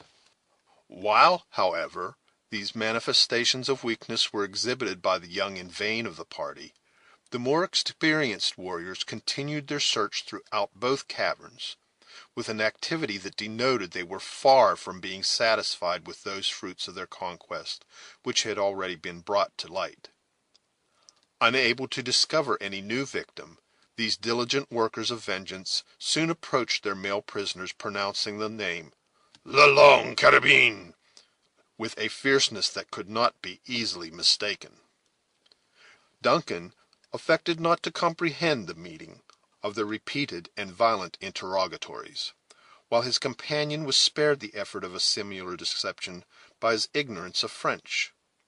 Wearied at length by their importunities, and apprehensive of irritating his captors by too stubborn a silence, the former looked about him in quest of Maqua, who might interpret his answers to questions which were at each moment becoming more earnest and threatening. The conduct of this savage had formed a solitary exception to that of his fellows, while the others were busily occupied in seeking to gratify their childish passion for finery by plundering even the miserable effects of the scout, or had been searching with such bloodthirsty vengeance in their looks for their absent owner. Le Renard had stood at a little distance from the prisoners, with a demeanor so quiet and satisfied as to betray that he had already effected the grand purpose of his treachery. When the eyes of Heyward first met those of his recent guide, he turned them away in horror at the sinister though calm look he encountered. Conquering his disgust, however, he was able, with an averted face, to address his successful enemy. "Le Renard Subtil is too much of a warrior," said the reluctant Heyward, "to refuse telling an unarmed man what his conquerors say." "They ask for the hunter who knows the paths through the woods," returned Maqua, in his broken English, laying his hand at the same time, with a ferocious smile, on the bundle of leaves with which a wound on his shoulder was bandaged. "La Longue Carabine. His rifle is good, and his eye never shut; but, like the short gun of the white chief, it is nothing against the life of Le Subtil. Le Renard is too brave to remember the hurts received in war, or the hands that gave them. Was it war when the tired Indian rested at the sugar tree to taste his corn? Who filled the bushes with creeping enemies? Who drew the knife whose tongue was of peace, while his heart was colored with blood? Did Maqua say that the hatchet was out of the ground, and that his hand had dug it up?" As Duncan dared not retort upon his accuser by reminding him of his own premeditated treachery, and disdained to deprecate his resentment by any words of apology, he remained silent. Maqua seemed also content to rest the controversy as well as all further communication there, for he resumed the leaning attitude against the rock from which, in momentary energy, he had arisen. But the cry of "La Longue Carabine" was renewed the instant the impatient savages perceived that the short dialogue was ended. "You hear," said Maqua with stubborn indifference, "the red Hurons call for the life of the Long Rifle, or they will have the blood of him that kept him hid." "He is gone, escaped. He is far beyond their reach." Renard smiled with cold contempt as he answered, "When the white man dies, he thinks he is at peace, but the red men know how to torture even the ghost of their enemies. Where is his body? Let the Hurons see his scalp." "He is not dead, but escaped." Maqua shook his head incredulously. "Is he a bird to spread his wings, or is he a fish to swim without air? The white chief read in his books, and he believes the Hurons are fools." "Though no fish, the Long Rifle can swim. He floated down the stream when the powder was all burned, and when the eyes of the Hurons were behind a cloud." "And why did the white chief stay?" demanded the incredulous Indian. "Is he a stone that goes to the bottom, or does the scalp burn his head? That I am not stone, your dead comrade who fell into the falls might answer, were there still life in him," said the provoked young man, using in his anger that boastful language which was most likely to excite the admiration of an Indian. "The white man thinks none but cowards desert their women." Maqua muttered a few words inaudibly between his teeth, before he continued aloud. "Can the Delawares swim too, as well as crawl in the bushes? Where is le gros serpent?" Duncan, who perceived by the use of these Canadian appellations that his late companions were much better known to his enemies than to himself, answered reluctantly, "He also is gone down with the water." "Le Cerf Agile is not here?" "I know not whom you call the nimble deer," said Duncan gladly, profiting by any excuse to create delay. "Uncas," returned Maqua, pronouncing the Delaware name with even greater difficulty than he spoke his English words. "Bounding elk is what the white man says when he calls to the young Mohican." "Here is some confusion in names between us, Le Renard," said Duncan, hoping to provoke a discussion. "Dame is the French for deer, and cerf for stag. Elan is the true term, when one would speak of an elk." "Yes," muttered the Indian in his native tongue, "the pale-faces are prattling women. They have two words for each thing, while a redskin will make the sound of his voice speak to him." Then, changing his language, he continued, adhering to the imperfect nomenclature of his provincial instructors. "The deer is swift but weak. The elk is swift but strong. And the son of Le Serpent is Le Cerf Agile. Has he leaped the river to the woods?" "If you mean the younger Delaware, he too has gone down with the water."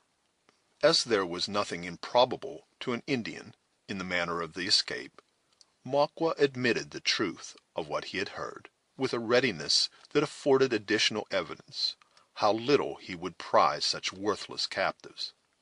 With his companions, however, the feeling was manifestly different. The Hurons had awaited the result of this short dialogue with characteristic patience, and with a silence that increased until there was a general stillness in the band. When Heyward ceased to speak, they turned their eyes as one man on Maqua, demanding in this expressive manner an explanation of what had been said.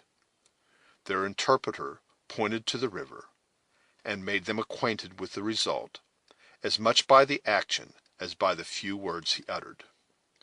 When the fact was generally understood, the savages raised a frightful yell, which declared the extent of their disappointment. Some ran furiously to the water's edge, beating the air with frantic gestures, while others spat upon the element, to resent the supposed treason it had committed against their acknowledged rights as conquerors. A few, and they not the least powerful and terrific of the band, threw lowering looks in which the fiercest passion was only tempered by habitual self-command at those captives who still remained in their power, while one or two even gave vent to their malignant feelings by the most menacing gestures, against which neither the sex nor the beauty of the sisters was any protection. The young soldier made a desperate but fruitless effort to spring to the side of Alice, when he saw the dark hand of a savage twisted in the rich tresses, which were flowing in volumes over her shoulders, while a knife was passed around the head from which they fell, as if to denote the horrid manner in which it was about to be robbed of its beautiful ornament. But his hands were bound, and at the first movement he made, he felt the grasp of the powerful Indian who directed the band, pressing his shoulder like a vice. Immediately conscious how unavailing any struggle against such overwhelming force must prove, he submitted to his fate, encouraging his gentle companions by a few low and tender assurances that the natives seldom failed to threaten more than they performed. But while Duncan resorted to these words of consolation to quiet the apprehensions of the sisters, he was not so weak as to deceive himself.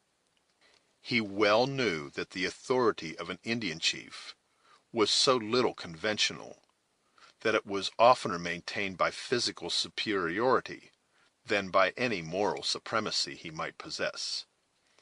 The danger was therefore magnified exactly in proportion to the number of savage spirits by which they were surrounded. The most positive mandate from him who seemed the acknowledged leader was liable to be violated at each moment by any rash hand that might choose to sacrifice a victim to the manes of some dead friend or relative. While, therefore, he sustained an outward appearance of calmness and fortitude, his heart leaped into his throat whenever any of their fierce captors drew nearer than common to the helpless sisters, or fastened one of their sullen, wondering looks on those fragile forms, which were so little able to resist the slightest assault. His apprehensions were, however, greatly relieved when he saw that the leader had summoned his warriors to himself in council. Their deliberations were short, and it would seem, by the silence of most of the party, the decision unanimous. By the frequency with which the few speakers pointed in the direction of the encampment of Webb, it was apparent they dreaded the approach of danger from that quarter. This consideration probably hastened their determination, and quickened the subsequent movements. During his short conference, Heyward, finding a respite from his gravest fears, had leisure to admire the cautious manner in which the Hurons had made their approaches, even after hostilities had ceased. It has already been stated that the upper half of the island was a naked rock, and destitute of any other defenses than a few scattered logs of driftwood. They had selected this point to make their descent, having borne the canoe through the wood around the cataract for that purpose. Placing their arms in the little vessel, a dozen men, clinging to its sides, had trusted themselves to the direction of the canoe, which was controlled by two of the most skillful warriors, in attitudes that enabled them to command a view of the dangerous passage. Favored by this arrangement, they touched the head of the island at that point which had proved so fatal to their first adventurers, but with the advantages of superior numbers and the possession of firearms. That such had been the manner of their descent was rendered quite apparent to Duncan, for they now bore the light bark from the upper end of the rock, and placed it in the water near the mouth of the outer cavern.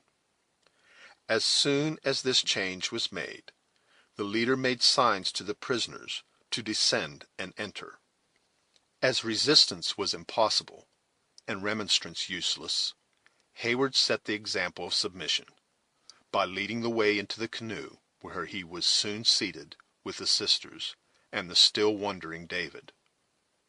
Notwithstanding the Hurons were necessarily ignorant of the little channels among the eddies and rapids of the streams, they knew the common signs of such a navigation too well to commit any material blunder.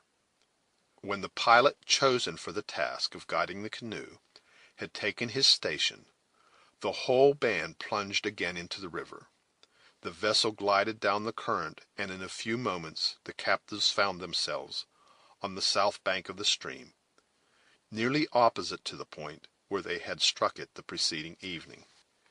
Here was held another short but earnest consultation, during which the horses, to whose panic their owners ascribed their heaviest misfortune, were led from the covert of the woods and brought to the sheltered spot. The band now divided, the great chief, so often mentioned, mounting the charger of Heyward, led the way directly across the river, followed by most of his people, and disappeared in the woods, leaving the prisoners in charge of 6 savages, at whose head was Le Renard Subtil. Duncan witnessed all their movements with renewed uneasiness. He had been fond of believing, from the uncommon forbearance of the savages, that he was reserved as a prisoner to be delivered to Montcalm. As the thoughts of those who were in misery seldom slumber, and the invention is never more likely than when it is stimulated by hope, however feeble and remote, he had even imagined that the parental feelings of Monroe were to be made instrumental in seducing him from his duty to the king. For, though the French commander bore a high character for courage and enterprise, he was also thought to be an expert in those political practices which do not always respect the nicer obligations of morality, and which so generally disgraced the European diplomacy of that period. All those busy and ingenious speculations were now annihilated by the conduct of his captors. That portion of the band who had followed the huge warrior took the route toward the foot of the Horican, and no other expectation was left for himself and companions than that they were to be retained as hopeless captives by their savage conquerors. Anxious to know the worst, and willing, in such an emergency, to try the potency of gold, he overcame his reluctance to speak to Maqua, addressing himself to his former guide, who had now assumed the authority and manner of one who was to direct the future movements of the party. He said, in tones as friendly and confiding as he could assume, "I would speak to Maqua what is fit only for so great a chief to hear." The Indian turned his eyes on the young soldier scornfully as he answered, "Speak. Trees have no ears, but the red Hurons are not deaf, and counsel that is fit for the great men of a nation would make the young warriors drunk. If Maqua will not listen, the officer of the king knows how to be silent." The savage spoke carelessly to his comrades, who were busied after their awkward manner in preparing the horses for the reception of the sisters, and moved a little to one side, whither by a cautious gesture he induced Heyward to follow. "Now speak," he said, "if the words are such as Maqua should hear." "Le Renard Subtil has proved himself worthy of the honorable name given to him by his Canada fathers," commenced Heyward. "I see his wisdom, and all that he has done for us, and shall remember it when the hour to reward him arrives. Yes, Renard has proved that he is not only a great chief in council, but one who knows how to deceive his enemies." "What has Renard done?" coldly demanded the Indian. "What? Has he not seen that the woods were filled with outlying parties of the enemies, and that the serpent could not steal through them without being seen? Then did he not lose his path to blind the eyes of the Hurons? Did he not pretend to go back to his tribe, who had treated him ill and driven him from their wigwams like a dog? And when he saw what he wished to do, did we not aid him by making a false face, that the Hurons might think the white man believed that his friend was his enemy? Is not all this true? And when Le Subtil had shut the eyes and stopped the ears of his nation by his wisdom, did they not forget that they had once done him wrong, and forced him to flee to the Mohawks? And did they not leave him on the south of the river with their prisoners, while they have gone foolishly to the north? Does not Renard mean to turn like a fox on his footsteps, and carry to the rich and gray-headed Scotchman his daughters? Yes, Maqua, I see it all, and I have already been thinking how so much wisdom and honesty should be repaid. First, the chief of William Henry will give as great chief should for such a service. The metal of Maqua will no longer be of tin, Footnote: It has long been a practice of the whites to conciliate the important men of the Indians by presenting medals, which were worn in the place of their own rude ornaments. Those given by the English generally bear the impression of the reigning king, and those given by the Americans that of the President. End footnote. But of beaten gold. His horn will run over with powder. Dollars will be as plenty in his pouch as pebbles on the shore of Horican, and the deer will lick his hand, for they will know it to be vain to fly from the rifle he will carry. As for myself, I know not how to exceed the gratitude of the Scotchman, but yes, I will. What will the young chief who comes from toward the sun give? Demanded the Huron, observing that Heyward hesitated in his desire to end the enumeration of benefits with that which might form the climax of an Indian's wishes. He will make the firewater from the islands in the salt lake flow before the wigwam of Maqua, until the heart of the Indian shall be lighter than the feathers of the hummingbird, and his breath sweeter than wild honeysuckle. Le Renard had listened gravely as Heyward slowly proceeded in this subtle speech. When the young man mentioned the artifice, he supposed the Indian to have practiced on his own nation. The countenance of the listener was veiled in an expression of cautious gravity.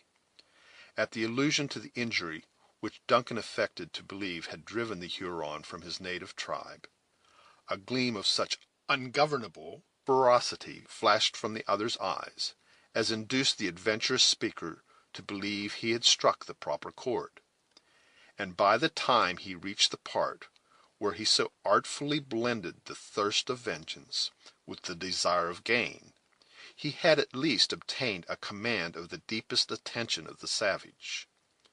The question put by Le Renard had been calm, and with all the dignity of an Indian, but it was quite apparent by the thoughtful expression of the listener's countenance that the answer was most cunningly devised.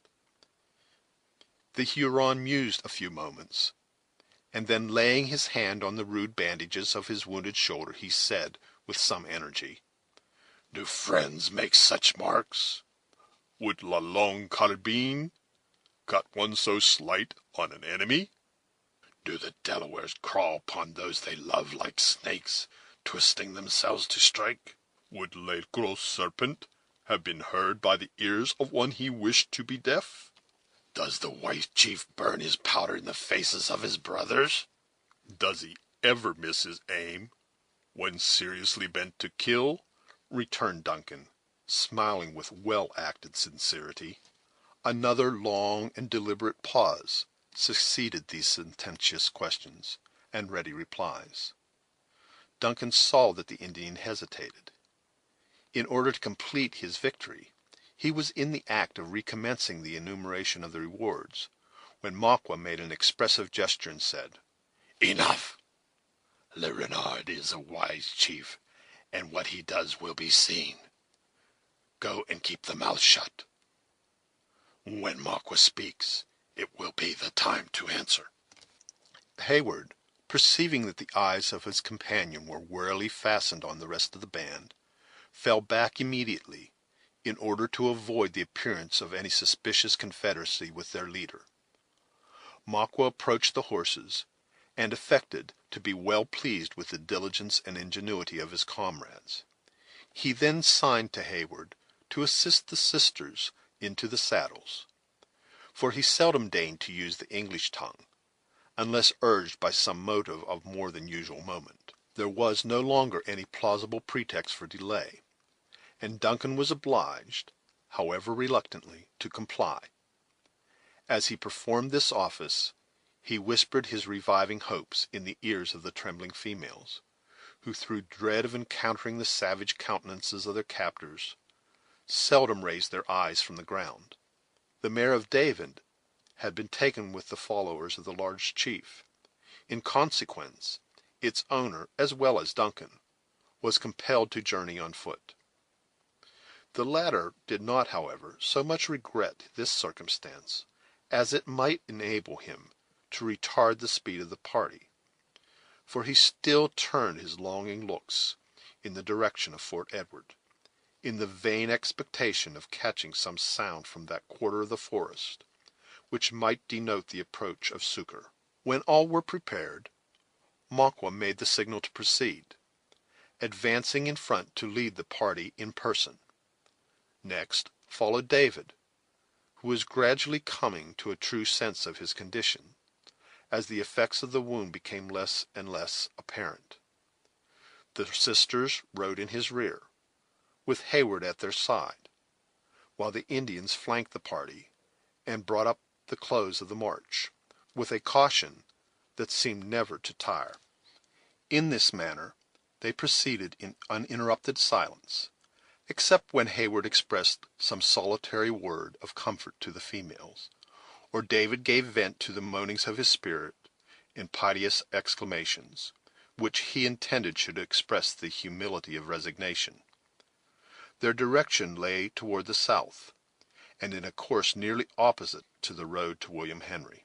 Notwithstanding this apparent adherence in Maqua to the original determination of his conquerors, Heyward could not believe his tempting bait was so soon forgotten, and he knew the windings of an Indian's path too well to suppose that its apparent course led directly to its object, when artifice was at all necessary.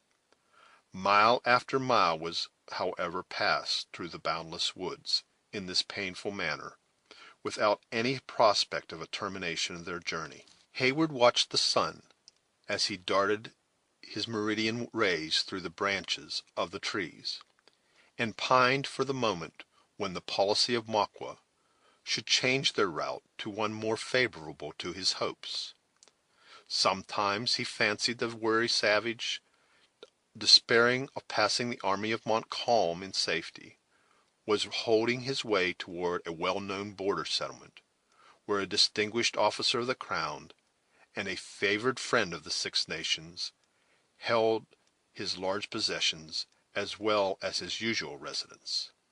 To be delivered into the hands of Sir William Johnson was far preferable to being led into the wilds of Canada, but in order to effect even the former, it would be necessary to traverse the forest for many weary leagues, each step of which was carrying him further from the scene of the war, and consequently from the post not only of honor, but of duty. Cora alone remembered the parting injunctions of the scout, and whenever an opportunity offered, she stretched forth her arm to bend aside the twigs that met her hands. But the vigilance of the Indians rendered this act of precaution both difficult and dangerous. She was often defeated in her purpose by encountering their watchful eyes, when it became necessary to feign an alarm she did not feel, and occupy the limb by some gesture of feminine apprehension. Once, and once only, was she completely successful, when she broke down the bough of a large sumac, and by a sudden thought let her glove fall at the same instant. This sign, intended for those that might follow, was observed by one of her conductors, who restored the glove, broke the remaining branches of the bush in such a manner that it appeared to proceed from the struggling of some beast in its branches, and then laid his hand on his tomahawk, with a look so significant that it put an effectual end to those stolen memorials of their passage. As there were horses to leave the prints of their footsteps in both bands of the Indians, this interruption cut off any probable hopes of assistance being conveyed through the means of their trail. Heyward would have ventured a remonstrance had there been anything encouraging in the gloomy reserve of Maqua, but the savage, during all this time, seldom turned to look at his fellows, and never spoke. With the sun for his only guide, or aided by such blind marks as are only known to the sagacity of a native, he held his way along the barrens of pine, through occasional little fertile vales, across brooks and rivulets, and over undulating hills, with the accuracy of instinct, and nearly with the directness of a bird.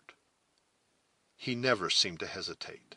Whether the path was hardly distinguishable, whether it disappeared, or whether it lay beaten and plain before him, made no sensible difference in his speed or certainty. It seemed as if fatigue could not affect him.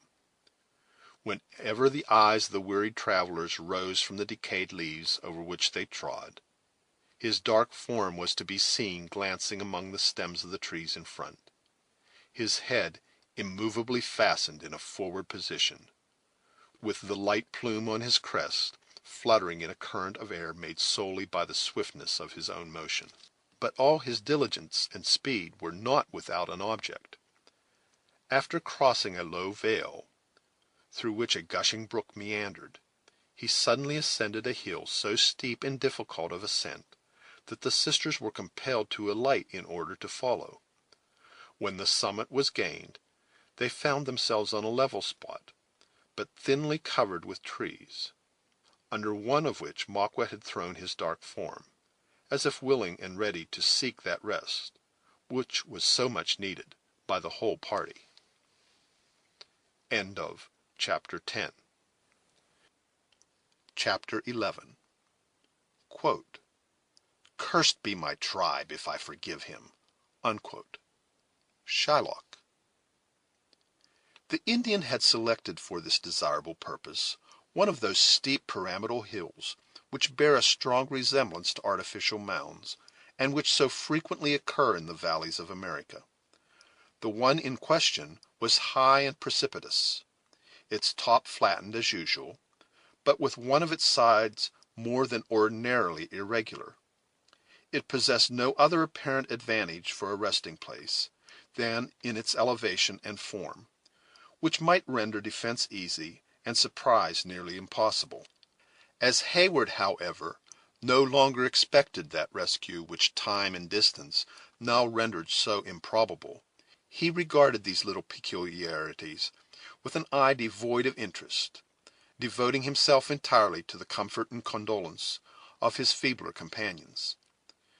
The Narragansetts were suffered to browse on the branches of the trees and shrubs that were thinly scattered over the summit of the hill, while the remains of their provisions were spread under the shade of a beech that stretched its horizontal limbs like a canopy above them. Notwithstanding the swiftness of their flight, one of the Indians had found an opportunity to strike a straggling fawn with an arrow, and had borne the more preferable fragments of the victim patiently on his shoulders to the stopping place. Without any aid from the science of cookery, he was immediately employed, in common with his fellows, in gorging himself with this digestible sustenance.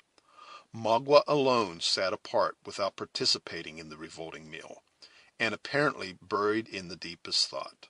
This abstinence, so remarkable in an Indian when he possessed the means of satisfying hunger, at length attracted the notice of Heyward. The young man willingly believed that the Huron deliberated on the most eligible manner of eluding the vigilance of his associates. With a view to assist his plans by any suggestion of his own, and to strengthen the temptation, he left the beach, and straggled, as if without an object, to the spot where Le Renard was seated. Has not Magua kept the sun in his face long enough to escape all danger from the Canadians? He asked, as though no longer doubtful of the good intelligence established between them.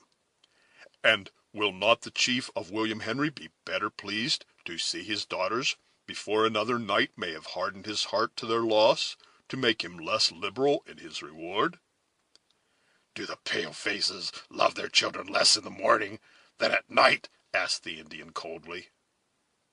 By no means, returned Heyward, anxious to recall his error, if he had made one.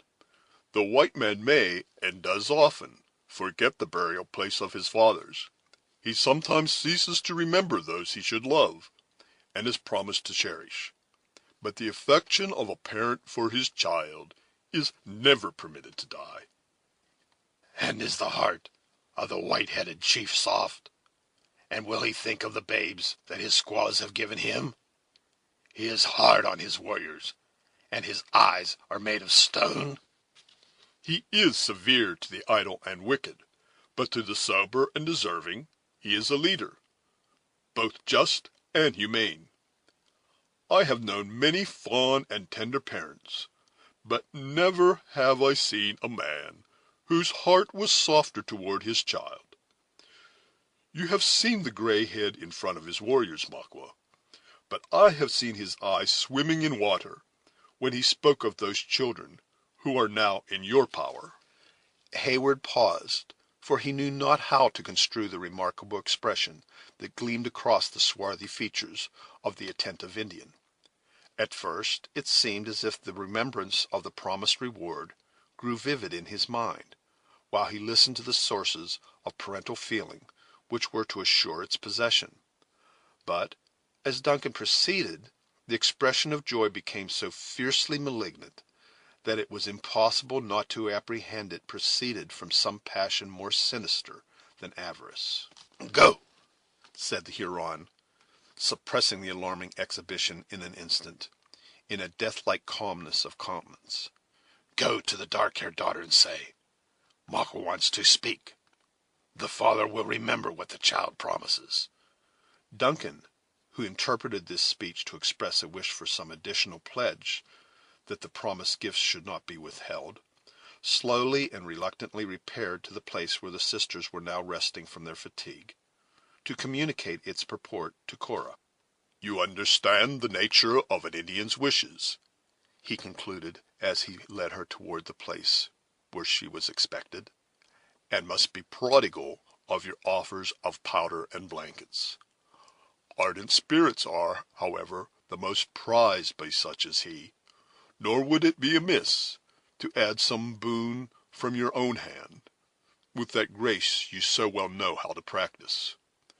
Remember, Cora, that on your presence of mind and ingenuity, even your life, as well as that of Alice, may in some measure depend." Heyward, and yours?" "Mine is of little moment. It is already sold to my king, and is a prize to be seized by any enemy who may possess the power. I have no father to expect me, and but few friends to lament a fate which I have courted with the insatiable longings of youth after distinction. But hush, we approach the Indian. Makwa, the lady with whom you wish to speak is here." The Indian rose slowly from his seat, and stood for near a minute silent and motionless. He then signed with his hand for Heyward to retire, saying coldly, "When the Huron talks to the women, his tribe shut their ears." Duncan still lingering, as if refusing to comply. Cora said with a calm smile, "You hear, Heyward, and delicacy at least should urge you to retire. Go to Alice, and comfort her with our reviving prospects." She waited until he had departed, and then turning to the native, with a dignity of her sex in her voice and manner, she added, "What would Le Renard say to the daughter of Monroe?" "Listen," said the Indian, laying his hand firmly upon her arm, as if willing to draw her utmost attention to his words, a movement that Cora as firmly but quietly repulsed by extricating the limb from his grasp. "Makwa was born a chief and a warrior among the red Hurons of the lakes. He saw the suns of 20 summers make the snows of 20 winters run off in the streams before he saw a paleface, and he was happy. Then his Canadian fathers came into the woods and taught him to drink the firewater, and he became a rascal. The Hurons drove him from the graves of his fathers as they would chase the hunted buffalo. He ran down the shores of the lakes and followed their outlet to the city of Cannon. There he hunted and fished till the people chased him again through the woods into the arms of his enemies. The chief, who was born a Huron, was at last a warrior among the Mohawks." "Something like this I had heard before," said Cora, observing that he paused to suppress those passions which began to burn with too bright a flame, as he recalled the recollection of his supposed injuries. Was it the fault of Le Renard that his head was not made of rock? Who gave him the firewater? Who made him a villain? 'Twas the pale-faces, the people of your own color. Am I answerable that thoughtless and unprincipled men exist, whose shades of countenance may resemble mine? Cora calmly demanded of the excited savage. No, Maqua is a man and not a fool. Such as you never opened their lips to the burning stream. The Great Spirit has given you wisdom. What, then, have I to do or say in the matter of your misfortunes, not to say of your errors? Listen, repeated the Indian, resuming his earnest attitude. When his English and French fathers dug up the hatchet, Le Renard struck the war-post of the Mohawks, and went out against his own nation. The pale-faces have driven the redskins from their hunting grounds, and now, when they fight, a white man leads the way. The old chief at Horican, your father, was the great captain of our war party. He said to the Mohawks, do this and do that, and he was minded. He made a law that if an Indian swallowed the firewater and came into the cloth wigwams of his warriors, it should not be forgotten. Maqua foolish opened his mouth, and the hot liquor led him into the cabin of Monroe. What did the grayhead let his daughter say? He forgot not his words, and did justice by punishing the offender, said the undaunted daughter. Justice! repeated the Indian, casting an oblique glance of the most ferocious expression at her unyielding countenance. Is it justice to make evil and then punish for it? Maqua was not himself. It was the firewater that spoke and acted for him. But Monroe did believe it. The Huron chief was tied up before all the pale-faced warriors and whipped like a dog. Cora remained silent, for she knew not how to palliate this imprudent severity on the part of her father, in a manner to suit the comprehension of an Indian. See, continued Maqua, tearing aside the slight calico that very imperfectly concealed his painted breast. Here are scars given by knives and bullets. Of these a warrior may boast before his nation. But the grayhead has left marks on the back of the Huron chief that he must hide like a squaw under this painted cloth of the whites. I had thought, resumed Cora, that an Indian warrior was patient, and that his spirit felt not and knew not the pain his body suffered. When the Chippewas tied Maqua to the stake and cut this gash, said the other, laying his finger on a deep scar, the Huron laughed in their faces and told them women struck so light. His spirit was then in the clouds. But when he felt the blows of Monroe, his spirit lay under the birch. The spirit of a Huron is never drunk. It remembers forever. But it may be appeased. If my father has done you this injustice, show him how an Indian can forgive an injury and take back his daughters. You have heard from Major Hayward. Maqua shook his head, forbidding the repetition of offers he so much despised. What would you have? continued Cora, after a most painful pause, while the conviction forced itself on her mind that the too sanguine and generous Duncan had been cruelly deceived by the cunning savage. What a Huron loves. Good for good. Bad for bad. You would then revenge the injury inflicted by Monroe on his helpless daughters? Would it not be more like a man to go before his face and take the satisfaction of a warrior? The arms of a pale-face are long, and their knives sharp, returned the savage, with a malignant laugh. Why should Le Renard go among the muskets of his warriors when he holds the spirit of the Greyhead in his hand?" "Name your intention, Magua," said Cora, struggling with herself to speak with steady calmness. "Is it to lead us prisoners to the woods, or do you contemplate some greater evil? Is there no reward, no means of palliating the injury, and of softening your heart? At least release my gentle sister, and pour out your malice on me. Purchase wealth by her safety, and satisfy your revenge with a single victim. The loss of both his daughters might bring the aged man to his grave, and where would then be the satisfaction of Le Renard?"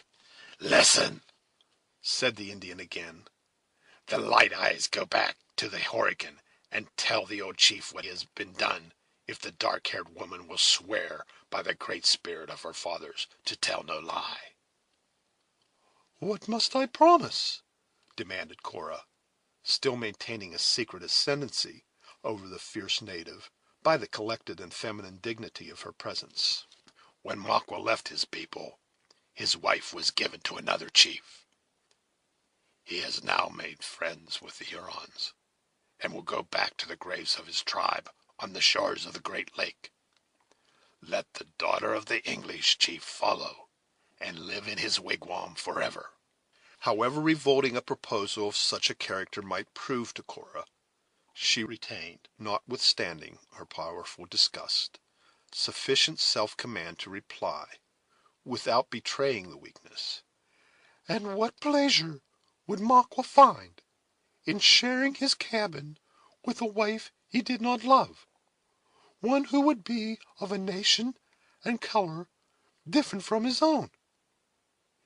It would be better to take the gold of Monroe, and buy the heart of some Huron maid with his gifts." The Indian made no reply for near a minute, but bent his fierce looks on the countenance of Cora in such wavering glances that her eye sank with shame under an impression that for the first time they had encountered an expression that no chaste female might endure.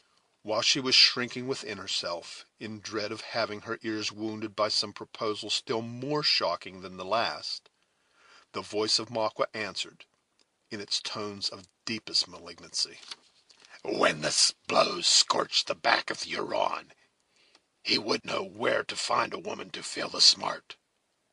The daughter of Monroe would draw his water, hoe his corn, and cook his venison. The body of the Greyhead would sleep among his cannon, but his heart would lie within reach of the knife of Les Subtils." "Monster! Well dost thou deserve thy treacherous name," cried Cora, in an ungovernable burst of filial indignation. "None but a fiend could meditate such a vengeance. But thou overratest thy power. You shall find it is in truth the heart of Monroe you hold, and that it will defy your utmost malice." The Indian answered this bold defiance by a ghastly smile that showed an unaltered purpose, while he motioned her away, as if to close the conference forever.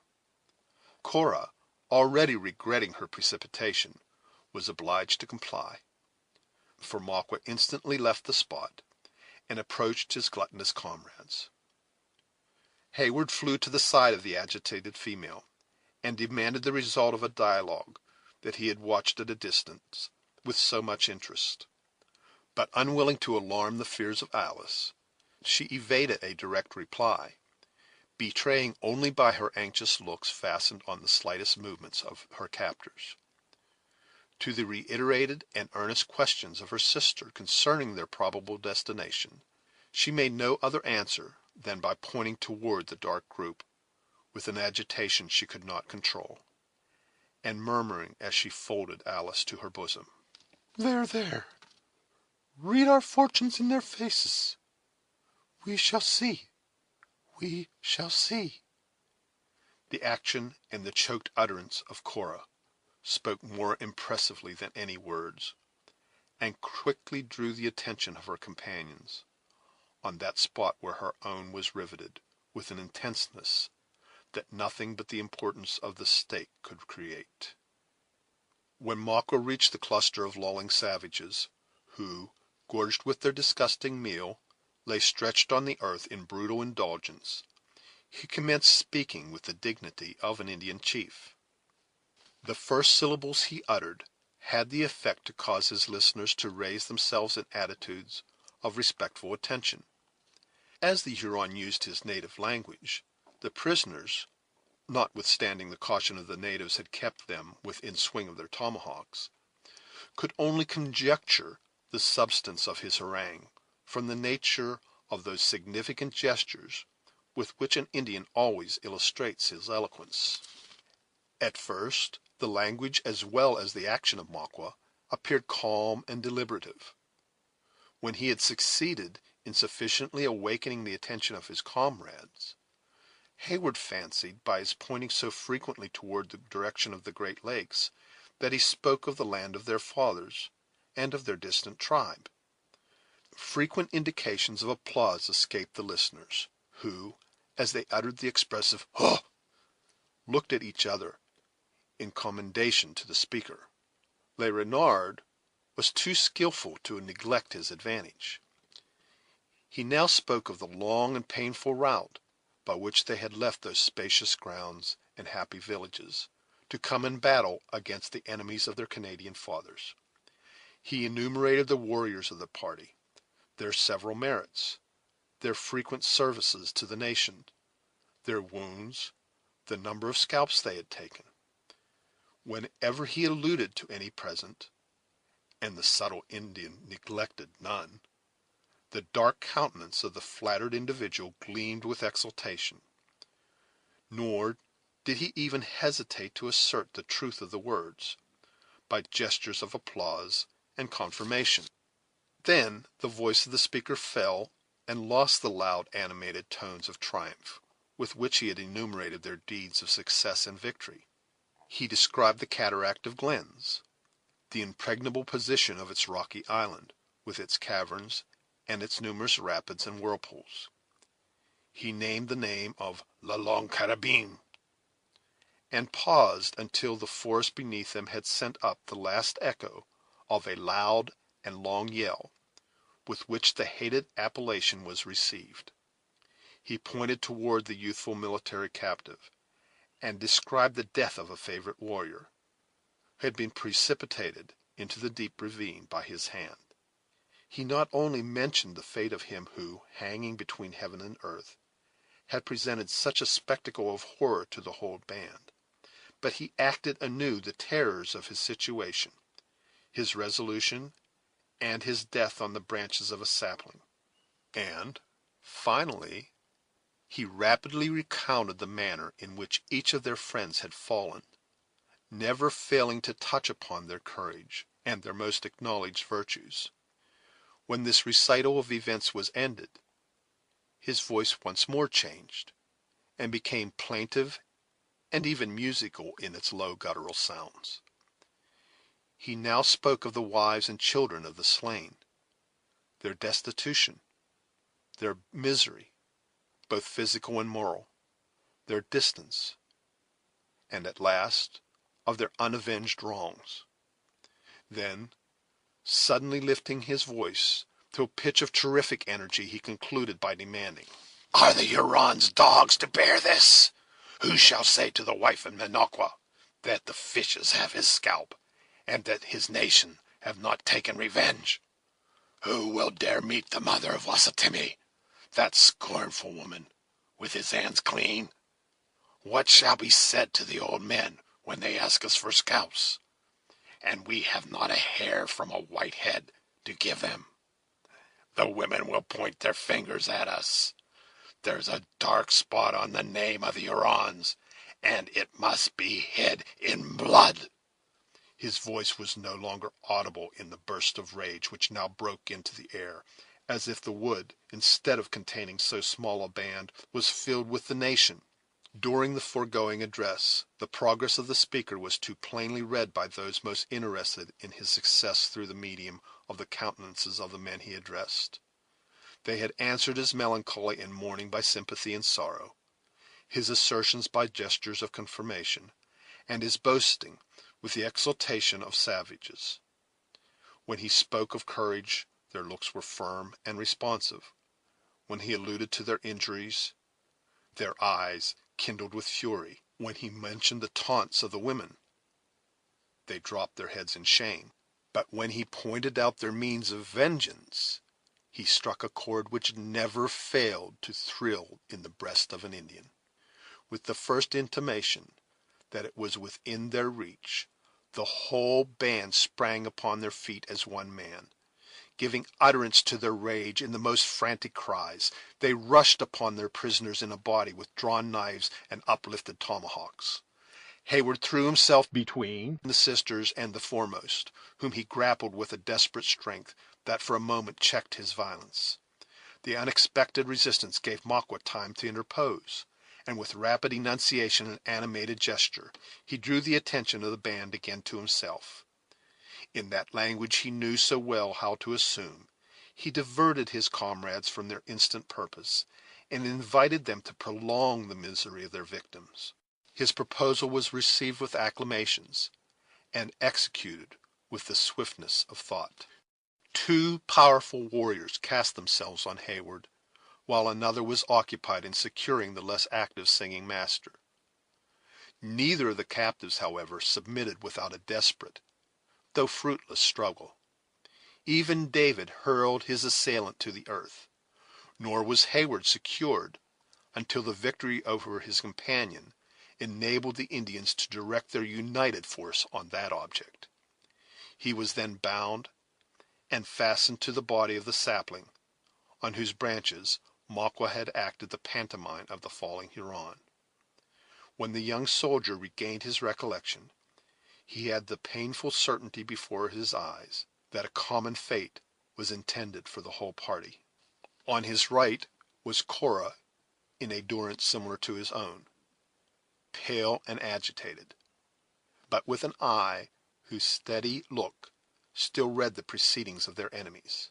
On his left, the wives which bound her to a pine performed that office for Alice which her trembling limbs refused, and alone kept her fragile form from sinking. Her hands were clasped before her in prayer, but instead of looking upward toward the power which alone could rescue them, her unconscious looks wandered to the countenance of Duncan with infantile dependency. David had contended, and the novelty of the circumstance held him silent, in deliberation of the propriety of the unusual occurrence. The vengeance of the Hurons had now taken a new direction, and they prepared to execute it with that barbarous ingenuity with which they were familiarized by the practice of centuries. Some sought knots to raise the blazing pile. One was riving the splinters of pine, in order to pierce the flesh of their captives with the burning fragments, and others bent the tops of two saplings to the earth, in order to suspend Hayward by the arms between the recoiling branches. But the vengeance of Makwa sought a deeper and more malignant enjoyment.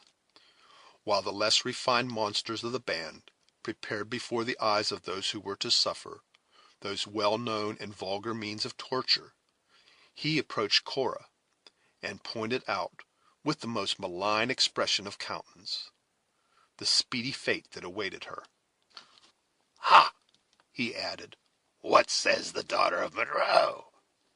Her head is too good to find a pillow in the wigwam of Le Renard. Will she like it better when it rolls about this hill, a plaything for the wolves? Her bosom cannot nurse the children of a Huron.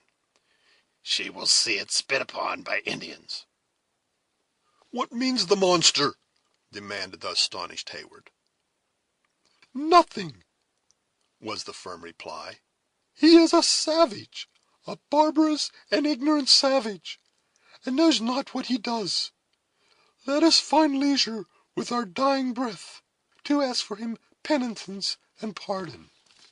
pardon!" echoed the fierce Huron, mistaking in his anger the meaning of her words. "The memory of an Indian is no longer than the arm of the palefaces, his mercy shorter than their justice. Say, shall I send the yellow hair to her father, and will you follow Maqua to the Great Lakes to carry his Water. and feed him with corn?" Cora beckoned him away with an emotion of disgust she could not control. "Leave me!" she said, with a solemnity that for a moment checked the barbarity of the Indian. "You mingle bitterness with my prayers. You stand between me and my God." The slight impression produced on the savage was, however, soon forgotten, and he continued, pointing with taunting irony toward Alice. "Look, the child weeps. She's too young to die. Send her to Monroe to comb his gray hairs and keep life in the heart of the old man." Cora could not resist the desire to look upon her youthful sister, in whose eyes she met an imploring glance that betrayed the longings of nature. "What says he, dearest Cora?" asked the trembling voice of Alice. "Did he speak of sending me to our father?" For many moments the elder sister looked upon the younger, with a countenance that wavered with powerful and contending emotions. At length she spoke, though her tones had lost their rich and calm fullness, in an expression of tenderness that seemed maternal. "Alice," she said, "the Huron offers us both life. Nay, more than both. He offers to restore Duncan, our invaluable Duncan, as well as you, to our friends, to our father, to our heart-stricken, childless father. If I will bow down this rebellious, stubborn pride of mine, and consent—" Her voice became choked, and clasping her hands she looked upward, as if seeking, in her agony, intelligence from a wisdom that was infinite. "Say on," cried Alice. "To what, dearest Cora? Oh, that the proffer were made to me, to save you, to cheer our aged father, to restore Duncan! How cheerfully would I die!" "Die!" repeated Cora, with a calmer and firmer voice. "That were easy. Perhaps the alternative may not be less so. He would have me," she continued, her accents sinking under a deep consciousness of the degradation of the proposal, "follow him to the wilderness, go to the habitations of the Hurons, to remain there, in short, to become his wife. Speak then, Alice, child of my affections, sister of my love. And you too, Major Heyward, aid my weak reason with your counsel. Is life to be purchased by such a sacrifice? Will you, Alice, receive it at my hands at such a price? And you, Duncan, guide me, control me between you, for I am wholly yours." "Would I?" echoed the indignant and astonished youth. "Cora, Cora, you jest with our misery. Name not the horrid alternative again. The thought itself is worse than 1,000 deaths." "That such would be your answer I well knew," exclaimed Cora, her cheeks flushing, and her dark eyes once more sparkling with the lingering emotions of a woman. "What says my Alice? For her I will submit without another murmur." Although both Heyward and Cora listened with painful suspense and the deepest attention, no sounds were heard in reply. It appeared as if the delicate and sensitive form of Alice would shrink into itself as she listened to this proposal. Her arms had fallen lengthwise before her, the fingers moving in slight convulsions. Her head dropped upon her bosom, and her whole person seemed suspended against the tree, looking like some beautiful emblem of the wounded delicacy of her sex, devoid of animation, and yet keenly conscious. In a few moments, however, her head began to move slowly, in a deep sign of unconquerable disapprobation. No, no, no! Better that we die as we have lived, together." "Then die!" shouted Maqua, hurling his tomahawk with violence at the unresisting speaker, and gnashing his teeth with a rage that could no longer be bridled at this sudden exhibition of firmness in the one he believed the weakest of the party. The axe cleaved the air in front of Heyward, and cutting some of the flowing ringlets of Alice, quivered in the tree above her head. The sight maddened Duncan to desperation. Collecting all his energies in one effort, he snapped the twigs which bound him, and rushed upon another savage, who was preparing, with loud yells and a more deliberate aim, to repeat the blow. They encountered, grappled, and fell to the earth together. The naked body of his antagonist afforded Heyward no means of holding his adversary, who glided from his grasp, and rose again with one knee on his chest, pressing him down with the weight of a giant. Duncan already saw the knife gleaming in the air, when a whistling sound swept past him, and was rather accompanied than followed by the sharp crack of a rifle. He felt his breast relieved from the load it had endured. He saw the savage expression of his adversary's countenance change to a look of vacant wildness, when the Indian fell dead on the faded leaves by his side. End of chapter 11. Chapter 12. Quote, "Clo, I am gone, sire, and anon, sire, I'll be with you again." Unquote. From Twelfth Night.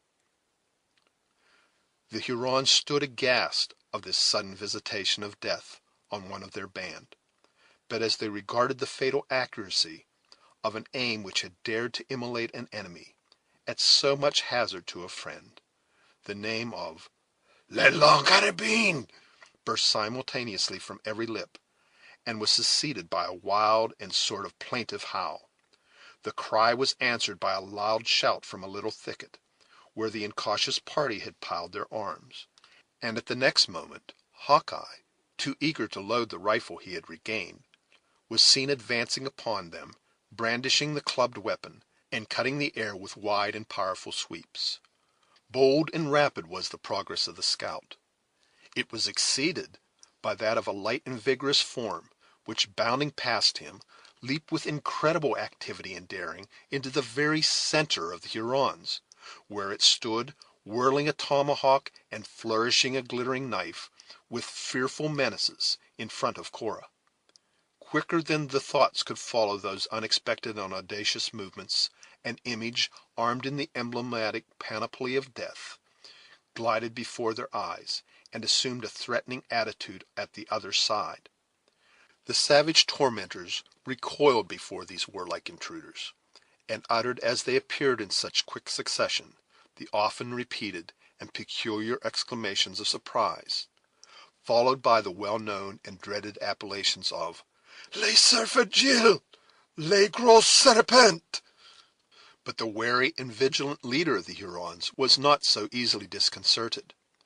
Casting his keen eyes around the little plain, he comprehended the nature of the assault at a glance, and, encouraging his followers by his voice, as well as by his example, he unsheathed his long and dangerous knife, and rushed with a loud whoop upon the expected Chingachgook. It was the signal of a general combat. Neither party had firearms, and the contest was to be decided in the deadliest manner, hand to hand, with weapons of offense and none of defense. Uncas answered the whoop, and, leaping on an enemy, with a single well-directed blow of his tomahawk, cleft him to the brain. Heyward tore the weapon of Maqua from the sapling, and rushed eagerly toward the fray. As the combatants were now equal in number, each singled an opponent from the adverse band. The rush and blows passed with the fury of a whirlwind and the swiftness of lightning. Hawkeye soon got another enemy within reach of his arm, and with one sweep of his formidable weapon he beat down the slight and inartificial defenses of his antagonist, crushing him to earth with the blow. Heyward ventured to hurl the tomahawk he had seized too, ardent to await the moment of closing.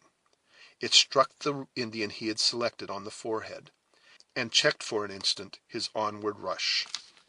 Encouraged by this slight advantage, the impetuous young man continued his onset, and sprang upon his enemy with naked hands.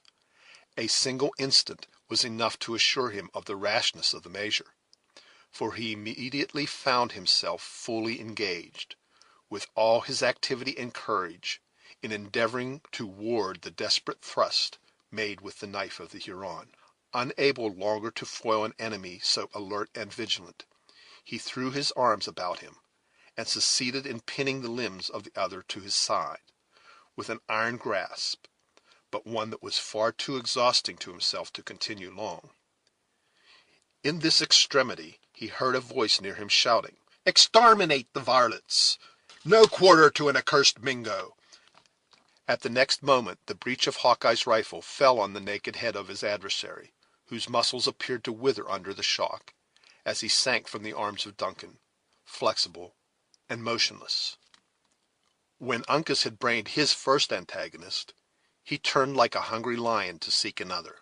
The fifth and only Huron disengaged at the first onset had paused a moment, and then, seeing that all around him were employed in the deadly strife, he had sought, with hellish vengeance, to complete the baffled work of revenge. Raising a shout of triumph, he sprang toward the defenseless Cora, sending his keen axe as the dreadful precursor of his approach. The tomahawk grazed her shoulder, and, cutting the withes which bound her to the tree, left the maiden at liberty to fly.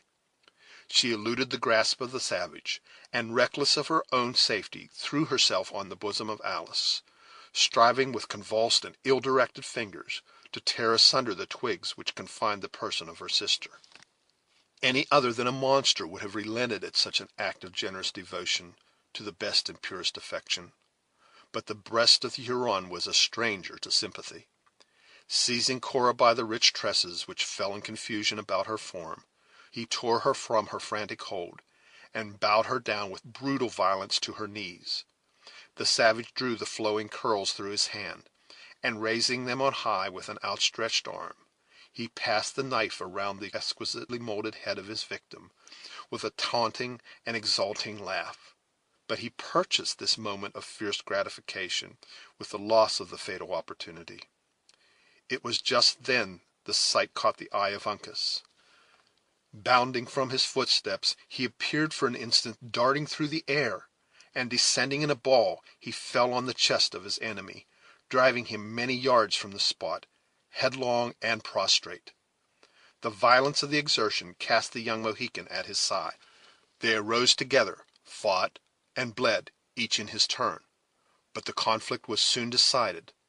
The tomahawk of Heyward and the rifle of Hawkeye descended on the skull of the Huron at the same moment that the knife of Uncas reached his heart. The battle was now entirely terminated, with the exception of the protracted struggle between Le Renard Subtil and Le Gros Serpent. Well did these barbarous warriors prove that they deserved those significant names which had been bestowed for deeds in former wars. When they engaged, some little time was lost in eluding the quick and vigorous thrust which had been aimed at their lives. Suddenly darting on each other, they closed and came to the earth, twisted together like twining serpents in pliant and subtle folds. At the moment when the victors found themselves unoccupied, the spot where these experienced and desperate combatants lay could only be distinguished by a cloud of dust and leaves, which moved from the center of the little plain toward its boundary, as if raised by the passage of a whirlwind. Urged by the different motives of filial affection, friendship, and gratitude, Heyward and his companions rushed with one accord to the place, encircling the little canopy of dust which hung above the warriors. In vain did Uncas dart around the cloud, with a wish to strike his knife into the heart of his father's foe. The threatening rifle of Hawkeye was raised and suspended in vain, while Duncan endeavored to seize the limbs of the Huron with hands that had appeared to have lost their power. Covered as they were with dust and blood, the swift evolutions of the combatants seemed to incorporate their bodies into one. The death-like looking figure of the Mohican and the dark form of the Huron gleamed before their eyes in such quick and confused succession that the friends of the former knew not where to plant the succoring blow. It is true that there were short and fleeting moments when the fiery eyes of Mawquer were seen glittering like fabled organs of the basilisk through the dusty wreath by which he was enveloped, and he read by those short and deadly glances the fate of the combat in the presence of his enemies, ere, however, any hostile hand that could descend on his devoted head, its place was filled by the scowling visage of Chingachgook. In this manner the scene of the combat was removed from the center of the little plain to its verge. The Mohican now found an opportunity to make a powerful thrust with his knife. Mawquer suddenly relinquished his grasp, and fell backward without motion, and seemingly without life. His adversary leaped on his feet, making the arches of the forest ring with the shouts of triumph. "Well done for the Delawares! Victory to the Mohicans!" cried Hawkeye, once more elevating the butt of the long and fatal rifle. "A finishing blow from a man without a cross will never tell against his honor, nor rob him of his right to the scalp." But at the very moment when the dangerous weapon was in the act of descending, the subtle Huron rolled swiftly from beneath the danger, over the edge of the precipice, and falling on his feet, was seen leaping with a single bound into the center of a thicket of low bushes that clung along its sides.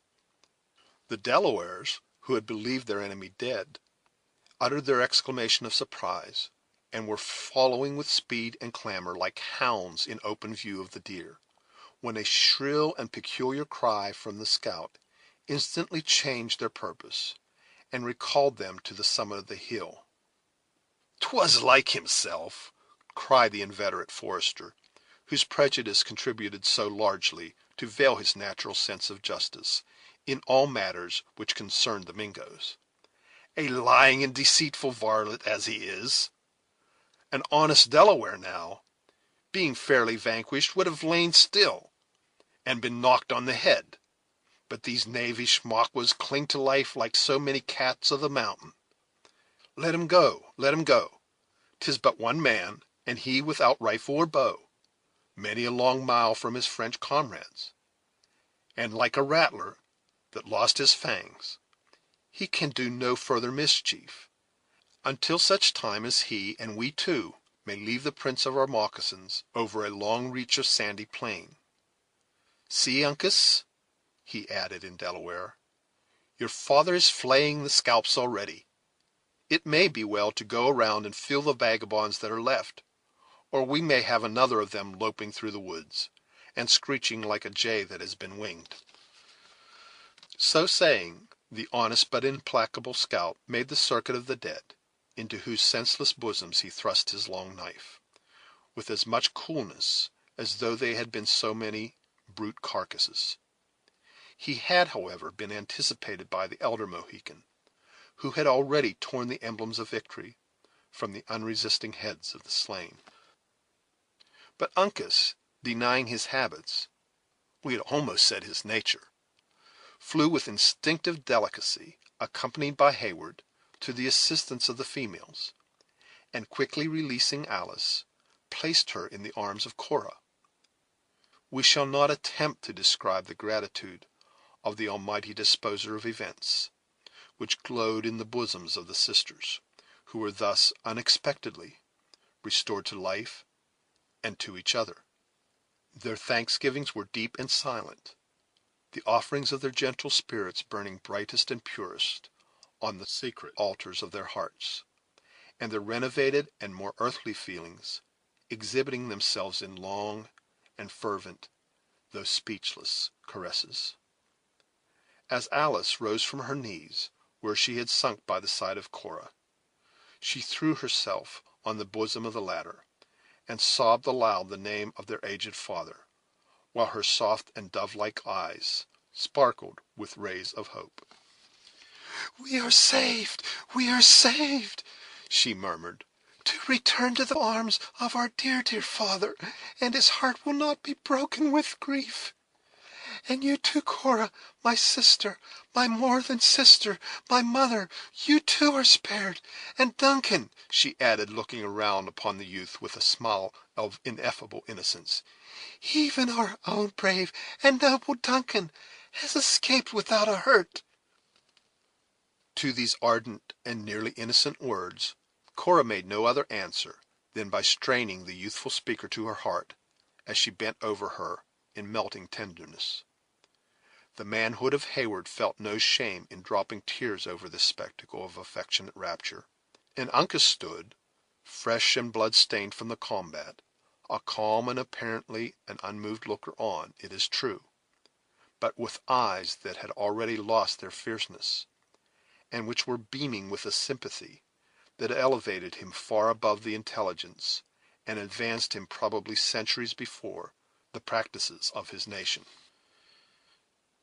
During this display of emotions, so natural in their situation, Hawkeye, whose vigilant distrust had satisfied itself that the Hurons who disfigured the heavenly scene no longer possessed the power to interrupt its harmony, approached David, and liberated him from the bonds he had, until that moment, endured with the most exemplary patience.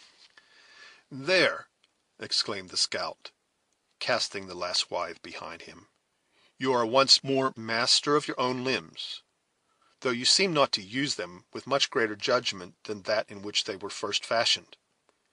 If advice from one who is not older than yourself, but who, having lived most of his time in the wilderness, may be said to have experience beyond his years, will give no offense, you are welcome to my thoughts, and these are, to part with the little tooting instrument in your jacket to the first fool you meet with, and buy some weapon with the money, if it only be the barrel of a horseman's pistol. By industry and care you might thus come to some preferment, for by this time, I should think, your eyes would plainly tell you that a carrion crow is a better bird than a mocking thresher. The one will at least remove foul sights from before the face of man, while the other is only good to brew disturbances in the woods, by cheating the ears of all that hear them." "Arms and clarion for the battle, but the song of thanksgiving to the victory," answered the liberated David. "Friend," he added, thrusting forth his lean, delicate hand toward Hawkeye, in kindness, while his eyes twinkled and grew moist, "I thank thee that the hairs of my head still grow where they first rooted by Providence; for though those of other men may be more glossy and curling, I have ever found mine own well suited to the brain they shelter. That I did not join myself in the battle was less owing to disinclination than to the bonds of the heathen.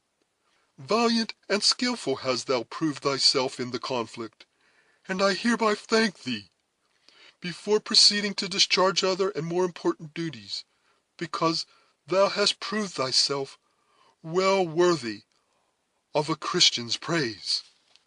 "The thing is but a trifle, and what you may often see if you tarry long among us," returned the scout, a good deal softened toward the man of song by this unequivocal expression of gratitude.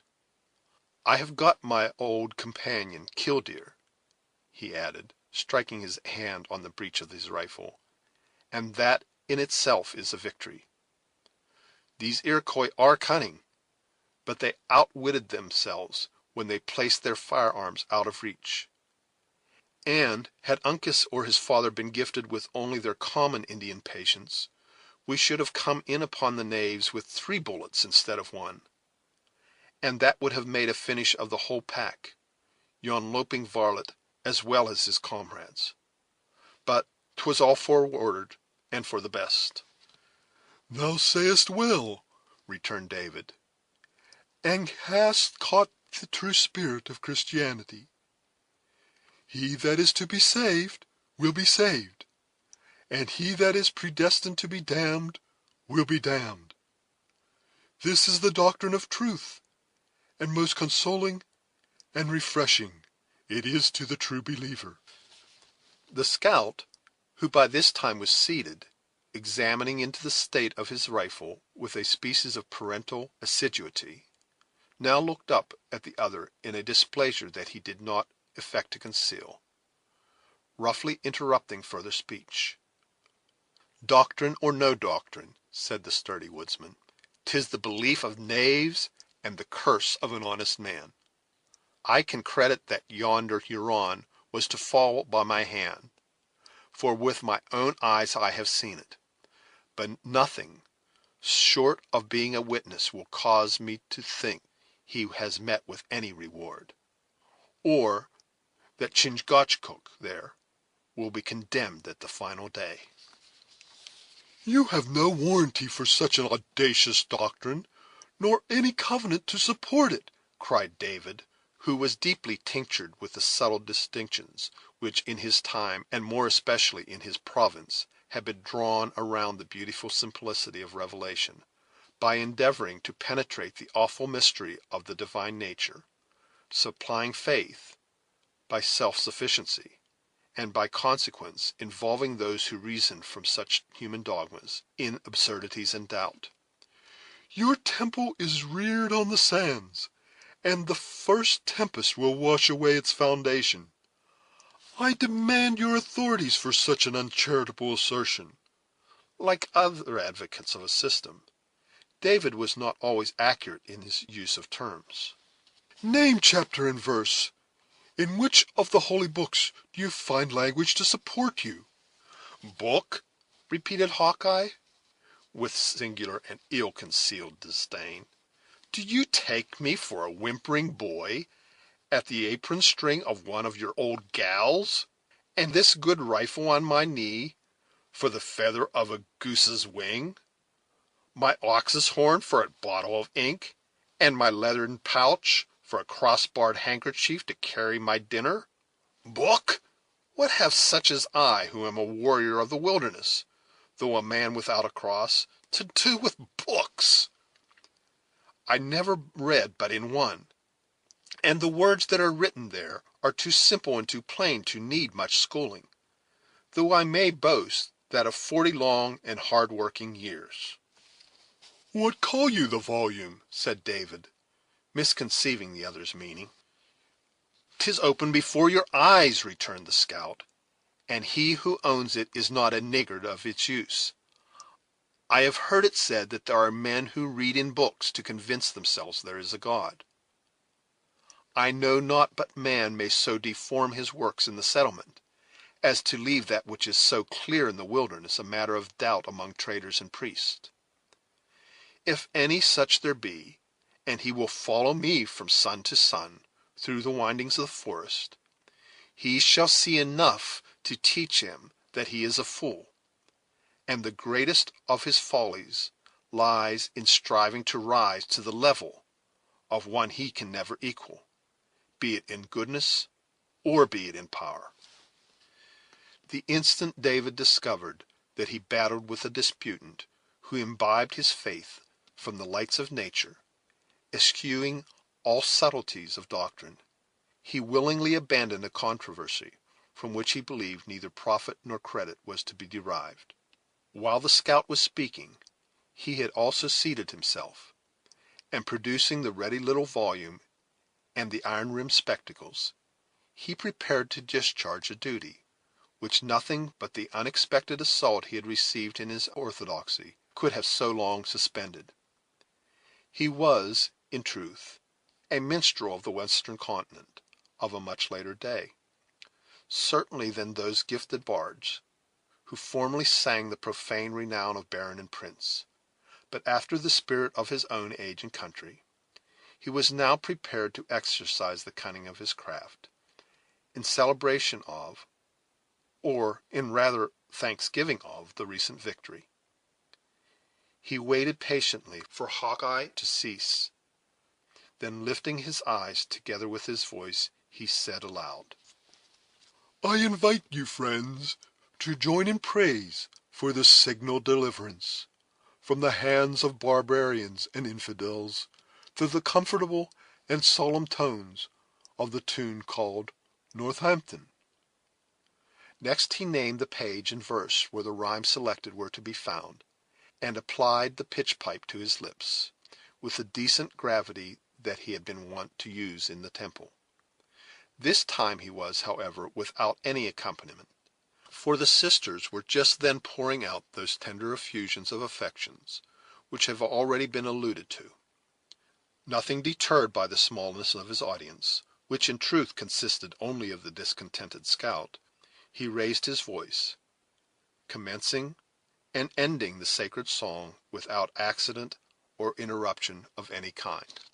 Hawkeye listened while he coolly adjusted his flint and reloaded his rifle, but the sounds, wanting the extraneous assistance of scene and sympathy, failed to awaken his slumbering emotions.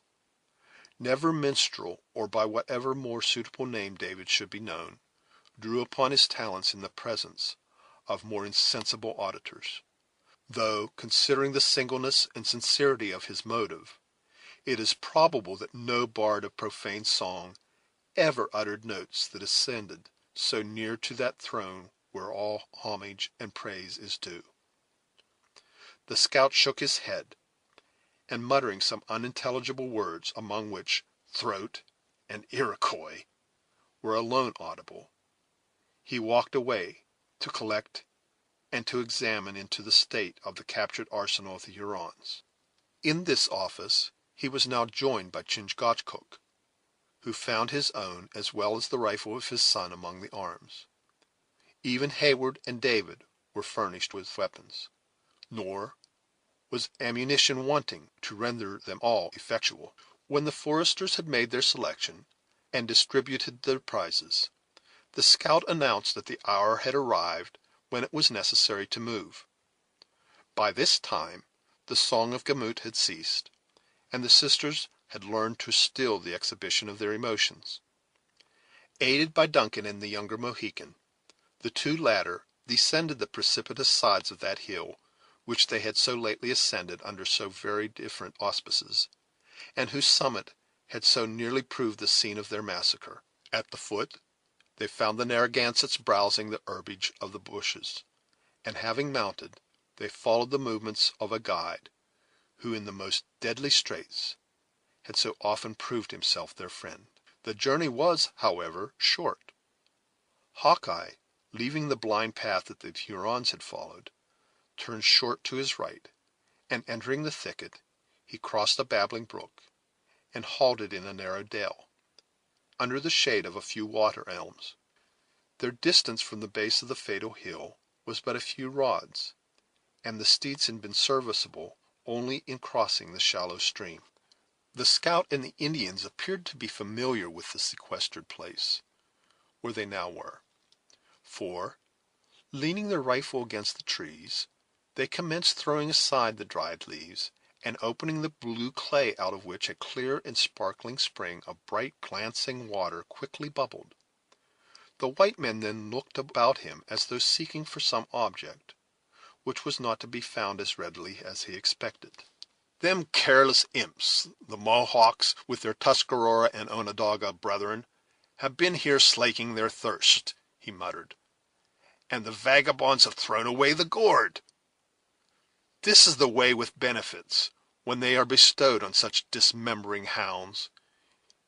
Here has the Lord laid his hand in the midst of the howling wilderness for their good, and raised a fountain of water from the bowels of the earth, that might laugh at the richest shop of apothecaries ware in all the colonies.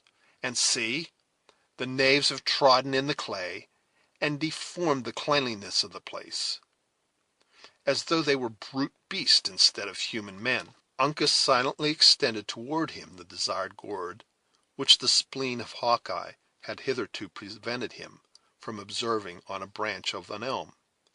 Filling it with water, he retired a short distance to a place where the ground was more firm and dry. Here he coolly seated himself, and after taking a long and apparently a grateful draught, he commenced a very strict examination of the fragments of food left by the Hurons, which had hung in a wallet on his arm. "Thank you, lad," he continued, returning the empty gourd to Uncas. Now we will see how these rampaging Hurons lived when out lying in ambushments. Look at this. The varlets know the better pieces of the deer, and one would think they might carve and roast a saddle equal to the best cook in the land. But everything is raw, for the Iroquois are thorough savages. Uncas, take my steel and kindle a fire. A mouthful of tender boil will give nature a helping hand after so long a trail."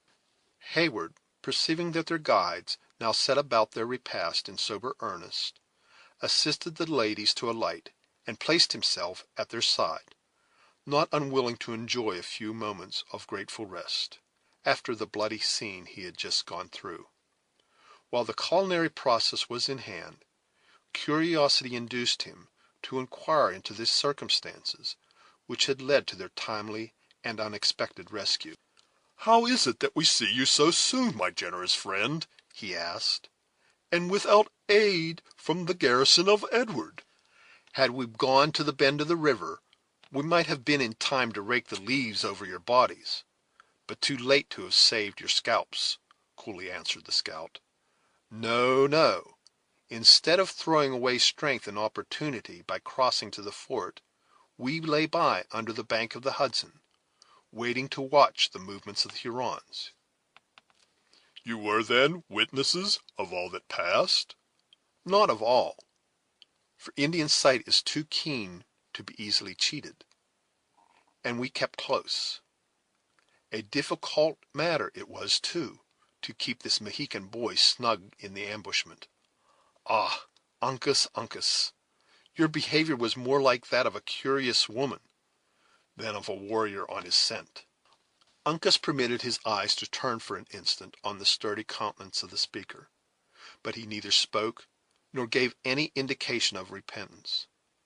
On the contrary, Heyward thought the manner of the young Mohican was disdainful, if not a little fierce, and that he suppressed passions that were ready to explode, as much in compliment to the listeners as from the deference he usually paid to his white associate.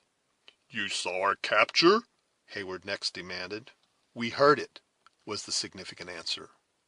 "An Indian yell is plain language to men who have passed their days in the woods. But when you landed, we were driven to crawl like serpents beneath the leaves, and then we lost sight of you entirely, until we placed eyes on you again, trussed to the trees, and ready bound for an Indian massacre." "Our rescue was the deed of Providence. It was nearly a miracle that you did not mistake the path, for the Hurons divided, and each band had its horses." "Aye, there we were thrown off the scent, and might, indeed, have lost the trail, had it not been for Uncas. We took the path, however, that led into the wilderness, for we judged, and judged rightly, that the savages would hold that course with their prisoners. But when we had followed it for many miles, without finding a single twig broken, as I had advised, my mind misgave me, especially as all the footsteps had the prints of moccasins." "Our captors had the precaution to see us shod like themselves," said Duncan, raising a foot and exhibiting the buckskin he wore. "Aye, 'twas judgmatical, and like themselves, though we were too expert to be thrown from a trail by so common an invention." "To what, then, are we indebted for our safety?" "To what, as a white man who has no taint of Indian blood, I should be ashamed to own. To the judgment of the young Mohican, in matters which I should know better than he, but which I can now hardly believe to be true, though my own eyes tell me it is so." "'Tis extraordinary. Will you not name the reason?" "Uncas was bold enough to say that the beast ridden by the gentle ones," continued Hawkeye, glancing his eyes, not without curious interest, on the fillies of the ladies, "planted the legs of one side on the ground at the same time, which is contrary to the movements of all trotting four-footed animals of my knowledge, except the bear. And yet here are horses that always journey in this manner, as my own eyes have seen, and as their trail has shown for 20 long miles. 'Tis the merit of the animal.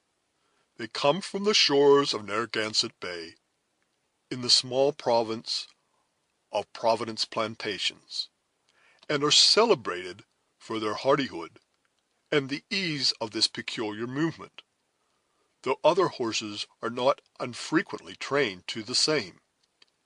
It may be, said Hawkeye, who had listened with singular attention to this explanation. Though I am a man who has the full blood of the whites, my judgment in deer and beaver is greater than in beast of burden.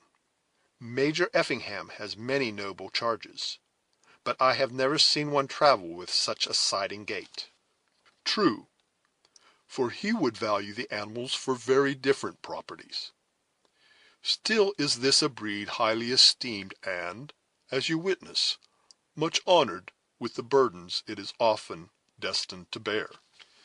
The Mohicans had suspended their operations about the glimmering fire to listen, and, when Duncan had done, they looked at each other significantly, the father uttering the never-failing exclamation of surprise. The scout ruminated, like a man digesting his newly acquired knowledge, and once more stole a glance at the horses. "I dare say there are even stranger sights to be seen in the settlements," he said at length. "Nature is sadly abused by man when he once gets the mastery. But go siding or go straight, Uncas has seen the movement, and their trail led us on to the broken bush. The outer branch near the prints of one of the horses was bent upward, as a lady breaks a flower from its stem, but all the rest were ragged and broken down, as if the strong hand of a man had been tearing them. So I concluded that the cunning varmints had seen the twig bent, and had torn the rest to make us believe a buck had been feeling the boughs with his antlers." I do believe your sagacity did not deceive you, for some such thing occurred. "That was easy to see," added the scout, in no degree conscious of having exhibited any extraordinary sagacity, "and a very different matter it was from a waddling horse. It then struck me the Mingoes would push for the spring, for the knaves well know the vartue of its waters." It is then so famous? demanded Heyward, examining with a more curious eye the secluded dell with its bubbling fountain, surrounded, as it was, by earth of a deep, dingy brown. "Few redskins who travel south and east of the Great Lakes but have heard of its qualities. Will you taste for yourself?" Heyward took the gourd, and after swallowing a little of the water, threw it aside with grimaces of discontent. The scout laughed, in his silent but heartfelt manner, and shook his head with vast satisfaction. "Ah, you want the flavor that one gets by habit. The time was when I liked it as little as yourself, but I have come to my taste, and I now crave it as a deer does the licks." Footnote: Many of the animals of the American forest resort to those spots where salt springs are found. These are called licks, or salt licks, in the language of the country, for the circumstances that the quadruped is often obliged to lick the earth in order to obtain the saline particles. These licks are great places of resort with the hunters, who waylay their game near the paths that lead to them. End quote. Your high-spiced wines are not better liked than a redskin relishes this water, especially when his nature is ailing. But Uncas has made his fire, and it is time we think of eating, for our journey is long, and all before us. Interrupting the dialogue by this abrupt transition, the scout had instant recourse to the fragments of food which had escaped the voracity of the Hurons. A very summary process completed the simple cookery, when he and the Mohicans commenced their humble meal with the silence and characteristic diligence of men who ate in order to enable themselves to endure great and unremitting toil. When this necessary and happily grateful duty had been performed, each of the foresters stooped and took a long and parting draught at that solitary and silent spring. Footnote: the scene of the foregoing incidents is on the spot where the village of Ballston now stands, one of the two principal watering places of America. End footnote. Around which and its sister fountains, within 50 years, the wealth, beauty, and talents of a hemisphere were to assemble in throngs, in pursuit of health and pleasure. Then Hawkeye announced his determination to proceed. The sisters resumed their saddles. Duncan and David grasped their rifles and followed on footsteps, the scout leading the advance, and the Mohicans bringing up the rear. The whole party moved swiftly through the narrow path toward the north, leaving the healing waters to mingle unheeded with the adjacent brooks, and the bodies of the dead to fester on the neighboring mount, without the rites of sepulchre, a fate but too common to the warriors of the woods to excite either commiseration or comment. End of chapter 12. Chapter 13. Quote, "I'll seek a readier path," unquote, by Purnell.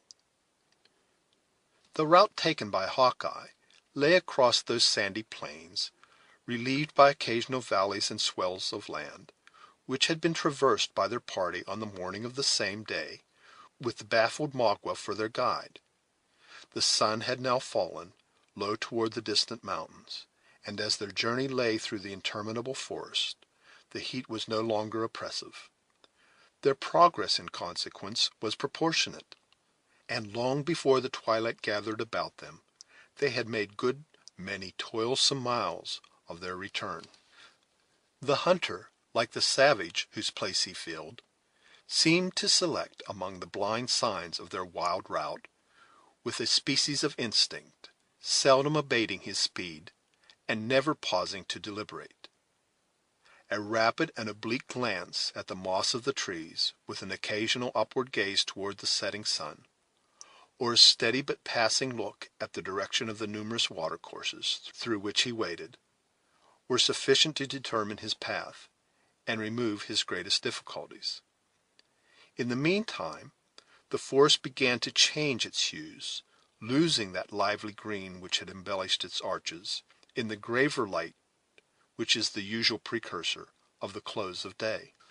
While the eyes of the sisters were endeavoring to catch glimpses through the trees of the flood of golden glory which formed a glittering halo around the sun, tinging here and there with ruby streaks, or bordering with narrow edgings of shining yellow, a mass of clouds that lay piled at no great distance above the western hills, Hawkeye turned suddenly, and pointing toward the gorgeous heavens, he spoke. "Yonder is the signal given to man to seek his food and natural rest," he said. "Better and wiser would it be if he could understand the signs of nature, and take a lesson from the fowls of the air and the beasts of our field. Our night, however, will soon be over, for with the moon we must be up and moving again. I remember to have fought the Maquas hereaways in the first war in which I ever drew blood from a man, and we threw up a work of blocks to keep the ravenous varmints from handling our scalps. If my marks do not fail me, we shall find the place a few rods further to our left." Without waiting for an assent, or, indeed, for any reply, the sturdy hunter moved boldly into a dense thicket of young chestnuts, shoving aside the branches of the exuberant shoots, which nearly covered the ground, like a man who expected at each step to discover some object he had formerly known. The recollection of the scout did not deceive him. After penetrating through the brush, matted as it was with briars, for a few hundred feet, he entered an open space that surrounded a low green hillock, which was crowned by the decayed blockhouse in question. This rude and neglected building was one of those deserted works which, having been thrown up on an emergency, had been abandoned with the disappearance of danger. and was now quietly crumbling in the solitude of the forest, neglected and nearly forgotten, like the circumstances which had caused it to be reared. Such memorials of the passage and struggles of man are yet frequent throughout the broad barrier of wilderness which once separated the hostile provinces, and form a species of ruins that are intimately associated with the recollections of colonial history, and which are in appropriate keeping with the gloomy character of the surrounding scenery. The roof of bark had long since fallen and mingled with the soil, but the huge logs of pine, which had been hastily thrown together, still preserved their relative positions, though one angle of the work had given way under the pressure, and threatened a speedy downfall to the remainder of the rustic edifice. While Hayward and his companions hesitated to approach a building so decayed, Hawkeye and the Indians entered within the low walls, not only without fear, but with obvious interest. While the former surveyed the ruins, both internally and externally, with the curiosity of one whose recollections were reviving at each moment, Chingachgook related to his son in the language of the Delawares, and with the pride of a conqueror, the brief history of the skirmish which had been fought in his youth in that secluded spot. A strain of melancholy, however, blended with his triumph, rendering his voice, as usual, soft and musical. In the meantime, the sisters gladly dismounted, and prepared to enjoy their halt in the coolness of the evening, and in a security which they believed nothing but the beast of the forest could invade. "Would not our resting place have been more retired, my worthy friend?" demanded the more vigilant Duncan, perceiving that the scout had already finished his short survey. "Had we chosen a spot less known, and one more rarely visited than this?" "Few live who know the blockhouse was ever raised," was the slow and musing answer. "'Tis not often that books are made, and narratives written, of such a scrimmage as was fought atween the Mohicans and Mohawks in a war of their own waging. I was then a younker, and went out with the Delawares, because I knowed they were a scandalized and wronged race. 40 days and 40 nights did the imps crave our blood around this pile of logs, which I designed and partly reared, being, as you'll remember, no Indian myself, but a man without a cross. The Delawares lent themselves to the work, and we made it good, 10 to 20, until our numbers were nearly equal, and then we sallied out upon the hounds, and not a man of them ever got back to tell the fate of his party. Yes, I was then young, and new to the sight of blood, and not relishing the thought that creatures who had spirits like myself should lay on the naked ground to be torn asunder by beasts, or to bleach in the rains, I buried the dead with my own hands under that very little hillock where you have placed yourselves. And no bad seat does it make either, though it be raised by the bones of mortal men." Hayward and the sisters arose on the instant from the grassy sepulchre, nor could the two later, notwithstanding the terrific scenes they had so recently passed through, entirely suppress an emotion of natural horror when they found themselves in such familiar contact with the grave of the dead Mohawks. The gray light, the gloomy little area of dark grass, surrounded by its border of brush, beyond which the pines rose in breathing silence, apparently into the very clouds, and the death-like stillness of the vast forest, were all in unison to deepen such a sensation. "They are gone, and they are harmless," continued Hawkeye, waving his hand with a melancholy smile at their manifest alarm. "They'll never shout the war-whoop, nor strike a blow with the tomahawk again. And of all those who aided in placing them where they lie, Chingachgook and I only are living.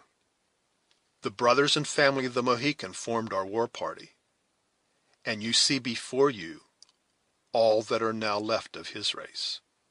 The eyes of the listeners involuntarily sought the forms of the Indians, with a compassionate interest in their desolate fortune.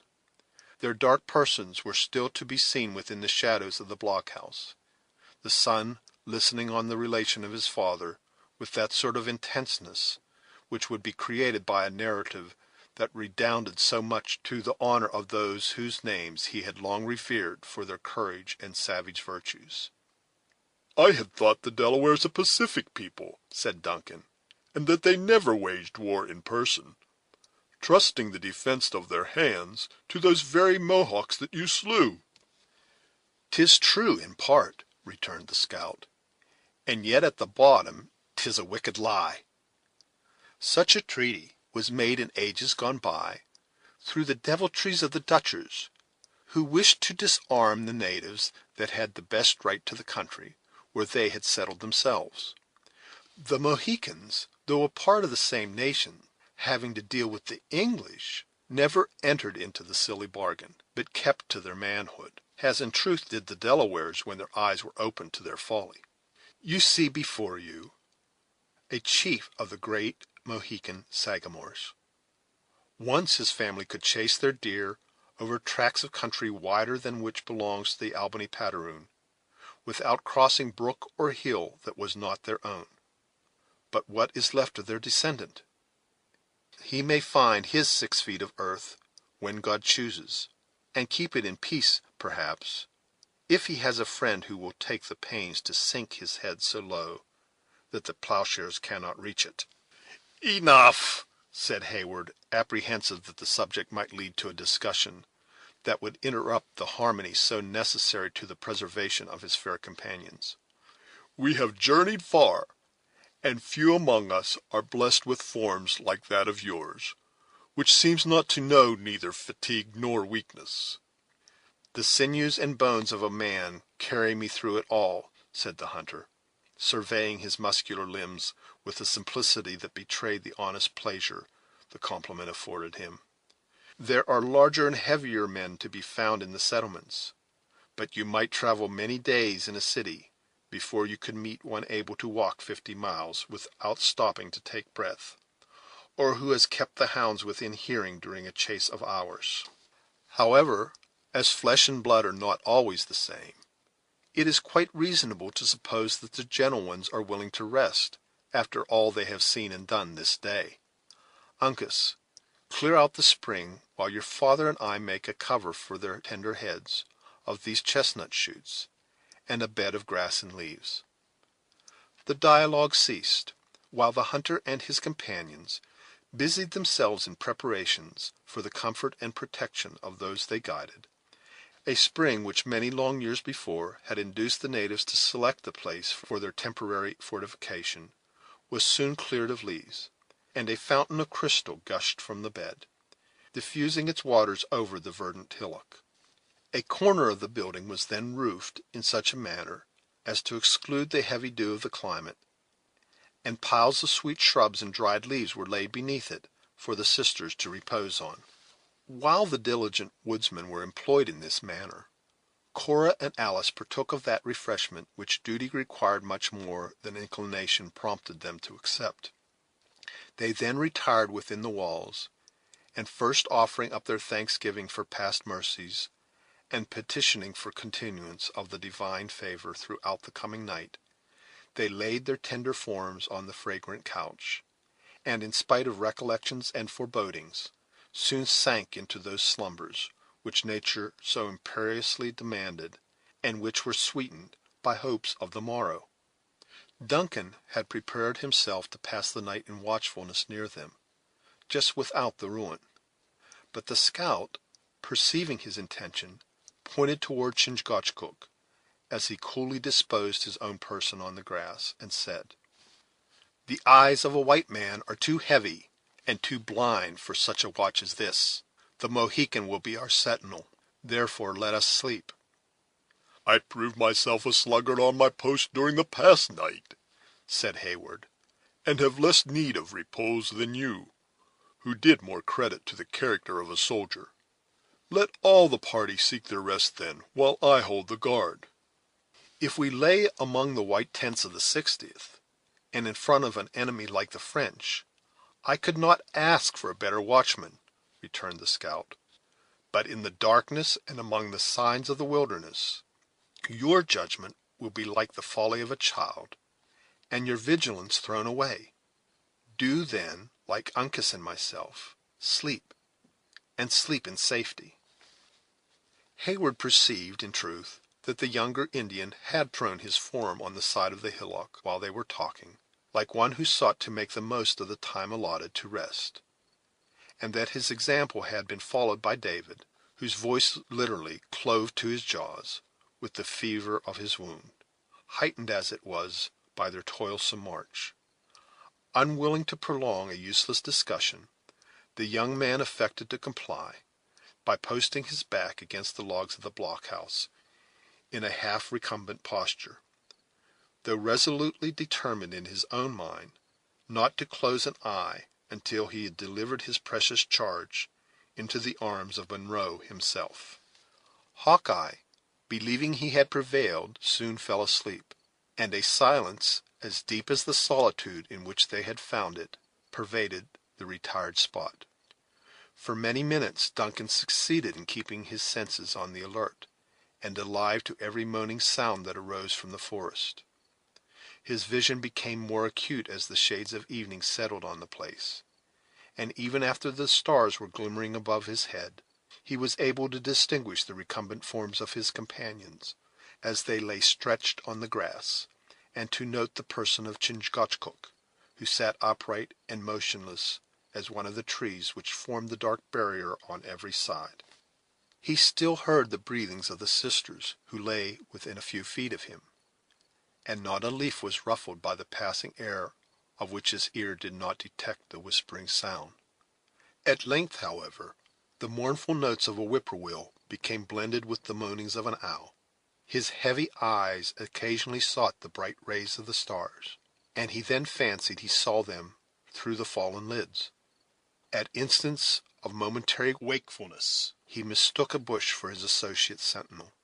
His head next sank upon his shoulder, which in its turn sought the support of the ground, and finally his whole person became relaxed and pliant, and the young man sank into a deep sleep, dreaming that he was a knight of ancient chivalry, holding his midnight vigils before the tent of a recaptured princess, whose favor he did not despair of gaining by such a proof of devotion and watchfulness.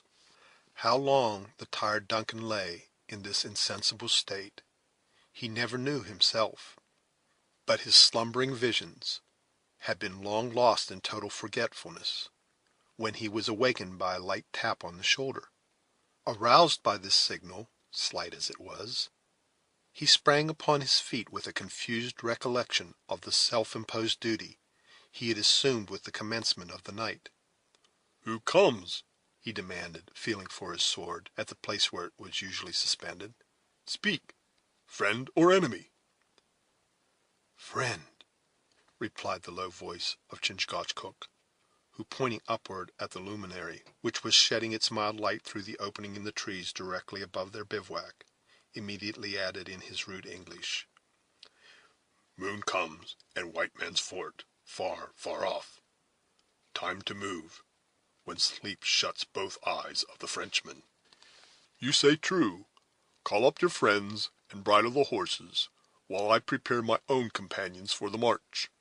"We are awake, Duncan," said the soft silvery tones of Alice within the building, "and ready to travel very fast, after so refreshing a sleep. But you have watched through the tedious night in our behalf, after having endured so much fatigue the livelong day." "Say rather I would have watched, but my treacherous eyes betrayed me. Twice have I proved myself unfit for the trust I bear." "Nay, Duncan, deny it not," interrupted the smiling Alice, issuing from the shadows of the building into the light of the moon in all the loveliness of her freshened beauty. "I know you to be a heedless one, when self is the object of your care, but too vigilant in favor of others. Can we not tarry here a little longer, while you find the rest you need? Cheerfully, most cheerfully will Cora and I keep the vigils, while you and all these brave men endeavor to snatch a little sleep." "If shame could cure me of my drowsiness, I should never close an eye again," said the uneasy youth, gazing at the ingenuous countenance of Alice, where, however, in its sweet solicitude, he read nothing to confirm his half-awakened suspicion. "It is but true that after leading you into danger by my heedlessness, I have not even the merit of guarding your pillows, as should become a soldier." No one but Duncan himself should accuse Duncan of such a weakness. Go, then, and sleep. Believe me, neither of us, weak girls as we are, will betray our watch. The young man was relieved from the awkwardness of making any further protestations of his own demerits by an exclamation from Chingachgook, and the attitude of riveted attention assumed by his son. "The Mohicans hear an enemy," whispered Hawkeye, who, by this time, in common with the whole party, was awake and stirring. "They scent danger in the wind." "God forbid!" exclaimed Heyward. "Surely we have had enough of bloodshed." While he spoke, however, the young soldier seized his rifle, and advancing toward the front, prepared to atone for his venial remissness by freely exposing his life in defense of those he attended. "'Tis some creature of the forest, prowling around us, in quest of food," he said in a whisper, as soon as the low and apparently distant sounds which had startled the Mohicans reached his own ears. "Hist!" returned the attentive scout. "'Tis man. Even I can now tell his tread, poor as my senses are when compared to an Indian's. That scampering Huron has fallen in with one of Montcalm's outlying parties, and they have struck upon our trail. I shouldn't like myself to spill more human blood in this spot," he added, looking around with anxiety in his features at the dim objects by which he was surrounded. "But what must be, must. Lead the horses into the blockhouse. Uncas and friends, do you follow to the same shelter. Poor and old as it is, it offers a cover, and is rung with the crack of a rifle afore tonight." He was instantly obeyed, the Mohicans leading the Narragansetts within the ruin, whither the whole party repaired with the most guarded silence.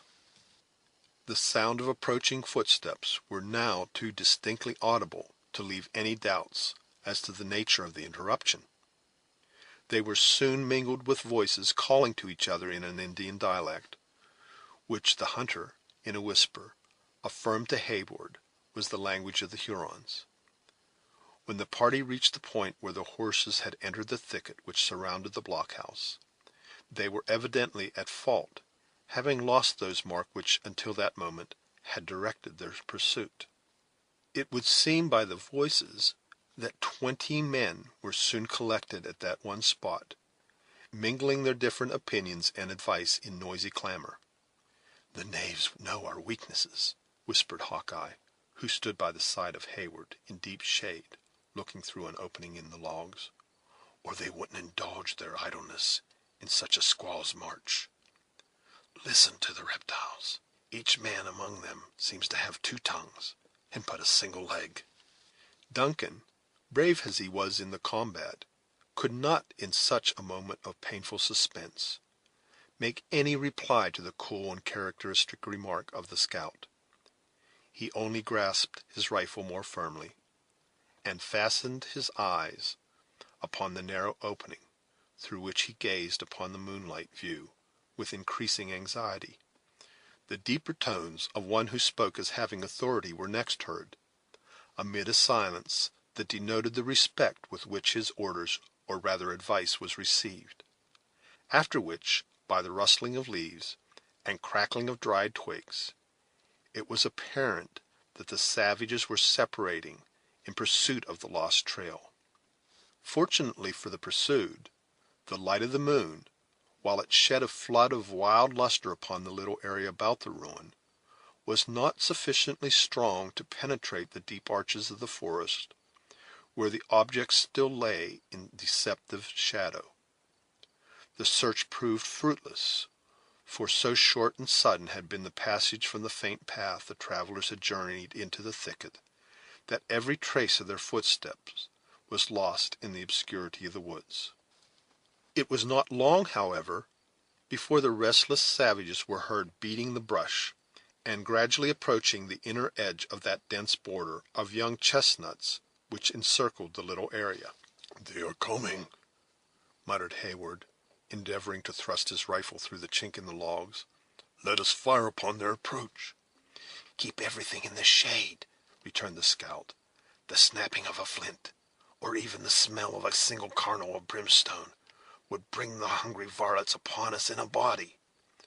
Should it please God that we must give battle for the scalps, trust to the experience of men who know the ways of the savages, and who are not often backward when the war-whoop is howled." Duncan cast his eyes behind him, and saw that the trembling sisters were cowering in the far corner of the building, while the Mohicans stood in the shadow like two upright posts, ready, and apparently willing, to strike when the blow should be needed. Curbing his impatience, he again looked out upon the area, and awaited the result in silence. At that instant the thicket opened, and a tall and armed Huron advanced a few paces into the open space. As he gazed upon the silent blockhouse, the moon fell upon his swarthy countenance, and betrayed its surprise and curiosity. He made the exclamation which usually accompanies the former emotion of an Indian, and, calling in a low voice, soon drew a companion to his side. These children of the woods stood together for several moments, pointing at the crumbling edifice, and conversing in the unintelligible language of their tribe. They then approached, though with slow and cautious steps, pausing every instant to look at the building, like startled deer whose curiosity struggled powerfully with their awakened apprehensions for the mastery. The foot of one of them suddenly rested on the mound, and he stopped to examine its nature. At this moment Hayward observed that the scout loosened his knife in its sheath, and lowered the muzzle of his rifle. Imitating these movements, the young man prepared himself for the struggle, which now seemed inevitable. The savages were so near that the least motion in one of the horses, or even a breath louder than common, would have betrayed the fugitives. But, in discovering the character of the mound, the attention of the Hurons appeared directed to a different object. They spoke together, and the sound of their voices were low and solemn, as if influenced by a reverence that was deeply blended with awe. Then they drew warily back, keeping their eyes riveted on the ruin, as if they expected to see the apparitions of the dead issue from its silent walls, until, having reached the boundary of the area, they moved slowly into the thicket and disappeared. Hawkeye dropped the breech of his rifle to the earth, and drawing a long, free breath, exclaimed in an audible whisper, "Aye, they respect the dead, and it has this time saved their own lives, and it may be, the lives of better men, too." Hayward lent his attention for a single moment to his companion, but without replying, he again turned toward those who had just then interested him more. He heard the two Hurons leave the bushes, and it was soon plain that all the pursuers were gathered about them, in deep attention of their report. After a few minutes of earnest and solemn dialogue, altogether different from the noisy clamor with which they had first collected about the spot, the sounds grew fainter and more distant, and finally were lost in the depths of the forest. Hawkeye waited until a signal from the listening Chingachgook assured him that every sound from the retiring party was completely swallowed by the distance, when he motioned to Hayward to lead forth the horses and to assist the sisters into their saddles. The instant this was done, they issued through the broken gateway, and stealing out by a direction opposite to the one by which they entered, they quitted the spot, the sisters casting furtive glances at the silent grave and crumbling ruin, as they left the soft light of the moon to bury themselves in the gloom of the woods. End of Chapter 13. Chapter 14. Quote, Qui est là? Puck, Paysan, pauvre Jean de France. unquote. King Henry VI. During the rapid movement from the blockhouse, and until the party was deeply buried in the forest, each individual was too much interested in the escape to hazard a word even in whispers. The scout resumed his post in advance, though his steps, after he had thrown a safe distance between himself and his enemies, were more deliberate than in their previous march, in consequence of his utter ignorance of the localities of the surrounding woods. More than once he halted to consult with his confederates, the Mohicans, pointing upward at the moon and examining the barks of the trees with care. In these brief pauses, Heyward and the sisters listened, with senses rendered doubly acute by the danger, to detect any symptoms which might announce the proximity of their foes. At such moments it seemed as if the vast range of country lay buried in eternal sleep, not the least sound arising from the forest, unless it was the distant and scarcely audible rippling of a watercourse. Birds, beast, and man appeared to slumber alike, if indeed any of the latter were to be found in that wide tract of wilderness. But the sounds of the rivulet, feeble and murmuring as they were, relieved the guides at once from no trifling embarrassment, and toward it they immediately held their way. When the banks of the little stream were gained, Hawkeye made another halt, and taking the moccasins from his feet, he invited Heyward and Gamut to follow his example. He then entered the water, and for near an hour they travelled in the bed of the brook, leaving no trail. The moon had already sunk into an immense pile of black clouds, which lay impending above the western horizon, when they issued from the low and devious watercourse, to rise again to the light and the level of the sandy but wooded plain. Here the scout seemed to be once more at home, for he held on his way with the certainty and the diligence of a man who moved in the security of his own knowledge. The path soon became more uneven, and the travelers could plainly perceive that the mountains drew nigher to them on each hand, and that they were, in truth, about entering one of their gorges. Suddenly Hawkeye made a pause, and waiting until he was joined by the whole party, he spoke, though in tones so low and cautious that they added to the solemnity of his words in the quiet and darkness of the place. "It is easy to know the pathways, and to find the licks and watercourses of the wilderness," he said; "but who that saw this spot could venture to say that a mighty army was at rest among yonder silent trees and barren mountains?" "We are then at no great distance from William Henry?" said Heyward, advancing nigher to the scout. "It is yet a long and weary path, and when and where to strike it is now our greatest difficulty. See," he said, pointing through the trees toward a spot where a little basin of water reflected the stars from its placid bosom, "here is the bloody pond, and I am on ground that I have not only often travelled, but over which I have fought the enemy from the rising to the setting of the sun. Ha! That sheet of dull and dreary water, then, is the sepulchre of the brave men who fell in the contest.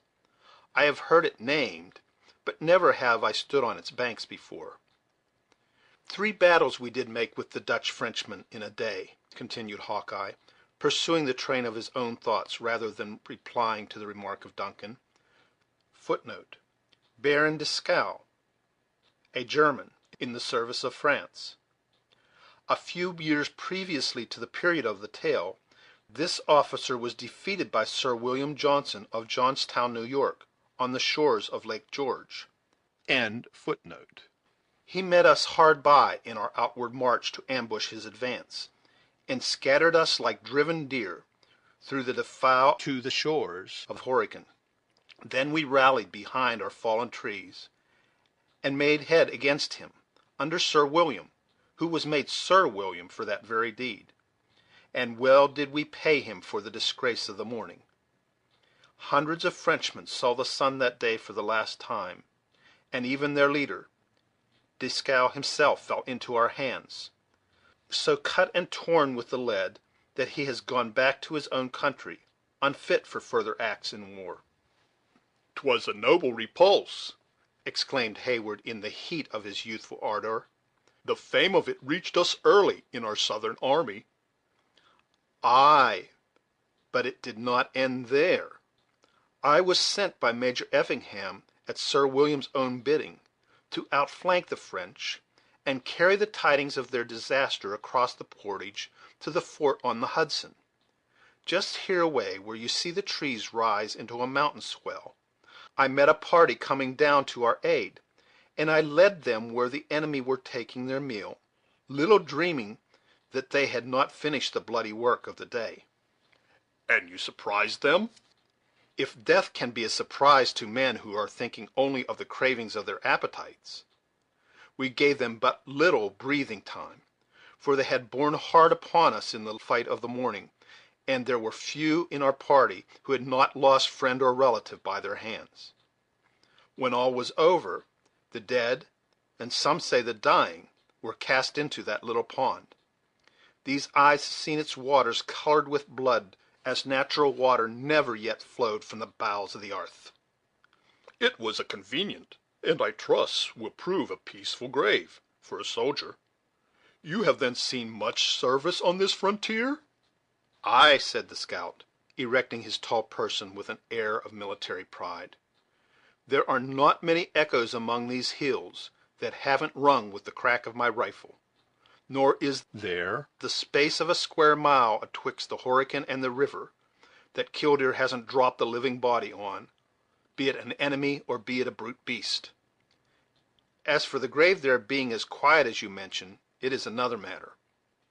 There are them in the camp who say and think, man, to lie still, should not be buried while the breath is in the body; and certain it is that in the hurry of that evening the doctors had but little time to say who was living and who was dead. Hist! See you nothing walking on the shore of the pond?" "'Tis not probable that any are as houseless as ourselves in this dreary forest." "Such as he may care but little for house or shelter, and night dew can never wet a body that passes its days in the water," returned the scout, grasping the shoulder of Heyward with such convulsive strength as to make the young soldier painfully sensible how much superstitious terror had got the mastery of a man usually so dauntless. "By heaven, there's a human form, and it approaches. Stand to your arms, my friends, for we know not whom we encounter." Qui vive?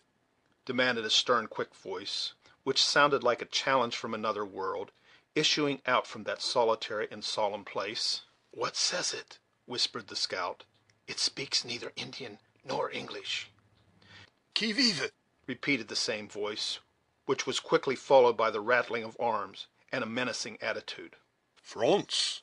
cried Heyward, advancing from the shadow of the trees to the shore of the pond, within a few yards of the sentinel. D'où venez-vous? Où allez-vous? Dieu si bonheur! demanded the grenadier, in the language and the accent of a man from old France. Je viens de le découvrir, et je vais me coucher. Êtes-vous officier du roi? Sans doute, mon camarade. Mais prends-tu pour un provincial? Je suis capitaine de chasseurs.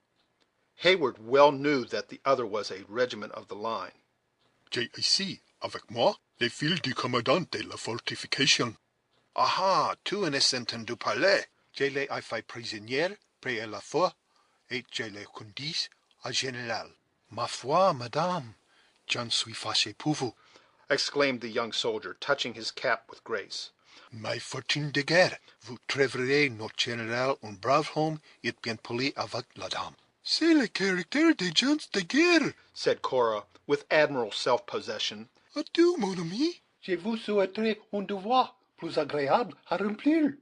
The soldier made a low and humble acknowledgment for her civility, and Heyward adding a "Bonne nuit, mon camarade," they moved deliberately forward, leaving the sentinel pacing the banks of the silent pond, little suspecting an enemy of so much effrontery, and humming to himself those words which were recalled to his mind by the sight of women, and perhaps by recollections of his own distant and beautiful friends.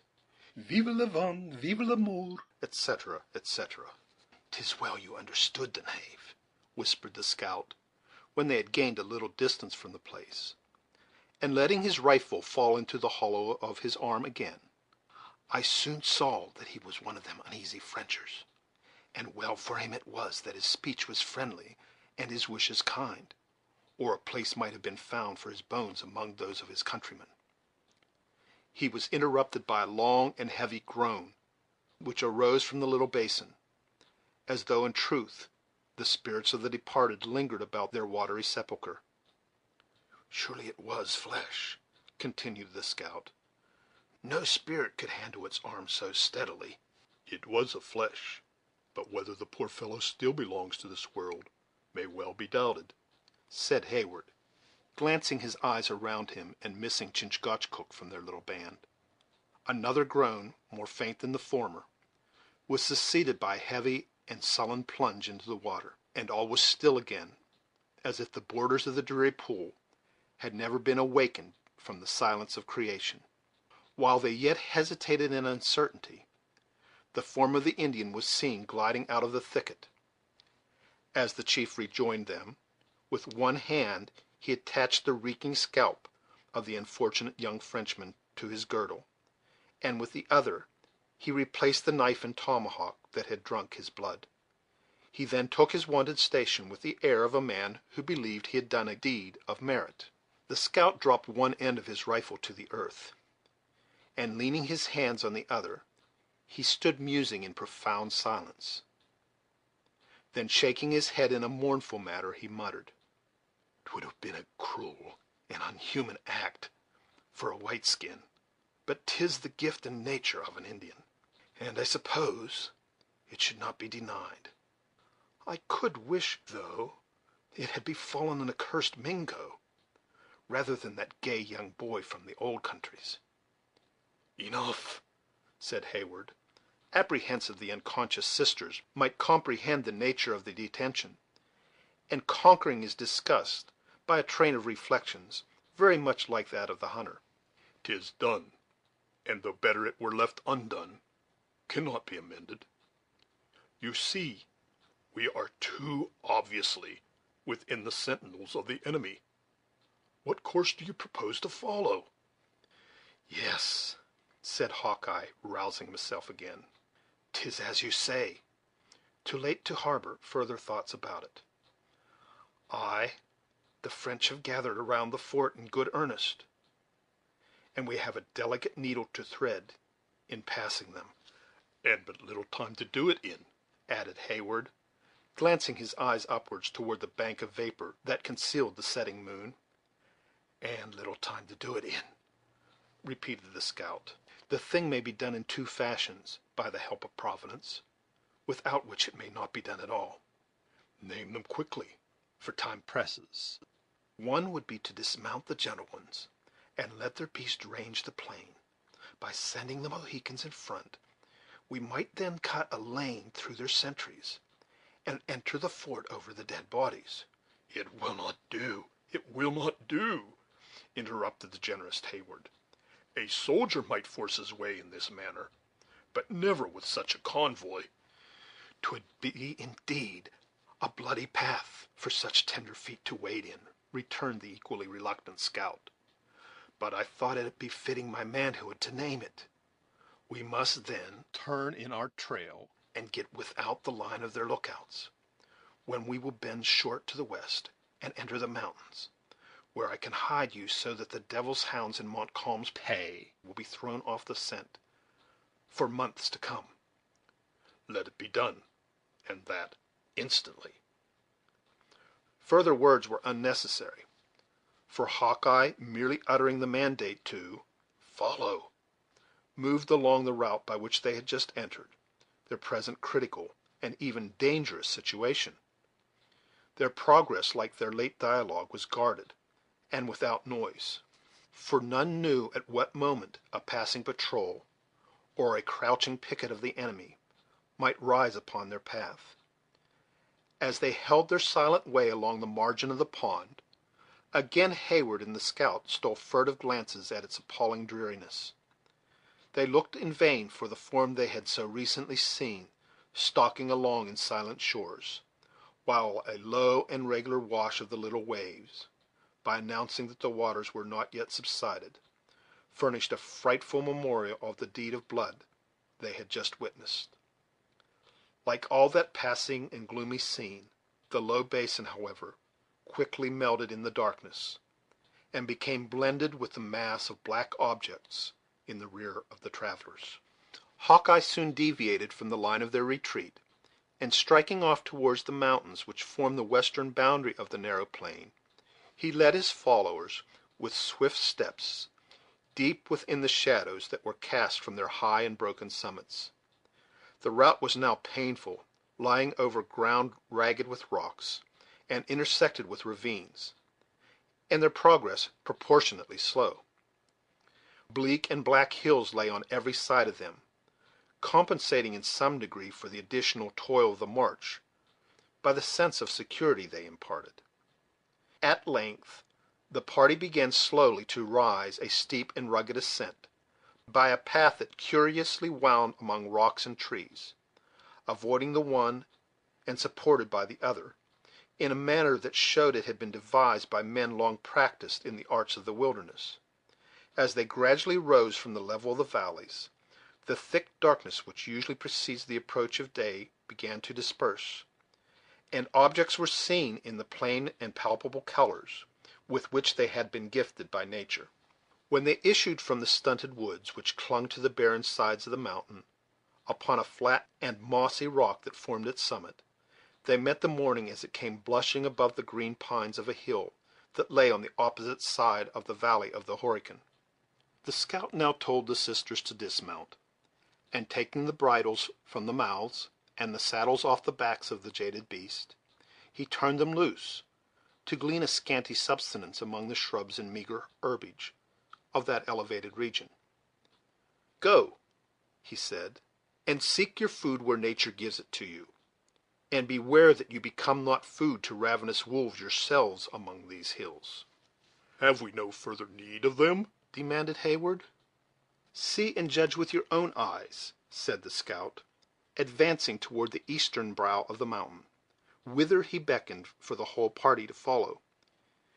If it was as easy to look into the heart of man as it is to spy out the nakedness of Montcalm's camp from this spot, hypocrites would grow scarce, and the cunning of a Mingo might prove a losing game compared to the honesty of a Delaware. When the travelers reached the verge of the precipices, they saw at a glance the truth of the scout's declaration, and the admirable foresight with which he had led them to their commanding station. The mountain on which they stood, elevated perhaps 1,000 feet in the air, was a high cone that rose a little in advance of that range which stretches for miles along the western shores of the lake, until, meeting its sisters miles beyond the water, it ran off toward the Canadas in confused and broken masses of rock, thinly sprinkled with evergreens. Immediately at the feet of the party, the southern shore of the Horican swept in a broad semicircle from mountain to mountain, making a wide strand that soon rose into an uneven and somewhat elevated plain. To the north stretched the limpid, and, as it appeared from that dizzy height, the narrow sheet of the Holy Lake, indented with numberless bays, embellished by fantastic headlands, and dotted with countless islands. At the distance of a few leagues, the bed of the water became lost among mountains, or was wrapped in the masses of vapor that came slowly rolling along their bosom before a light morning air. But a narrow opening between the crest of the hills pointed out the passage by which they found their way still further north, to spread their pure and ample sheets again, before pouring out their tribute into the distant Champlain. To the south stretched the defile, or rather broken plain, so often mentioned.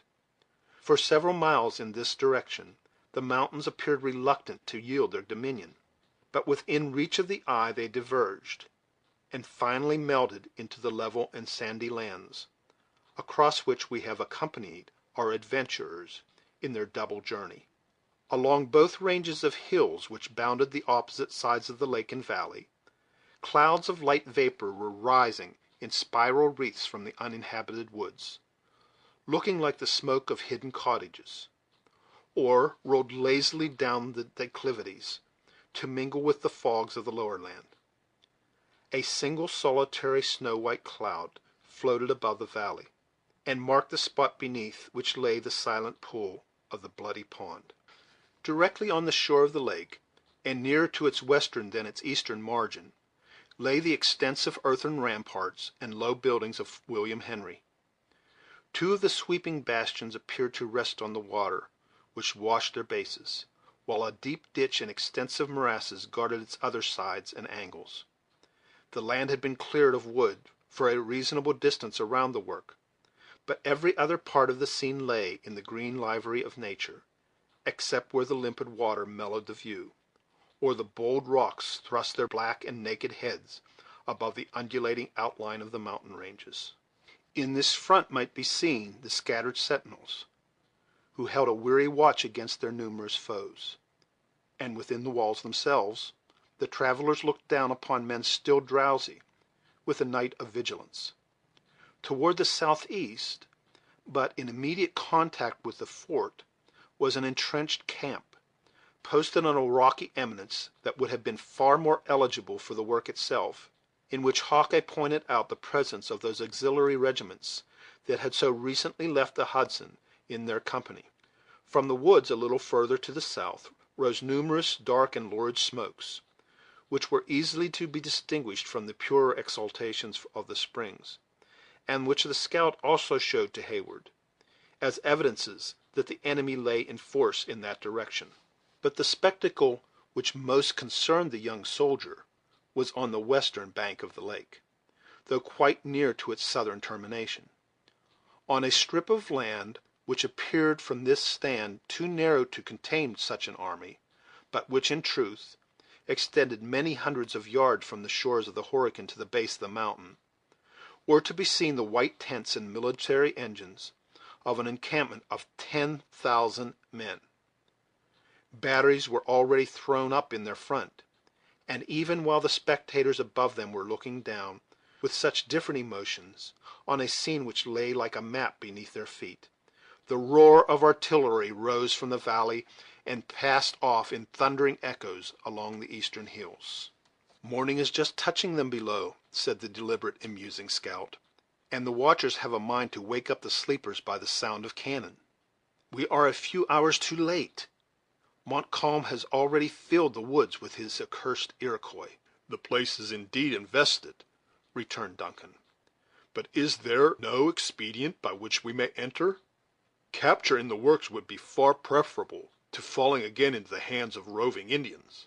"See," exclaimed the scout, unconsciously directing the attention of Cora to the quarters of her own father, "how that shot has made the stones fly from the side of the commandant's house! Ay, these Frenchers will pull it to pieces faster than it was put together, solid and thick though it be." "Heyward, I sicken at the sight of danger that I cannot share," said the undaunted but anxious daughter. "Let us go to Montcalm and demand admission. He dare not deny a child the boon." "You would scarce find the tent of the Frenchman with the hair on your head," said the blunt scout. "If I had but one of the 1,000 boats which lie along that shore, it might be done. Ha! here will soon be an end of the firing, for yonder comes a fog that will turn day to night, and make an Indian arrow more dangerous than a molded cannon. Now, if you are equal to the work and will follow, I will make a push, for I long to get down into the camp, if it be only to scatter some Mingo dogs that I see lurking in the skirts of yonder thicket of birch." "We are equal," said Cora firmly. "On such an errand we will follow to any danger." The scout turned to her with a smile of honest and cordial approbation, as he answered: "I would I had 1,000 men of brawny limbs and quick eyes, that feared death as little as you. I'd send them jabbering Frenchers back into their den again, afore the week was ended, howling like so many fettered hounds or hungry wolves. But, sir," he added, turning from her to the rest of the party, "the fog comes rolling down so fast, we shall have but just the time to meet it on the plain, and use it as a cover. Remember, if any accident should befallow me, to keep the air blowing on your left cheeks, or rather follow the Mohicans. They'd scent their way, be it in day or be it at night." He then waved his hand for them to follow, and threw himself down the steep declivity with free but careful footsteps. Heyward assisted the sisters to descend, and in a few minutes they were all far down a mountain whose sides they had climbed with so much toil and pain. The direction taken by Hawkeye soon brought the travelers to the level of the plain, nearly opposite to a sally port in the western curtain of the fort, which lay itself at the distance of about half a mile from the point where he halted to allow Duncan to come up with his charge. In their eagerness, and favored by the nature of the ground, they had anticipated the fog which was rolling heavily down the lake, and it became necessary to pause until the mist had wrapped the camp of the enemy in their fleecy mantle. The Mohicans profited by the delay to steal out of the woods, and to make a survey of surrounding objects. They were followed at a little distance by the scout, with a view to profit early by their report, and to obtain some faint knowledge for himself of the more immediate localities. In a very few moments he returned, his face reddened with vexation, while he muttered his disappointment in words of no very gentle import. "Here has the cunning Frenchman been posting a picket directly in our path," he said, "redskins and whites, and we shall be as likely to fall into their midst as to pass them in the fog." "Cannot we make a circuit to avoid the danger," asked Heyward, "and come into our path again when it is past?" "Who that once bends from the line of his march in a fog can tell when or how to find it again? The mists of Horican are not like the curls of a peace pipe, or the smoke which settles above a mosquito fire." He was yet speaking when a crashing sound was heard, and a cannon ball entered the thicket, striking the body of a sapling and rebounding to the earth, its force much expended by previous resistance. The Indians followed instantly, like busy attendants on the terrible messenger, and Uncas commenced speaking earnestly and with much action in the Delaware tongue. "It may be so, lad," muttered the scout when he had ended, "for desperate fevers are not to be treated like a toothache. Come, then, the fog is shutting in." "Stop!"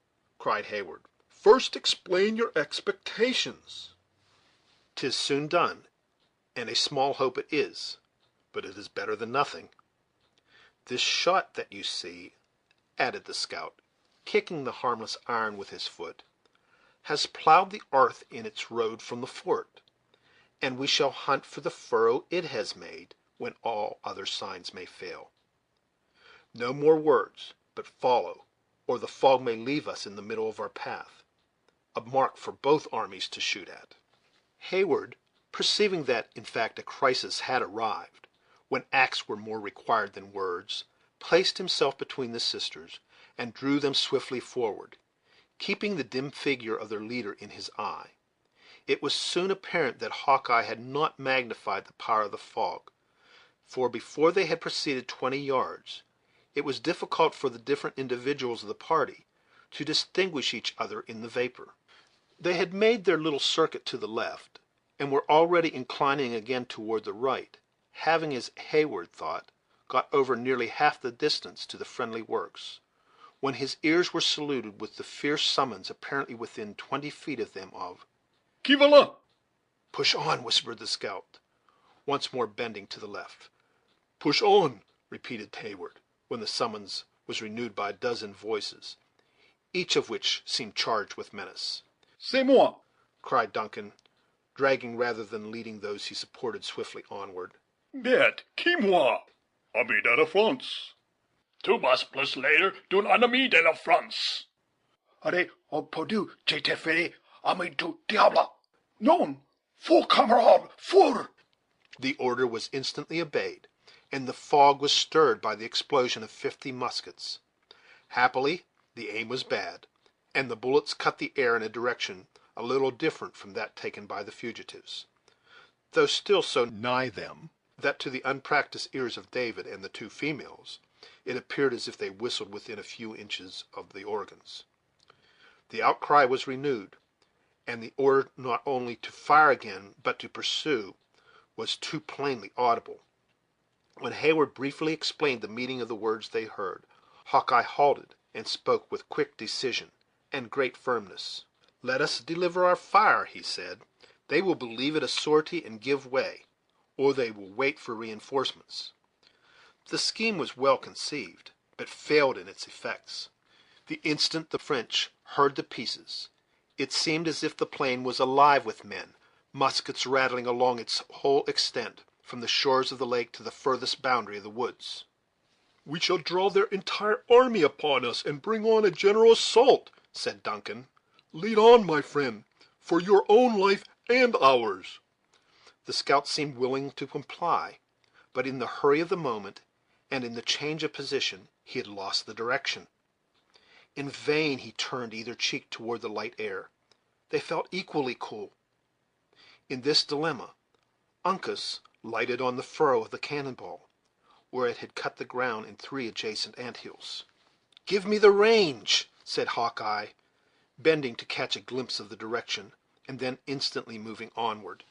Cries, oaths, voices calling to each other, and the reports of muskets, which were now quick and incessant, and apparently on every side of them.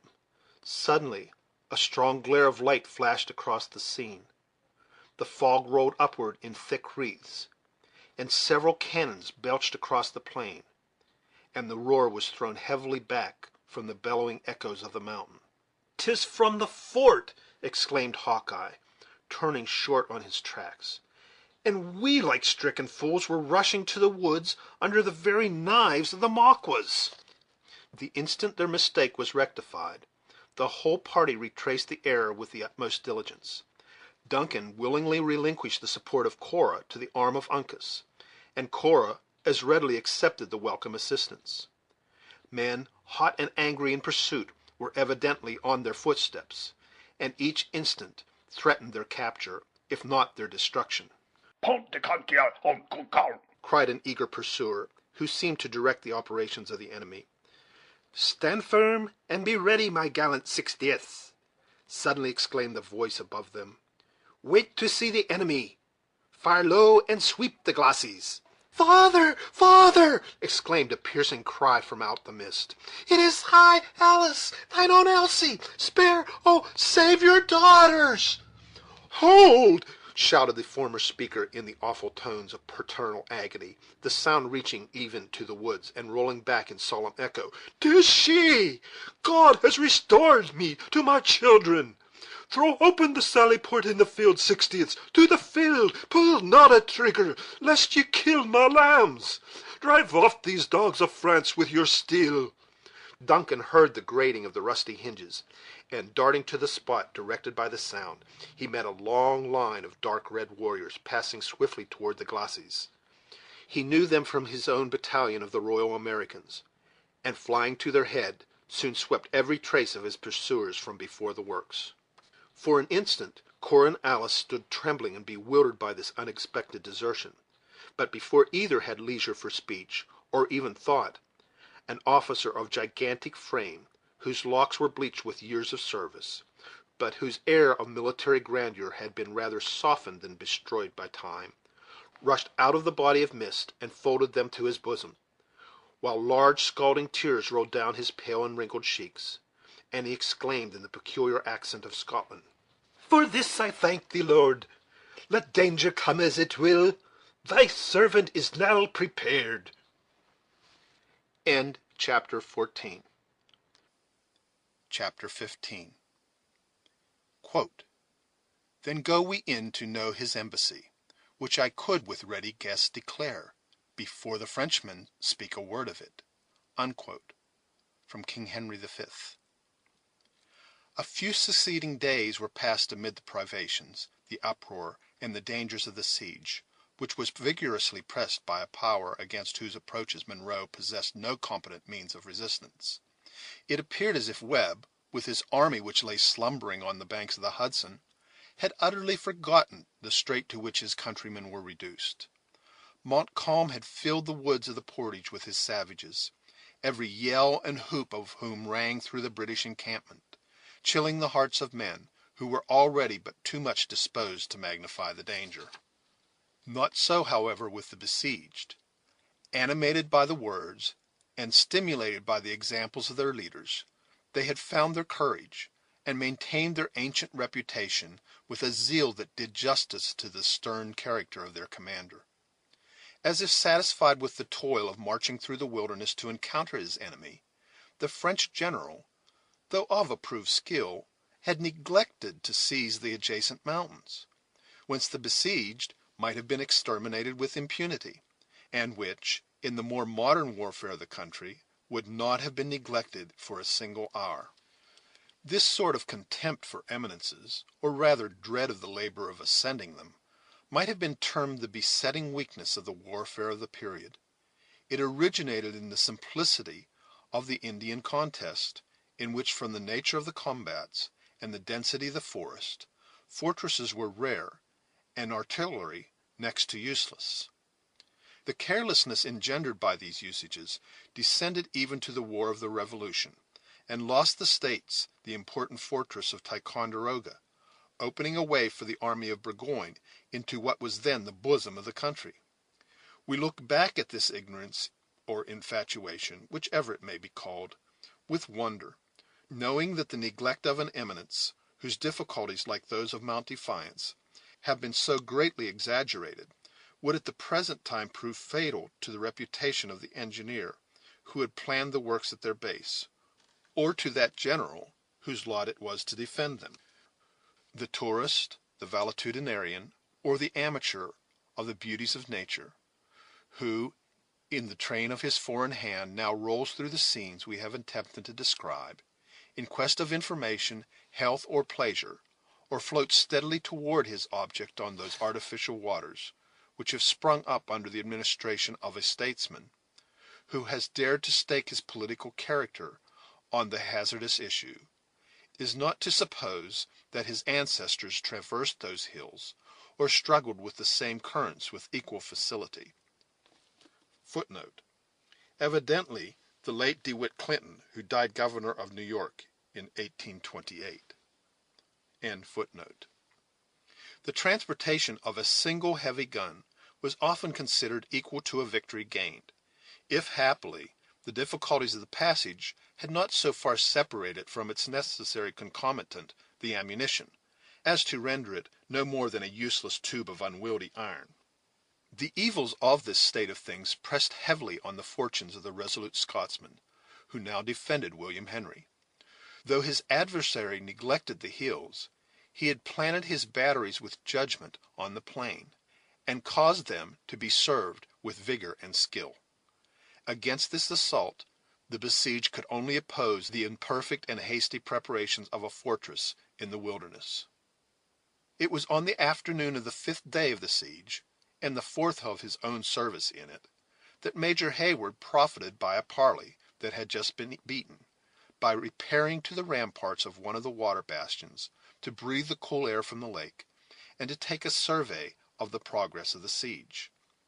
He was alone, if the solitary sentinel who paced the mound be excepted, for the artillerists had hastened also to profit by the temporary suspension of their arduous duties. The evening was delightfully calm, and the light air from the limpid water fresh and soothing. It seemed as if, with the termination of the roar of artillery and the plunging of shot, nature had also seized the moment to assume her mildest and most captivating form. The sun poured down his parting glory on the scene, without the oppression of those fierce rays that belong to the climate and the season. The mountains looked green and fresh and lovely, tempered with the milder light, or softened in shadow, as thin vapors floated between them and the sun. The numerous islands rested on the bosom of the Horican, some low and sunken, as if embedded in the waters, and others appearing to hover above the element, in little hillocks of green velvet, among which the fishermen of the beleaguering army peacefully rowed their skiffs, or floated at rest on the glassy mirror in pursuit of their employment. The scene was at once animated and still. All that pertained to nature was sweet or simply grand, while those parts which depended on the temper and movements of man were lively and playful. Two little spotless flags were abroad, the one on a salient angle of the fort, and the other on the advanced battery of the besiegers, emblems of the truth which existed, not only to the acts, but it would seem, also, to the enmity of the combatants. Behind these again swung, heavily opening and closing in silken folds, the rival standards of England and France.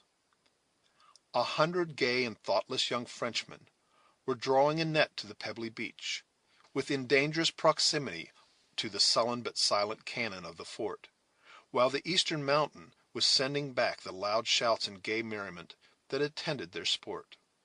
Some were rushing eagerly to enjoy the aquatic games of the lake, and others were already toiling their way up the neighboring hills with the restless curiosity of their nation. To all these sports and pursuits, those of the enemy who watched the besieged, and the besieged themselves, were, however, merely the idle though sympathizing spectators. Here and there a picket had indeed raised a song or mingled in a dance, which had drawn the dusky savages around them from their lairs in the forest. In short, everything wore rather the appearance of a day of pleasure than of an hour stolen from the dangers and toil of a bloody and vindictive warfare. Duncan had stood in a musing attitude, contemplating this scene a few minutes, when his eyes were directed to the glacis in front of the sally-port already mentioned, by the sounds of approaching footsteps. He walked to an angle of the bastion, and beheld the scout advancing, under the custody of a French officer, to the body of the fort. The countenance of Hawkeye was haggard and careworn, and his air dejected, as though he felt the deepest degradation at having fallen into the power of his enemies. He was without his favorite weapon, and his arms were even bound behind him with thongs made of the skin of a deer. The arrival of flags to cover the messengers of summons had occurred so often of late, that when Hayford first drew his careless glance on this group, he expected to see another of the officers of the enemy, charged with a similar office. But the instant he recognized the tall person, and the still sturdy though downcast features of his friend the woodsman, he started with surprise, and turned to descend from the bastion into the bosom of the work. The sounds of other voices, however, caught his attention, and for a moment caused him to forget his purpose. At the inner angle of the mound he met the sisters, walking along the parapet in search, like himself, of air and relief from confinement. They had not met from that painful moment when he deserted them on the plain, only to assure their safety. He had parted with them, worn with care and jaded with fatigue. He now saw them refreshed and blooming, though timid and anxious. Under such an inducement it will cause no surprise that the young man lost sight of a time of other objects in order to address them. He was, however, anticipated by the voice of the ingenious and youthful Alice. "Oh, you tyrant, you recreant knight! He who abandons his damsels in the very list!" she cried. "Here have we been days, nay, ages, expecting you at our feet, imploring mercy and forgetfulness of your craven backsliding, or I should rather say, back-running, for verily you fled in the matter that no stricken deer, as our worthy friend the scout would say, could be equal." "You know that Alice means our thanks and our blessings," added the graver and more thoughtful Cora. "In truth, we have a little wonder why you should so rigidly absent yourself from a place where the gratitude of the daughters might receive the support of a parent's thanks." "Your father himself could tell you that though absent from your presence, I have not been altogether forgetful of your safety," returned the young man. "The mastery of yonder village of huts," pointing to the entrenched camp, "has been keenly disputed, and he who holds it is sure to be possessed of this fort, and that which it contains. My days and nights have all been passed there since we separated, because I thought that duty called me thither. But," he added with an air of chagrin, which he endeavored, though unsuccessfully, to conceal, "had I been aware that what I then believed a soldier's conduct could be so construed, shame would have added to the list of reasons." "Hayward! Duncan!" exclaimed Alice, bending forward to read his half averted countenance, until a lock of her golden hair rested on her flushed cheek, and nearly concealed the tear that had started to her eye. "Did I think this idle tongue of mine had pain you, I would silence it forever. Cora can say, if Cora would, how justly we have prized your services, and how deep, I had almost said how fervent, is our gratitude." "And will Cora attest the truth of this?" cried Duncan, suffering the cloud to be chased from his countenance by a smile of open pleasure. "What says the graver sister? Will she find an excuse for the neglect of the night in the duty of a soldier?" Cora made no immediate answer, but turned her face toward the water, as if looking on the sheet of the Horican. When she did bend her eyes on the young man, they were yet filled with an expression of anguish that at once drove every thought but that of kind solitude from his mind. "You are not well, dearest Miss Monroe," he exclaimed. "We have trifled while you are in suffering." "'Tis nothing," she answered, refusing his support with feminine reserve. "that I cannot see the sunny of a picture of life, like this artless but ardent enthusiast," she added, laying her hand lightly but affectionately on the arm of her sister, "is the penalty of experience, and perhaps the misfortune of my nature. See," she continued, as if determined to shake off infirmity in a sense of duty, "look around you, Major Hayward, and tell me what a prospect it is for the daughter of a soldier whose greatest happiness is his honor and his military renown." Neither ought nor shall be tarnished by circumstances over which he has had no control," Duncan warmly replied. "but your words recall me to my own duty. I go now to your gallant father, to hear his determination in matters of the last moment of the defense. God bless you in every fortune, noble Cora, I may and must call you." She frankly gave him her hand, though her lip quivered, and her cheeks gradually became of ashy paleness. "In every fortune, I know, you will be an ornament and honor to your sex. Alice, Adieu." His voice changed from admiration to tenderness. adieu, Alice. We shall soon meet again, as conquerors, I trust, and amid rejoicings." Without waiting for an answer from either, the young man threw himself down the grassy steps of the bastion, and moving rapidly across the parade, he was quickly in the presence of their father. Monroe was pacing his narrow apartment, with a disturbed air and gigantic strides, as Duncan entered. "You have anticipated my wishes, Major Hayward," he said. "I was about to request this favor." "I am sorry to see, sir, that the messenger I so warmly recommended has returned in custody of the French. I hope there is no reason to distrust his fidelity." "The fidelity of the long rifle is well known to me," returned Monroe, "and is above suspicion, though his usual good fortune seems at last to have failed. Montcalm has got him, and with the accursed politeness of his nation, he has sent him with a doleful tale of, knowing how I valued the fellow, he could not think of retaining him, a Jesuitical way that, Major Duncan Hayward, of telling a man of his misfortunes." "But the general and his succor?" Did he look to the south as he entered? And could ye not see them? said the old soldier, laughing bitterly. Hoot, hoot!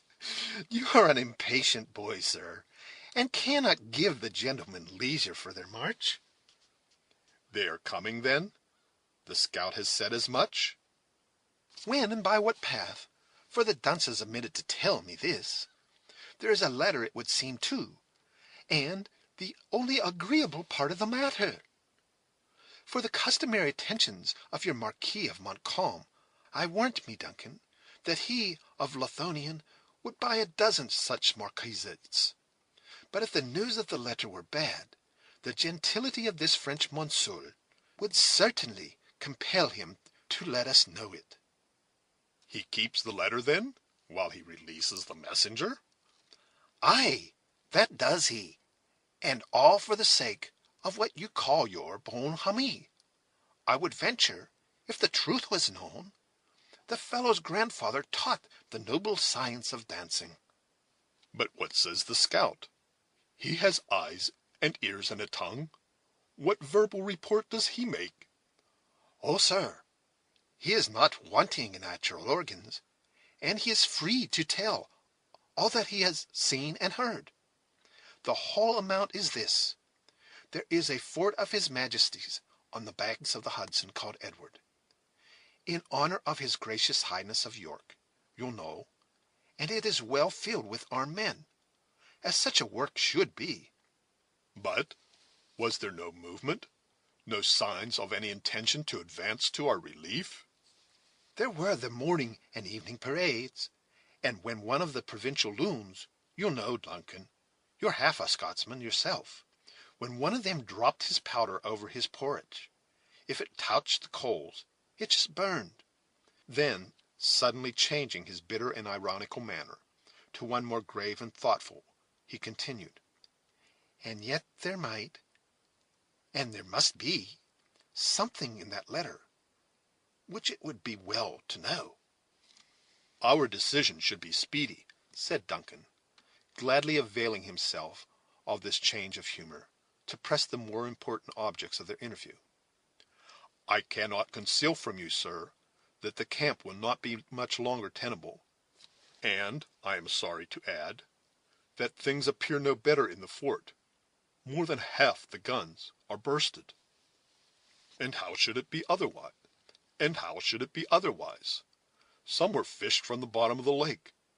Some have been rusting in wood since the discovery of the country, and some were never guns at all, mere privateersmen's playthings. Do you think, sir, you can have Woolwich Warren in the midst of a wilderness, 3,000 miles from Great Britain? The walls are crumbling about our ears, and provisions begin to fail us, continued Hayward, without regarding the new burst of indignation. Even the men show signs of discontent and alarm. Major Hayward, said Munro, turning to his youthful associate with the dignity of his years and superior rank, I should have served his Majesty for half a century, and earned these gray hairs in vain, were I ignorant of all you say, and of the pressing nature of our circumstances. Still, there is everything due to honor of the king's arms, and something to ourselves. While there is hope of succor, this fortress will I defend, though it be done with pebbles gathered on the lake shore. It is a sight of the letter, therefore, that we want, that we may know the intentions of the Earl of Loudon has left among us as his substitute. And can I be of service in that matter? Sir, you can. The Marquis of Montcalm has, in addition to his other civilities, invited me to a personal interview between the works and his own camp, in order, as he says, to impart some additional information. Now, I think it would not be wise to show any undue solicitude to meet him, and I would employ you, an officer of rank, as my substitute, for it would but ill comport with the honor of Scotland to let it be said one of her gentlemen was outdone in civility by a native of any other country on earth. Without assuming the supererogatory task of entering into a discussion of the comparative merits of national courtesy, Duncan cheerfully assented to supply the place of the veteran in the approaching interview. A long and confidential communication now succeeded, during which the young man received some additional insight into his duty, from the experience and native acuteness of his commander, and then the former took his leave, as Duncan could only act as the representative of his, were of course dispersed with. The truce still existed, and with a roll and beat of the drum, and covered by a little white flag, Duncan left the sally-port within 10 minutes after his instructions were ended. He was received by the French officer in advance, with the usual formalities, and immediately accompanied to a distant marquee of the renowned soldier who led the forces of France. The general of the enemy received the youthful messenger surrounded by his principal officers, and by a swarthy band of the native chiefs, who had followed him to the field, with the warriors of their several tribes. Hayward paused short, when, in glancing his eyes rapidly over the dark group of the latter, he beheld the malignant countenance of Maqua, regarding him with the calm but sullen attention which marked the expression of that subtle savage.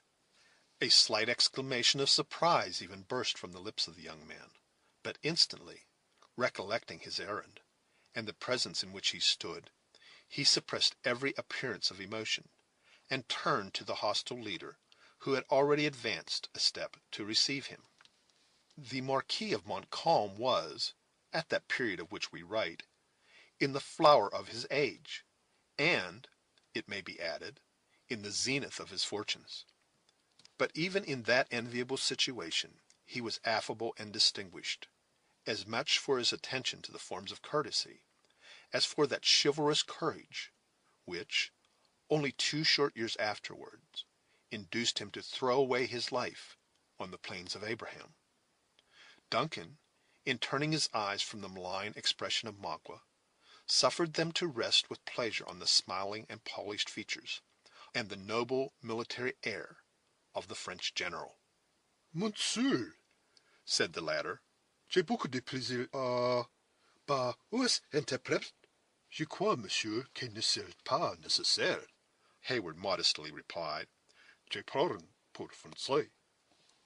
Ah, je suis bien aise, said Montcalm, taking Duncan familiarly by the arm, and leading him deep into the marquee, a little out of earshot. Tu je déteste ces proverbes-là. On sait jamais sur quel pied un vécu. Eh bien, monsieur, he continued, still speaking in French, though I should have been proud of receiving your commandant, I am very happy that he has seen proper to employ an officer so distinguished, and who, I am sure, is so amiable as yourself. Duncan bowed low, pleased with the compliment, in spite of a most heroic determination to suffer no artifice to allure him into forgetfulness of the interest of his prince. And Montcalm, after a pause of a moment, as if to collect his thoughts, proceeded. Your commandant is a brave man, and well qualified to repel my assault.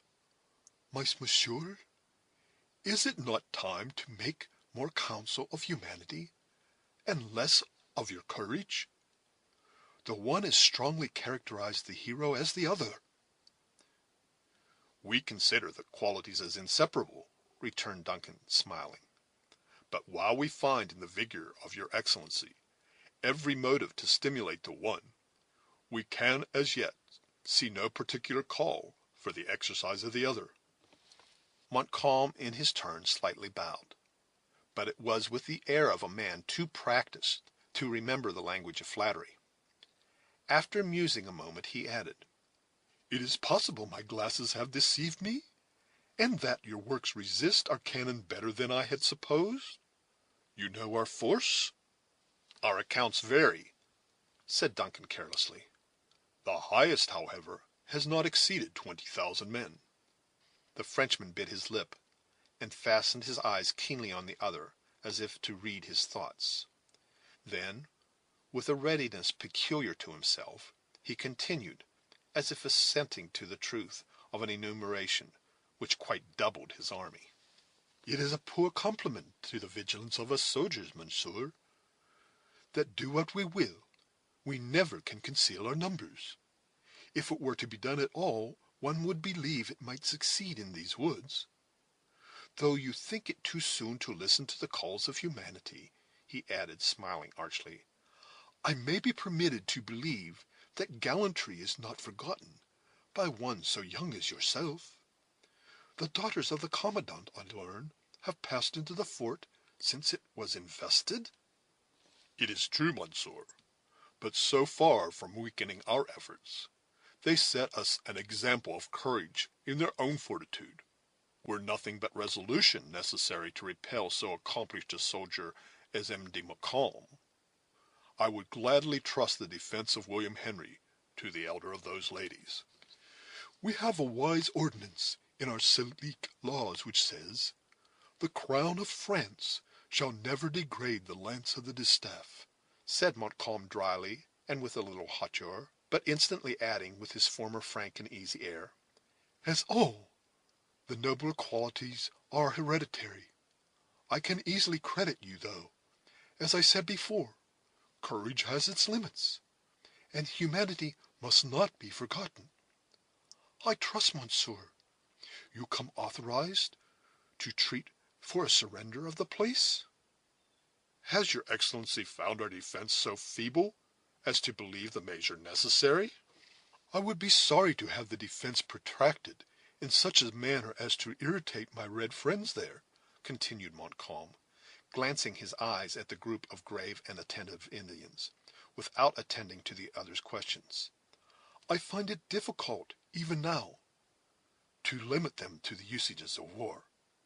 Heyward was silent, for a painful recollection of the dangers he had so recently escaped came over his mind, and recalled the images of those defenseless beings who had shared in all his sufferings.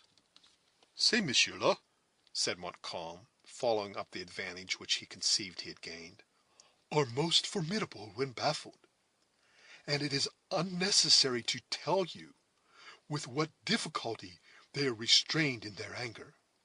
Eh bien, monsieur, shall we speak of the terms?" I fear your Excellency has been deceived as to the strength of William Henry and the resources of its garrison. I have not sat down before Quebec but an earthwork that is defended by 2,300 gallant men, was the laconic reply. Our mounds are earthen, certainly, nor are they seated on the rocks of Cape Diamond, but they stand on that shore which proved so destructive to Dieskau and his army. There is also a powerful force within a few hours' march of us, which we account upon as part of our means. "Some 6,000 or 8,000 men," returned Montcalm, with much apparent indifference, "whom their leader wisely judges to be safer in their works than in the field." It was now Heyward's turn to bite his lip with vexation, as the other so coolly alluded to a force which the young man knew to be overrated. Both mused a little while in silence, when Montcalm renewed the conversation in a way that showed he believed the visit of his guest was solely to propose terms of capitulation. On the other hand, Heyward began to throw sundry inducements in the way of the French general, to betray the discoveries he had made through the intercepted letter. The artifice of neither, however, succeeded, and after a protracted and fruitless interview, Duncan took his leave, favorably impressed with an opinion of the courtesy and talents of the enemy's captain, but as ignorant of what he came to learn as when he arrived. Montcalm followed him as far as the entrance of the marquee, renewing his invitations to the commandant of the fort to give him an immediate meeting in the open ground between the two armies. There they separated, and Duncan returned to the advanced post of the French, accompanied as before, whence he instantly proceeded to the fort, and to the quarters of his own commander. Chapter 15. Chapter 16. EDG. Before you fight the battle, ope this letter. From Lear. Major Hayward found Munro attended only by his daughters. Alice sat upon his knee, parting the gray hairs of the forehead of the old man with her delicate fingers, and whenever he affected to frown on her trifling, appeasing his assumed anger by pressing her ruby lips fondly on his wrinkled brow. Cora was seated nigh them, a calm and amused looker on, regarding the wayward movements of her more youthful sister with that species of maternal fondness which characterized her love for Alice. Not only the dangers through which they had passed, but those which still impended above them, appeared to be momentarily forgotten in the soothing indulgence of such a family meeting. It seemed as if they had profited by the short truce to devote an instant to the purest and best affection, the daughters forgetting their fears, and the veteran his cares, in the security of the moment. Of this scene Duncan, who in his eagerness to report his arrival had entered unannounced, stood many moments an unobserved and a delighted spectator. But the quick and dancing eyes of Alice soon caught a glimpse of his figure, reflected from a glass, and she sprang blushing from her father's knee, exclaiming aloud, Major Hayward! "What of the lad?" demanded her father. I have sent him to crack a little with the Frenchman. "Ah, sir, you are young and you are nimble. Away with ye, ye baggage! As if there were not troubles enough for a soldier without having his camp filled with such prattling hussies as yourself." Alice laughingly followed her sister, who instantly led the way from an apartment where she perceived their presence was no longer desirable. Munro, instead of demanding the result of the young man's mission, paced the room for a few moments with his hands behind his back and his head inclined toward the floor, like a man lost in thought.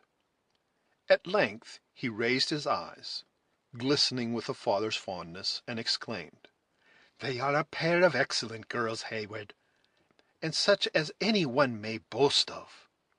You are not now to learn my opinion of your daughters, Colonel Munro." "True, lad, true," interrupted the impatient old man. "You were about opening your mind more fully on that matter the day you got in, but I did not think it becoming in an old soldier to be talking of nuptial blessings and wedding jokes, when the enemies of his king were likely to be unbidden guests at the feast. But I was wrong, Duncan, boy, I was wrong there, and I am now ready to hear what you have to say." "Notwithstanding the pleasure your assurance gives me, dear sir, I have just now a message from Montcalm." "Let the Frenchman and all his host go to the devil, sir," exclaimed the hasty veteran. "He is not yet master of William Henry, nor shall he ever be, provided Webb proves himself the man he should. No, sir, thank heaven we are not yet in such a strait that it can be said Munro is too much pressed to discharge the little domestic duties of his own family. Your mother was the only child of my bosom friend, Duncan, and I'll just give you a hearing, though all the knights of St. Louis were in a body at the sally port, with the French saint at their head, crying to speak a word under favor. A pretty degree of knighthood, sir, is that which can be brought with sugar hogsheads. And then your twopenny marquisates. The thistle is the order for dignity and antiquity, the veritable nemo me impune lacet of chivalry. Ye had ancestors in that degree, Duncan, and they were an ornament to the nobles of Scotland." Hayward, who perceived that his superior took a malicious pleasure in exhibiting his contempt for the message of the French general, was fain to humor a spleen that he knew would be short-lived. He therefore replied with as much indifference as he could assume on such a subject. "My request, as you know, sir, went so far as to presume the honor of being your son." "Ah, boy, you found words to make yourself very plainly comprehended. But let me ask ye, sir, have you been as intelligible to the girl?" "Oh, my honor, no!" exclaimed Duncan warmly. "There would have been an abuse of a confided trust, had I taken advantage of my situation for such a purpose." Your notions are those of a gentleman, Major Hayward, and well enough in their place. But Cora Munro is a maiden too discreet, and of a mind too elevated and improved, to need the guardianship even of a father. "Cora?" Ay, Cora, we are talking of your pretensions to Miss Munro, are we not, sir? I I was not conscious of having mentioned her name," said Duncan, stammering. And to marry whom, then, did you wish my consent, Major Hayward?" demanded the old soldier, erecting himself in the dignity of offended feeling. "You have another, and not less lovely child." Alice? exclaimed the father, in an astonishment equal to that with which Duncan had just repeated the name of her sister. "Such was the direction of my wishes, sir." The young man waited in silence, the result of the extraordinary effect produced by a communication which, as it now appeared, was so unexpected. For several minutes Munro paced the chamber with long and rapid strides, his rigid features working convulsively, and every faculty seemingly absorbed in the musings of his own mind. At length he paused directly in front of Hayward, and, riveting his eyes upon those of the other, he said, with a lip that quivered violently: Duncan Hayward, I have loved you for the sake of him whose blood is in your veins. I have loved you for your own good qualities, and I have loved you because I thought you would contribute to the happiness of my child. But all this love would turn to hatred, were I assured that what I so much apprehend is true. "God forbid that any act or thought of mine should lead to such a change!" exclaimed the young man, whose eye never quailed under the penetrating look it encountered. Without adverting to the impossibility of the other's comprehending those feelings which were hid in his own bosom, Munro suffered himself to be appeased by the unaltered countenance he met, and with a voice sensibly softened, he continued: Ye would be my son, Duncan, and you're ignorant of the history of the man you wish to call your father? Sit ye down, young man, and I will open to you the wounds of a sacred heart, in as few words as may be suitable. By this time the message of Montcalm was as much forgotten by him who bore it as by the man for whose ears it was intended. Each drew a chair, and while the veteran communed a few moments with his own thoughts, apparently in sadness, the youth suppressed his impatience in a look and attitude of respectful attention. At length the former spoke.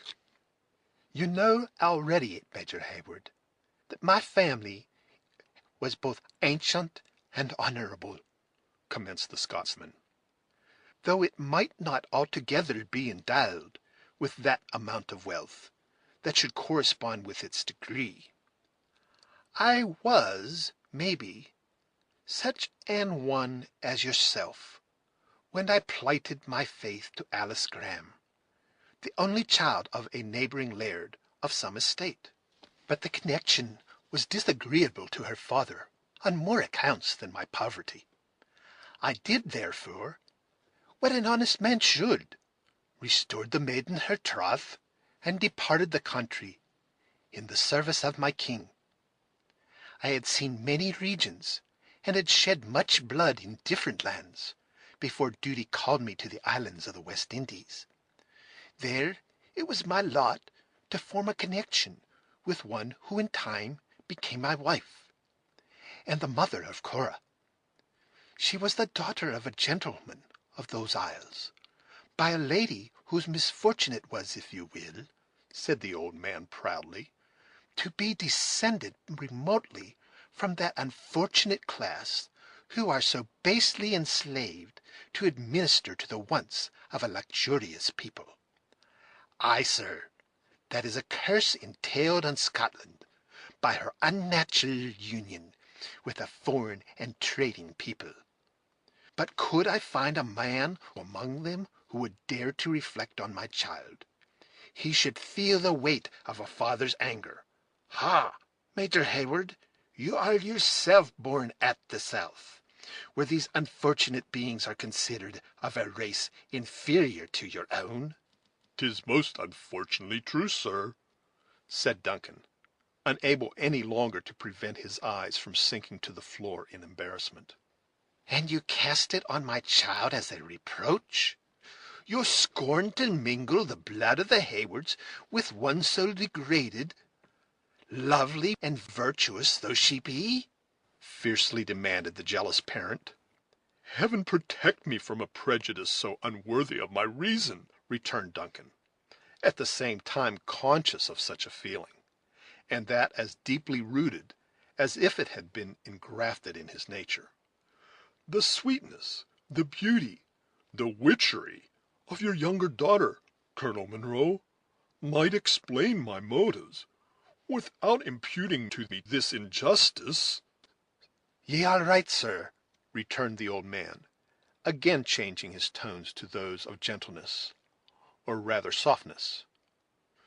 The girl is the image of what her mother was at her years, and before she had become acquainted with grief. When death deprived me of my wife, I returned to Scotland, enriched by the marriage. And would you think it, Duncan?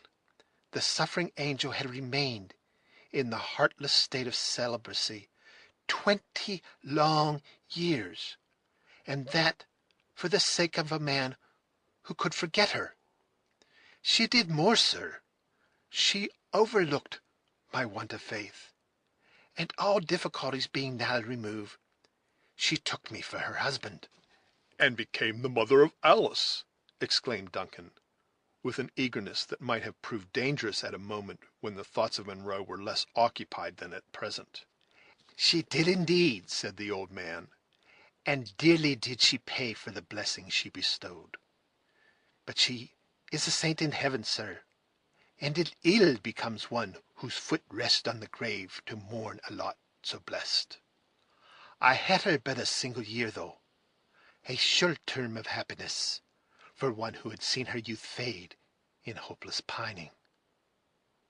There was something so commanding in the distress of the old man, that Hayward did not dare to venture a syllable of consolation. Munro sat utterly unconscious of the other's presence, his features exposed and working with the anguish of his regrets, while heavy tears fell from his eyes and rolled unheeded from his cheeks to the floor. At length he moved, and as if suddenly recovering his recollection, when he arose, and taking a single turn across the room, he approached his companion with an air of military grandeur, and demanded, Have ye not, Major Hayward, some communication that I should hear from the Marquis de Malcolm? Duncan started in his turn, and immediately commenced in an embarrassed voice the half-forgotten message. It is unnecessary to dwell upon the evasive though polite manner with which the French general had eluded every attempt of Hayward to worm from him the purport of the communication he had proposed making, or on the decided though still polished message by which he now gave his enemy to understand that unless he chose to receive it in person, he should not receive it at all. As Munro listened to the detail of Duncan, the excited feelings of the father gradually gave way before the obligations of his station, and when the other was done, he saw before him nothing but the veteran, swelling with the wounded feelings of a soldier. Ye have said enough, Major Hayward, exclaimed the angry old man, enough to make a volume of commentary on French civility. Here has this gentleman invited me to a conference, and when I send him a capable substitute, figure all that, Duncan, though your years be but few, he answers me with a riddle. Ye may have thought less favorably of the substitute, my dear sir, and you will remember that the invitation, which he now repeats, was to the commandant of the works, and not to his second. Well, sir, is not a substitute clothed with all the power and dignity of him who grants the commission? He wishes to confer with Munro? Faith, sir, I have much inclination to indulge the man, if it should only be to let him behold the firm countenance we maintain, in spite of his numbers and his summons. There might not be bad policy in such a stroke, young man. Duncan, who believed it of the last importance that they should speedily come to the contents of the letter borne by the scout, gladly encouraged this idea. Without a doubt, he could gather no confidence by witnessing our indifference, he said. You never said a truer word. I could wish, sir, that he would visit the works in open day, and in the form of a storming party. That is the least failing method of proving the countenance of an enemy, and would be far preferable to the battering system he has chosen. The beauty and manliness of warfare has been much deformed, Major Hayward, by the arts of Monsieur Vauban. Our ancestors were far above such scientific cowardice. It may be very true, sir, but we are now obliged to repel art by art. What is your pleasure in the matter of the interview? I will meet the Frenchman, and that without fear or delay. Promptly, sir, as becomes a servant of my royal master. Go, Major Hayward, and give them a flourish of the music, and send out a messenger to let them know who is coming. We will follow with a small guard, for such respect is due to one who holds the honor of his king in keeping. And hark ye, Duncan, he added in a half-whisper, though they were alone, it may be prudent to have some aid at hand, in case there should be treachery at the bottom of it all. The young man availed himself of this order to quit the apartment, and as the day was fast coming to a close, he hastened, without delay, to make the necessary arrangements. A very few minutes only were necessary to parade a few files, and to dispatch an orderly with a flag to announce the approach of the commandant of the fort. When Duncan had done both these things, he led the guard to the sally port, near which he found his superior, ready, waiting his appearance. As soon as the usual ceremonials of a military departure were observed, the veteran and his more youthful companion left the fortress, attended by the escort. They had proceeded only a few hundred yards from the works, when the little array which attended the French general to the conference was seen issuing from a hollow way which formed the bed of a brook that ran between the batteries of the besiegers and the fort. From the moment that Munro left his own works to appear in front of his enemies, his air had been grand, and his step and countenance highly military. The instant he caught a glimpse of the white plume that waved in the hat of Montcalm, his eye lighted, and age no longer appeared to possess any influence over his vast and still muscular person. Speak to the boys to be watchful, sir, he said in an undertone to Duncan, and to look well to their flints and steel, for one is never safe with a servant of these Louis. At the same time, we shall show them the front of men in deep security. You'll understand me, Major Hayward. He was interrupted by the clamor of a drum from the approaching Frenchmen, which was immediately answered when each party pushed an orderly in advance, bearing a white flag, and the wary Scotsman halted with his guard close at his back. As soon as this slight salutation had passed, Montcalm moved toward them with a quick but graceful step, baring his head to the veteran, and dropping his spotless plume neatly to the earth in courtesy. If the air of Munro was more commanding and manly, it wanted both the ease and insinuating polish of that of the Frenchman. Neither spoke for a few moments, each regarding the other with curious and interested eyes. Then, as became his superior rank and the nature of the interview, Montcalm broke the silence.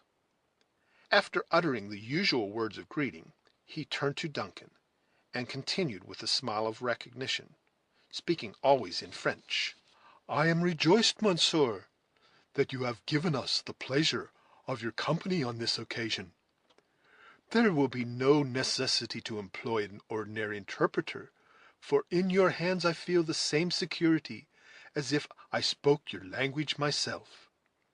Duncan acknowledged the compliment, when Montcalm, turning to his guard, which in imitation of that of their enemies pressed close upon him, continued: "Henri, mes enfants, il faut retirer vos en paix." Before Major Hayward could imitate this proof of confidence, he glanced his eyes around the plain, and beheld with uneasiness the numerous dusky groups of savages, who looked out from the margin of the surrounding woods, curious spectators of the interview. Monsieur de Montcalm will readily acknowledge the difference in our situation," he said with some embarrassment, pointing at the same time toward those dangerous foes, who were to be seen in almost every direction. "Were we to dismiss our guard, we should stand here at the mercy of our enemies." "Monsieur, you have the plighted faith of un gentilhomme Français for your safety," returned Montcalm, laying his hand impressively on his heart. "It should suffice." "It shall fall back," Duncan added to the officer who led the escort. "Fall back, sir, beyond hearing, and wait for orders." Munro witnessed this movement with manifest uneasiness, nor did he fail to demand an instant explanation. "Is it not our interest, sir, to betray distrust?" retorted Duncan. "Monsieur de Montcalm pledges his word for our safety, and I have ordered the men to withdraw a little, in order to prove how much we depend on his assurance." "It may be all right, sir, but I have no overwhelming reliance on the faith of these Marquesas, or Marquises as they call themselves.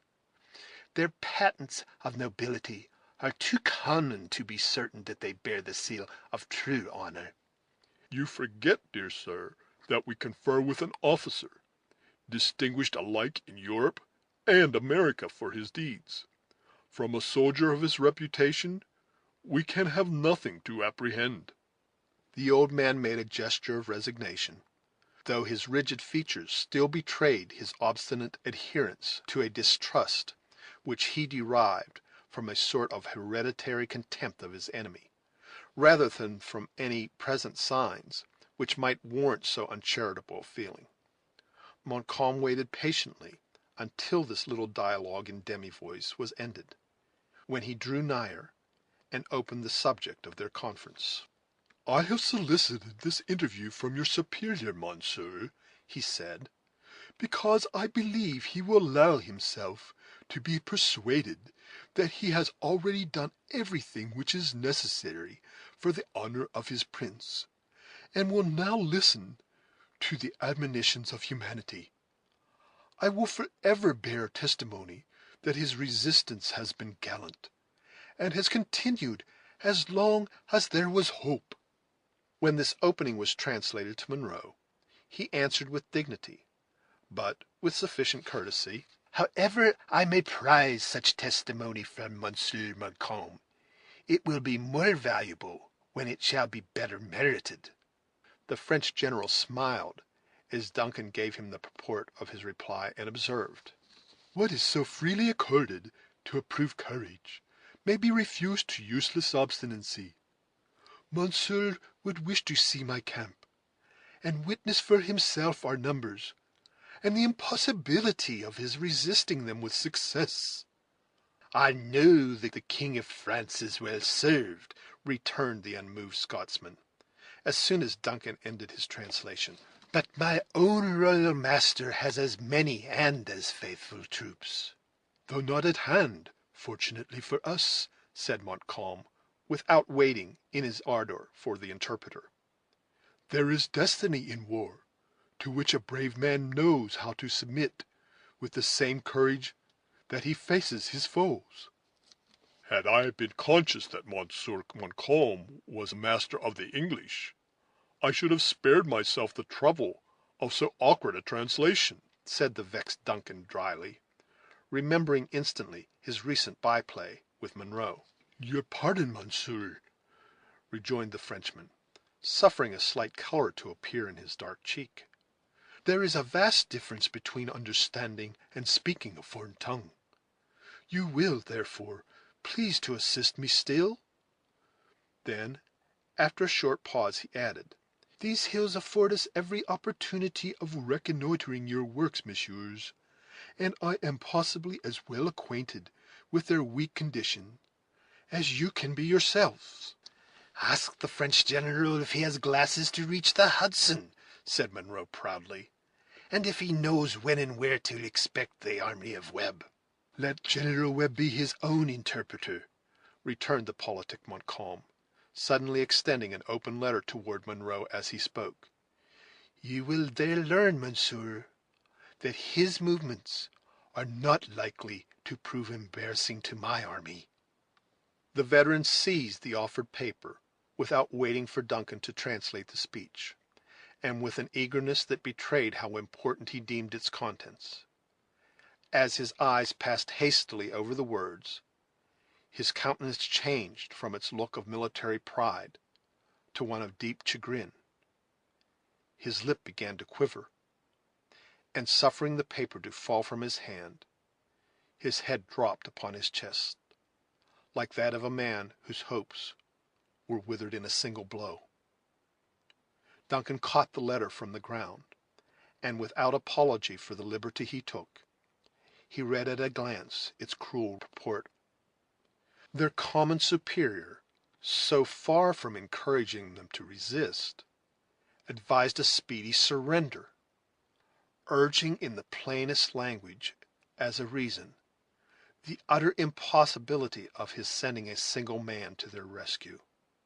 "Here is no deception," exclaimed Duncan, examining the billet both inside and out. "This is the signature of Webb, and must be the captured letter." "The man has betrayed me," Munro at length bitterly exclaimed. "He has brought dishonor to the door of one where disgrace has never before known to dwell, and shame has he reaped heavily on my gray hairs."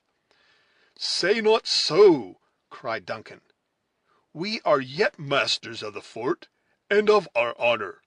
Let us then sell our lives at such a rate as shall make our enemies believe the purchase too dear." "Boy, I thank thee," exclaimed the old man, rousing himself from his stupor. "You have for once reminded Munro of his duty. We will go back and dig our graves behind those ramparts." "Messieurs," said Montcalm, advancing toward them a step, in generous interest, "you little know Louis de Saint Véran if you believe him capable of profiting by this letter to humble brave men, or to build up a dishonest reputation for himself. Listen to my terms before you leave me." "What says the Frenchman?" demanded the veteran sternly. "Does he make a merit of having captured a scout with a note from headquarters? Sir, he had better raise this siege to go and sit before Edward, if he wishes to frighten his enemy with words." Duncan explained the other's meaning. "Monsieur Montcalm, we will hear you," the veteran added more calmly, as Duncan ended. "To retain the fort is now impossible," said his liberal enemy. "It is necessary, in the interest of my master, that it should be destroyed. But as for yourself and your brave comrades, there is no privilege dear to a soldier that shall be denied." "Our colors?" demanded Heyward. "Carry them to England, and show them to your king." "Our arms?" "Keep them. None can use them better." "Our march? The surrender of the place?" "Shall be done in a way most honorable to yourselves." Duncan now turned to explain these proposals to his commander, who heard them with amazement, and a sensibility that was deeply touched by so unusual and unexpected generosity. "Go, you Duncan," he said, "go with this Marquess. as indeed Marquess he should be. Go to his marquee and arrange it all. I have lived to see two things in my old age that never did I expect to behold: an Englishman afraid to support a friend, and a Frenchman too honest to profit by his advantage." So saying, the veteran again dropped his head to his chest, and returned slowly toward the fort, exhibiting by the dejection of his air to the anxious garrison a harbinger of evil tidings. From the shock of this unexpected blow, the haughty feelings of Monroe never recovered; but from that moment there commenced a change in his determined character, which accompanied him to a speedy grave. Duncan remained to settle the terms of the capitulation. He was seen to re-enter the works during the first watches of the night, and immediately after a private conference with the commandant, to leave them again. It was then openly announced that hostilities must cease, Monroe having signed a treaty by which the place was to be yielded to the enemy with the morning, the garrison to retain their arms, the colors and their baggage, and consequently, according to military opinion, their honor. Chapter 17.